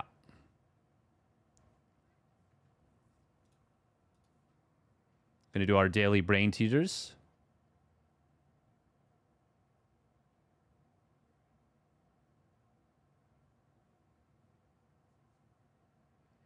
Obviously, Cyril's streaming, so I won't blame anyone if they're like, yeah, I'm watching Cyril. I'm not going to be like, oh my god, I can't believe you're watching Cyril instead of me play this video game. But of course, if you do, then, you know, you're dead to me, obviously. Hehe. Is joke, is joke.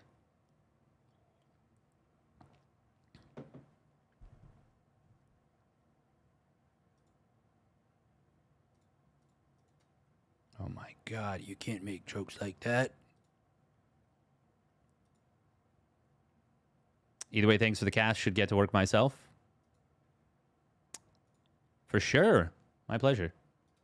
The gaming will continue. Oh, pardon me. Will continue. Oh, there we go. Yield. Immediately free. This is either wheeled. Is it just wheeled? Maybe. Oh, also, I started reading American Gods. Okay, this could be crime, except that it can't. Can be chime. Can it only be chime?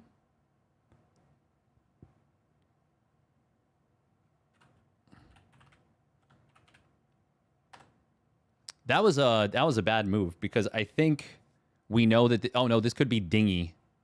Oh, it can't be dinky. I was gonna say it could be dinky, but I didn't realize it could be dingy.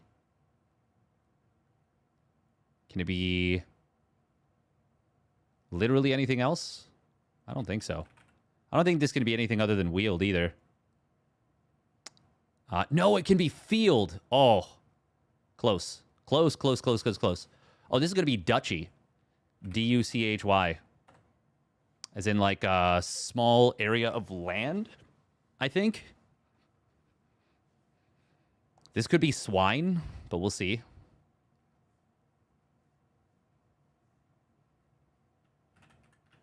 Is this dingy or dingy?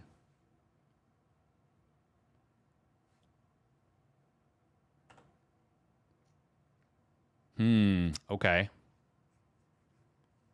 R-E-D. D or E either has to be the...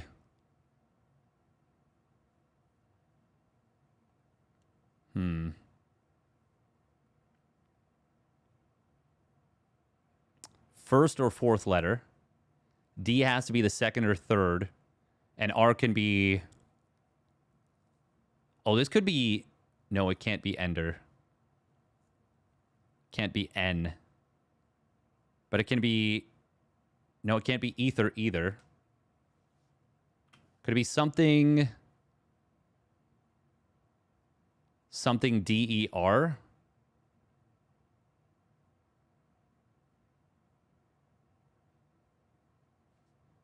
I mean, it could technically be otter.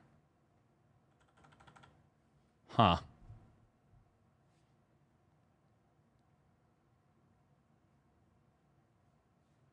This could be spine, swine. I think even Stein? No, that's not. I know that there's a different spelling for Stein, but I was thinking there might be one for this too. Oh, it could also be twine. We might need a discovery word if we want to actually solve this.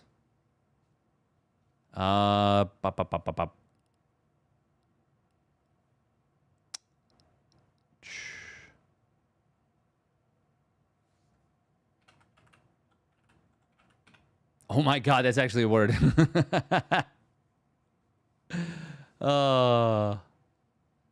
This is probably fluff, though. Could be fluff, could be bluff. Okay, we are going to... What can we do?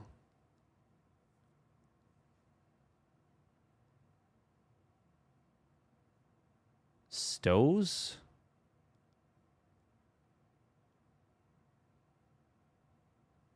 I don't want to do stows because I feel like... Well, okay, what do I need to check?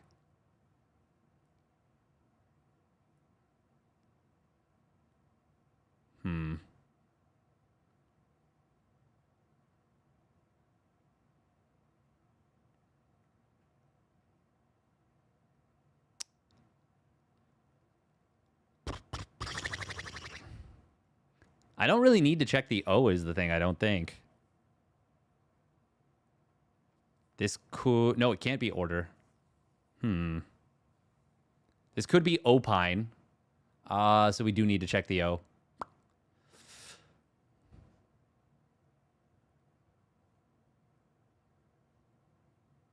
Unless we can WSTP.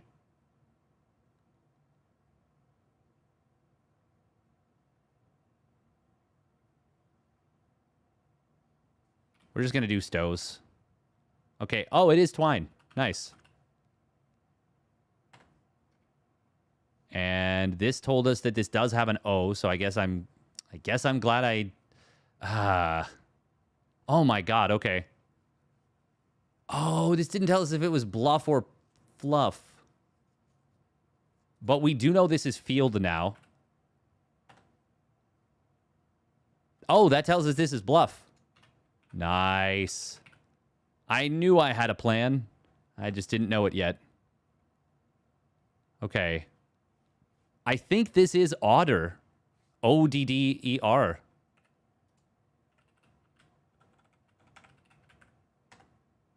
Nice. Solved. Easy. Easy game, easy life. Okay. There has to be a same number here. What do we have? We've got 3, 3. There's no 2, 2. 3, 3. 5, 5, and 6, 6. Oh. This has to be where the 6, 6 goes. Because it's a 12 and there's only... That's it. It just has to go there. And then how many 5s are there? There's also a 5, 6. That'll have to go here. So it either has to be 6, 2 like this. 6, 2 like this. But then that would mean this has to be 2, 2, which it can't. Or it has to be 6, 2 like this. Which would mean that we'd have to have a 5, 2. Which we... No, we don't necessarily. We have to have a 2 something and a 5 something, and the something has to be the same. That's how that works. Yeah. Yep. Oh, we do know that the zeros have to go in here. There's a 0, 2, a 0, 4, and a 0, 5. I don't know if that helps us yet.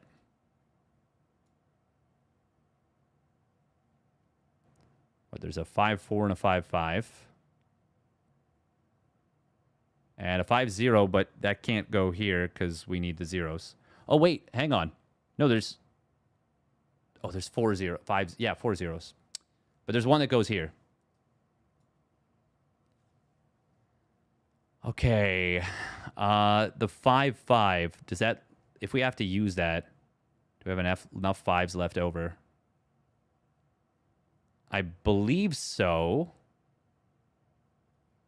There's one here. If we put the 5, 5 in any of the paired positions.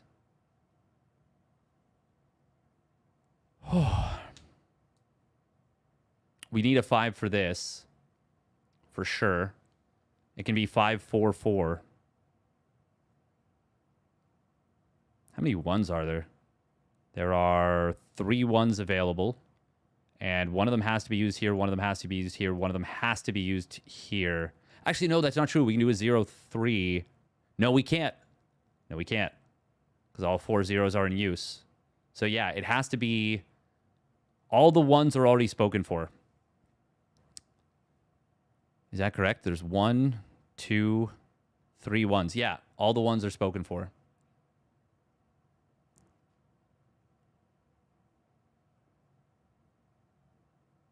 Does that help us at all, though?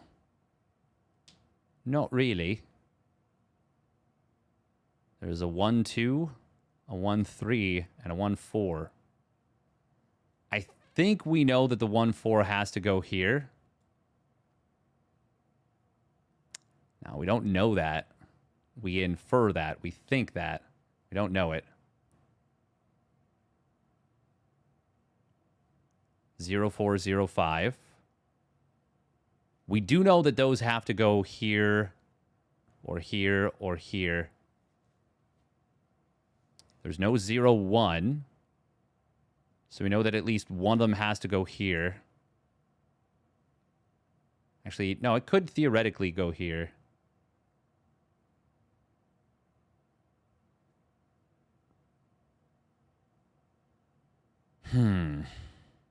Hey, thank you, Meow Downtown, for the tier 1 resub at 58 months. 05 has to be in... Oh, this is greater than 4. Good spot. I thought this was less than. Oh, I thought that was less than. Thank you. I legitimately didn't notice that. That would have been a problem. Ba-bok.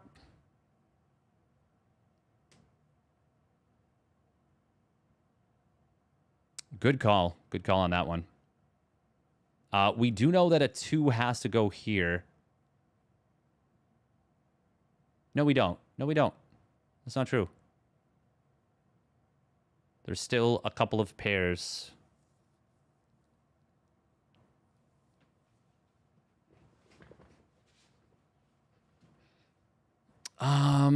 Yeah, I was reading this as less than, not greater than. So that means it's 0, 2, 0, 3, and 0, 4. And if the 0, 2... Well, that's the only thing that can go up here. Because you can't put the 0, 3 because you can't put another 0 here. It's in use.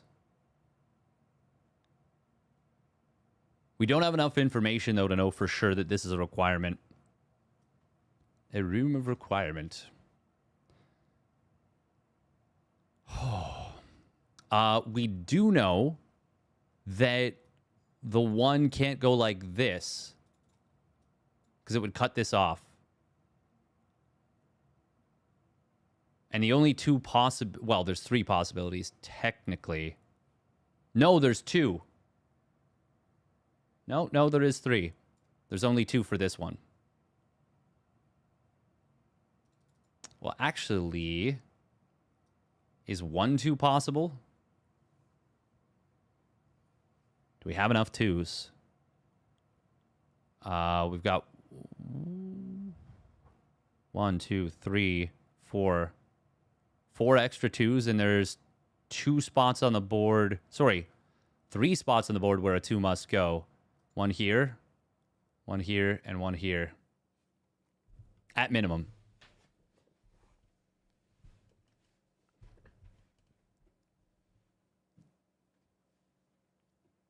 We do know for a fact, though, whatever goes here has to be...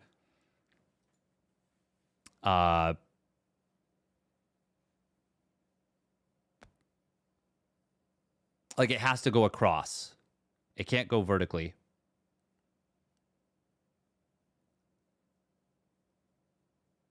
So it's either the 6-2 or any of the 5s, technically. Maybe not any of the 5s, but the majority of them. Also, something I didn't kind of talk about is that this can be a thing. 5-4 can go in here.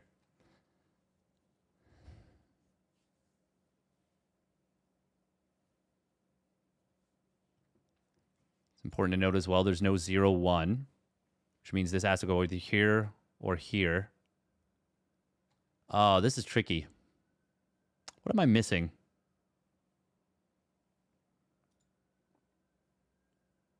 Let's run through the options on the top.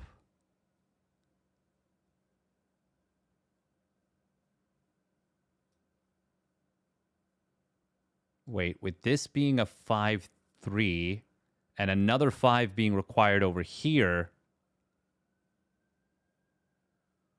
whatever it might be, there's no other 5s, are there? No, there's not. Ooh, okay. That tells us that only 1 5 can go here.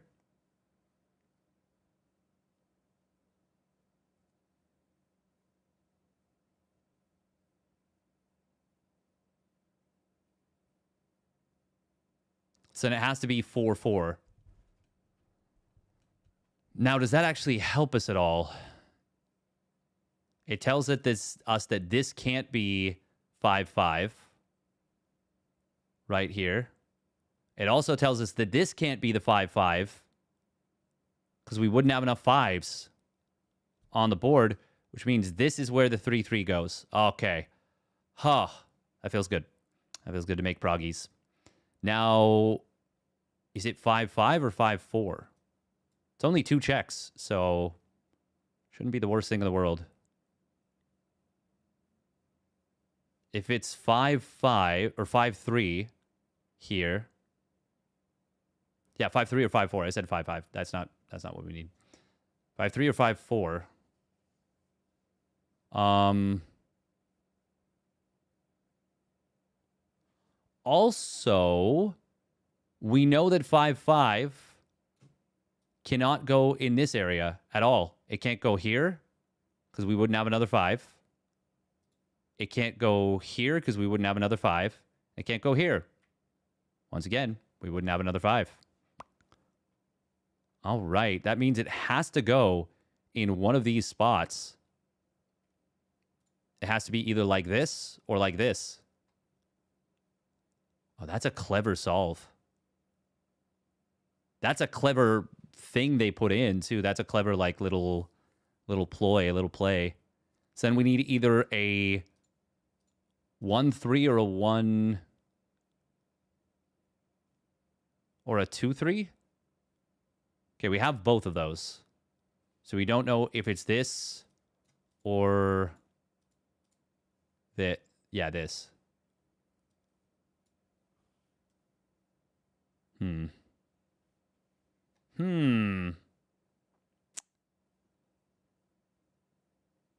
There is a 3-2.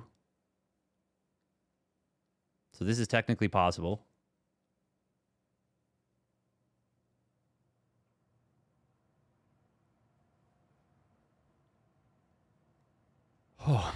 And there's also a 3-1. So this is possible.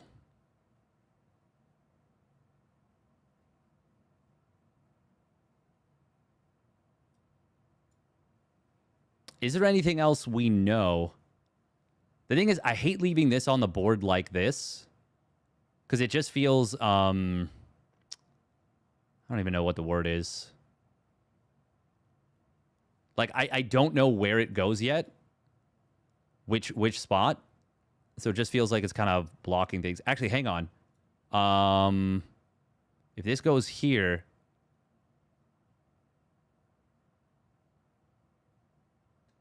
Does this tell us that? Okay, so we know that a 5 goes here, regardless. We know that it's one of these two things. Which means that the 0 either has to go here, or if it's like this, it can go here.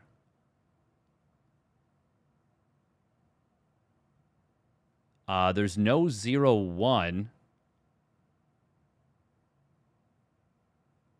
Oh, that, I think, tells us... No, it doesn't tell... Wait, does it? Hang on. So even if there's a 0 here... Oh, we need to get a little crazy with it right now. Okay, it would have to be 3-2. And then... How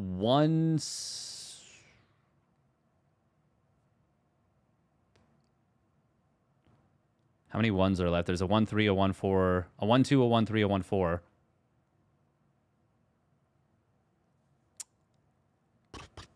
Okay, there would have to be something here, and then something here, and then... Wait, here, and then here.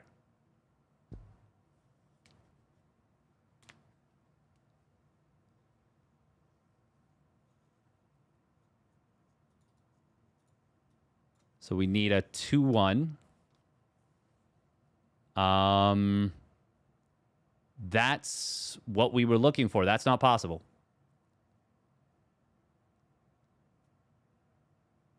Unless there's a 2-2, which there is not.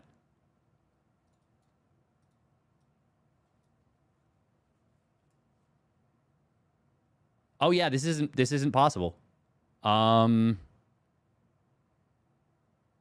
It doesn't matter what these numbers are, because we can't have a 1, 2 here, and then also a 1, 2 here. Oh, that's sick. That's very good. I'm impressed. Pat myself on the back for that one. That one feels good. Okay. Am I missing anything? I don't think so. Because there's no 0, 1, so it would have to go vertically.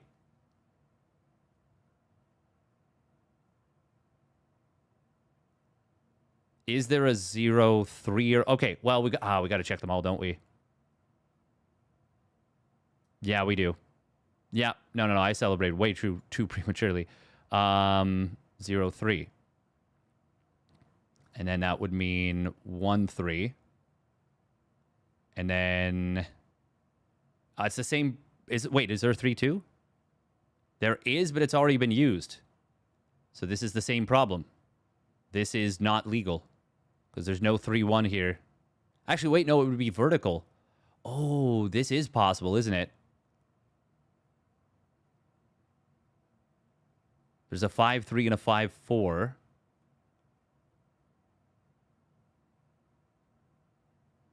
It would have to be 5, 4, and then it would have to be a 3, 4. Because 5, 3 would mean we'd need the double 3, and we don't have it. It is in use.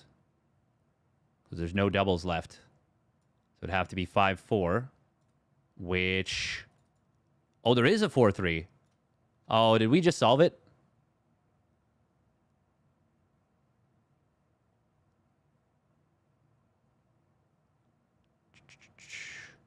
I'll never stop feeling / sounding disappointed when I like kind of accidentally stumble into the solution like this.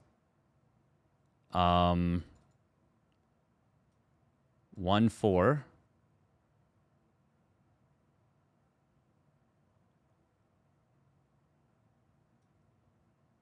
Six, 2. No. No. That doesn't... That does not jive. 0, 4. 1, 2. 2, 6. 5, 3. But these don't match. This is not the answer.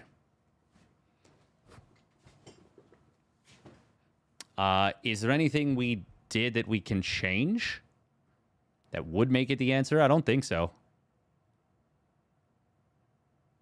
I kind of don't want there to be.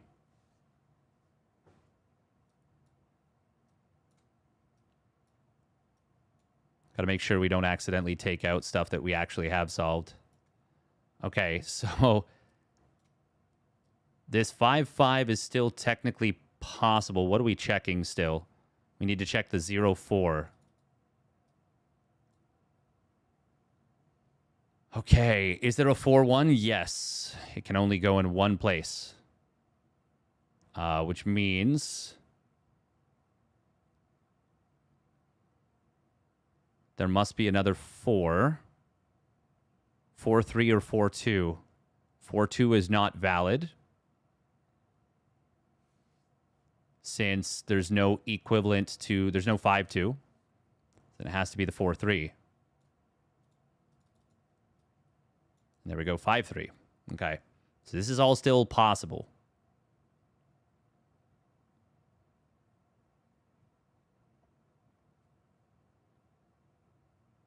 Now what? Now what? Okay, we've got a 1, 2 and a 1, 3.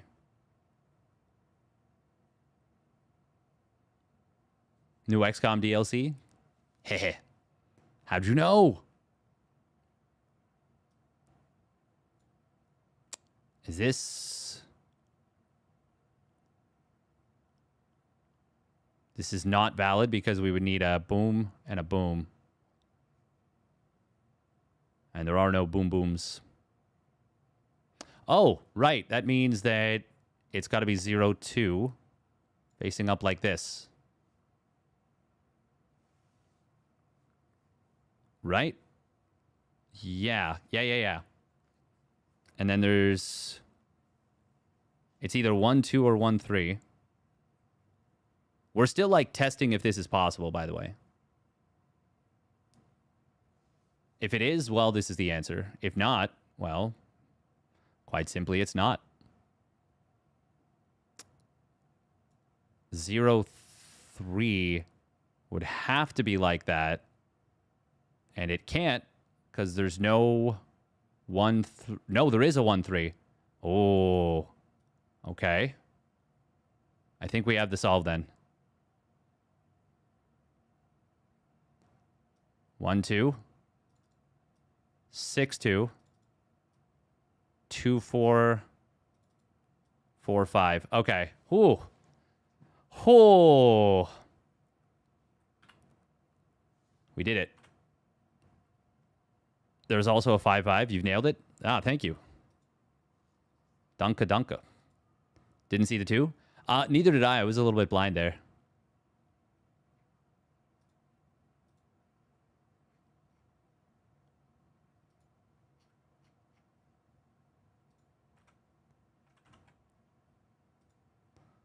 All right, what is...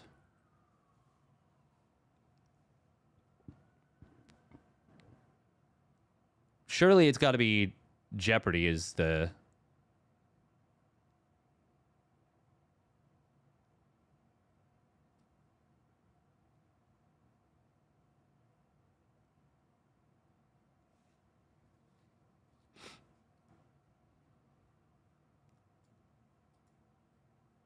In Jeopardy. Ah. Nice. Buzzer. Question. Answer. Category.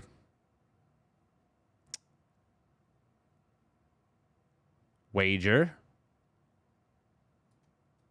Category. And board. Nice. That's back-to-back days without, I guess. What is love? Love, baby, don't hurt me. White stripes, hole, pins, strokes, hives, hooves, vines, score, snaps, rash, mane, tweets, par, redness, tail, itching.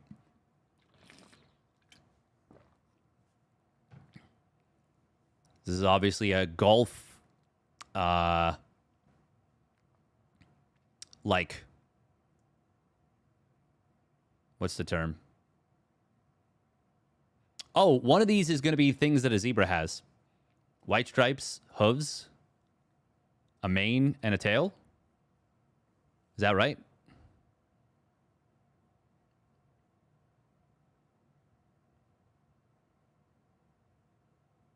Itching, rash, redness, hives. This feels right. Nice. Hives, redness, itching, rash. Is there anything else?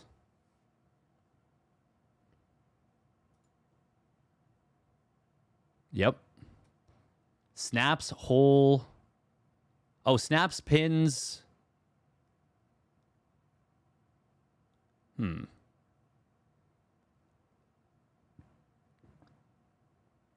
Things that, like, hold stuff in place. Ooh, parts of a binder. A hole. Snaps. Wait. Oh, no. Okay, snaps, vines, pins, tweets. Things that are, like, social media short form.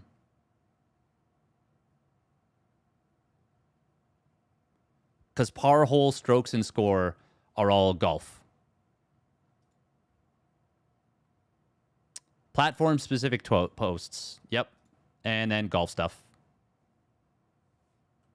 Damn. On a golf scorecard. Yeah, sure, whatever. Damn, we cooking. We cooking.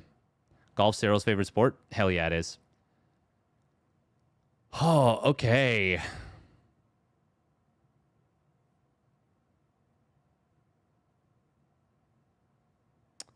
Dryer?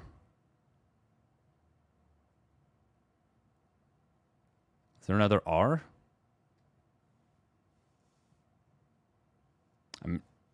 No, it can't be just rye.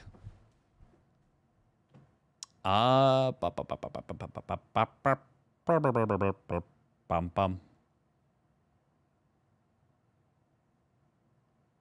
Huh. This is going to be like vivid? No, it wouldn't be. Because this I would be green. My money is then that this I is vertical and this one is like here. Otherwise, it would have to be like I blank D.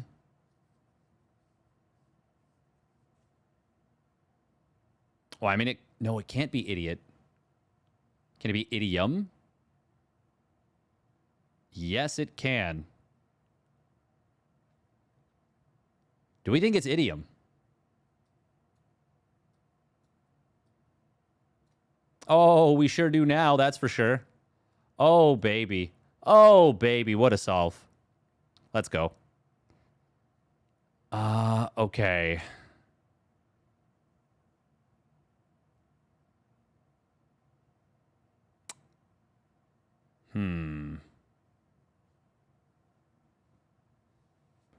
What word would it be P-I blank Y? Is there... I mean, spicy.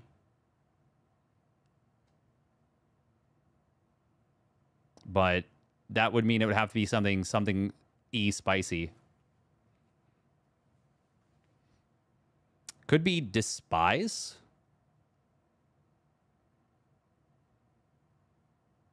Can it actually? No, this D would have to be yellow.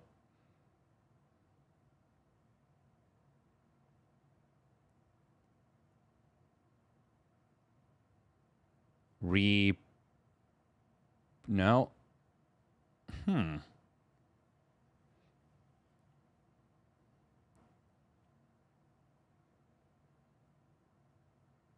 Huh. Interesting. There's no way that the Y goes here. I think it has to be G anyways. ING. Won't be INT. Could theoretically be INK. This could be bait. But I feel... man.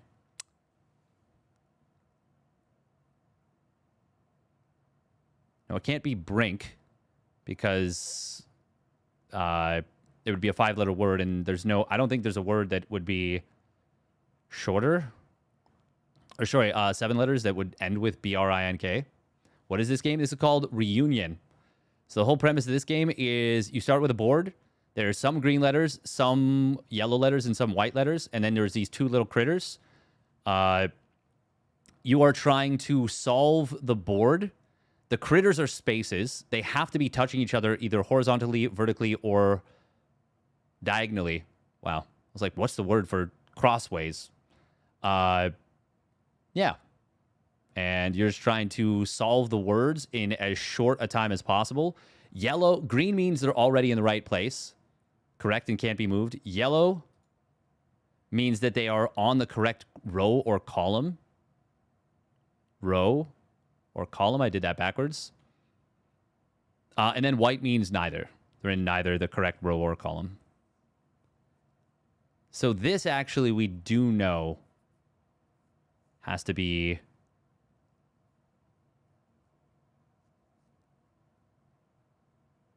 There's no word that's going to be blank RRE something.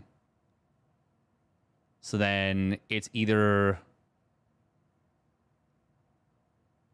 up here or here.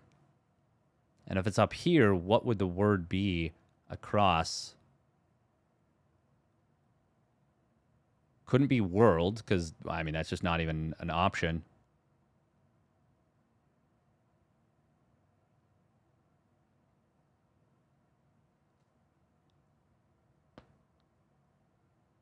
Oh, wow. That was a neck crack and a half.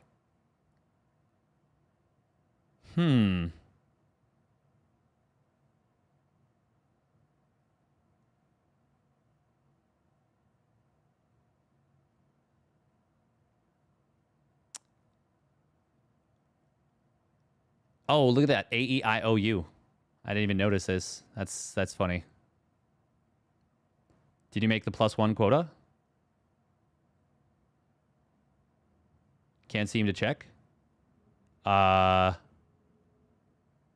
what do you mean +1 quota? How is it solved? What moves? Oh, you swap letters positions. So I'm just trying to figure out what the right way to go about this is right now.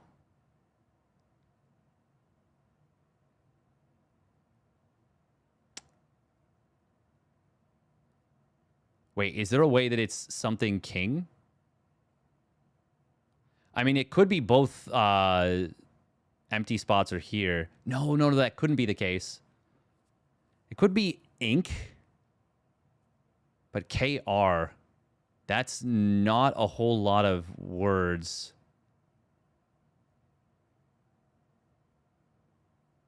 It feels like it's going to be greed. Okay, nice. Or green? No, it can't be green. It can't be Greek.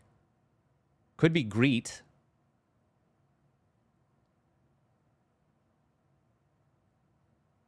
Can it be grief? Is there a free F? No.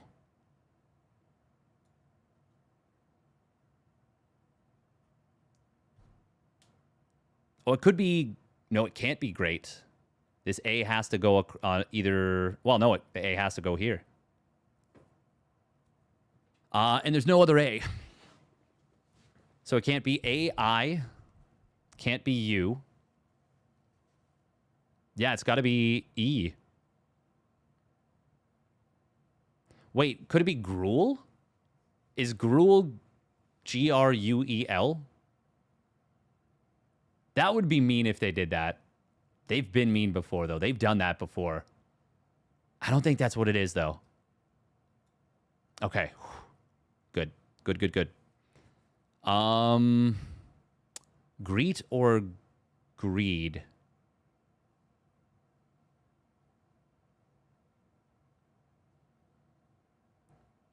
Subs for the month. Oh, we are close, but we're not there yet. Let me actually see what it's currently at. We're at 92. 92 still. It is Gruel, Gruel. Oh, okay, so I guess we took a risk there. We do know that the U can't be here, and it can't be across.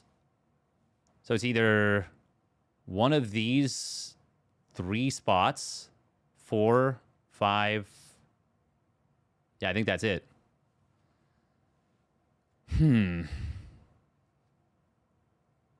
Oh, this is respite. Ah, nice. Okay.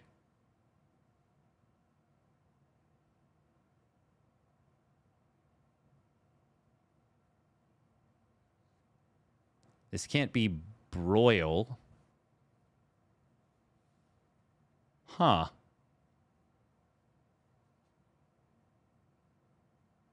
Is it... It's not drill. That would be lit up. Oh my god, no. Of course it's not. It's it would be IRL. Is that... No. It's burly. Oh, okay.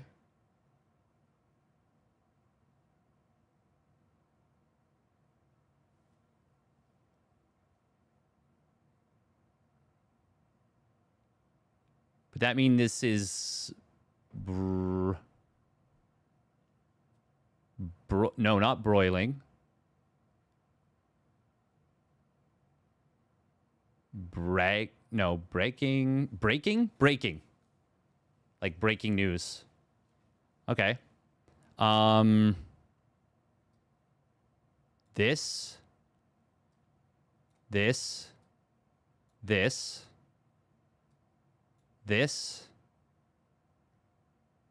No, sorry, not like breaking news at all.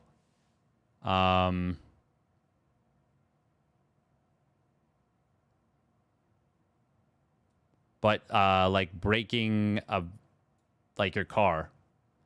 Okay, where did the gaps go?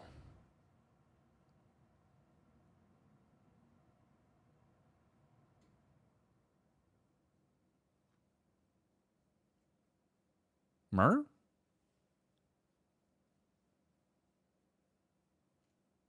Wait, what? Also. And a mid. Okay. Nice. Oh. Very nice. That's 2 days in a row with this hurting my head brain. Yeah, for real, for real. That's 2 days in a row with minimum number of guesses. Feels good, man. Feels good. Par strokes, whole score, pity. All right, we are going to switch to XCOM. We've already switched on the category.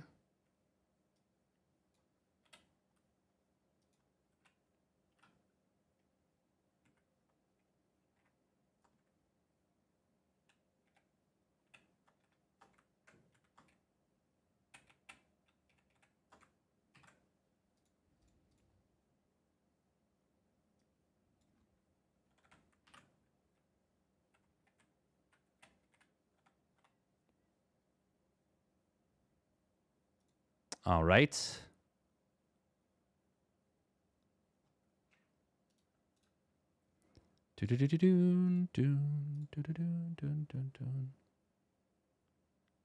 Wow.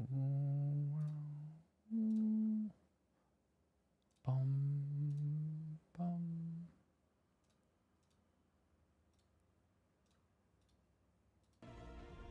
There we go. But we are just going to do just a tiny quit. And now a bit more explosive content. Yeah.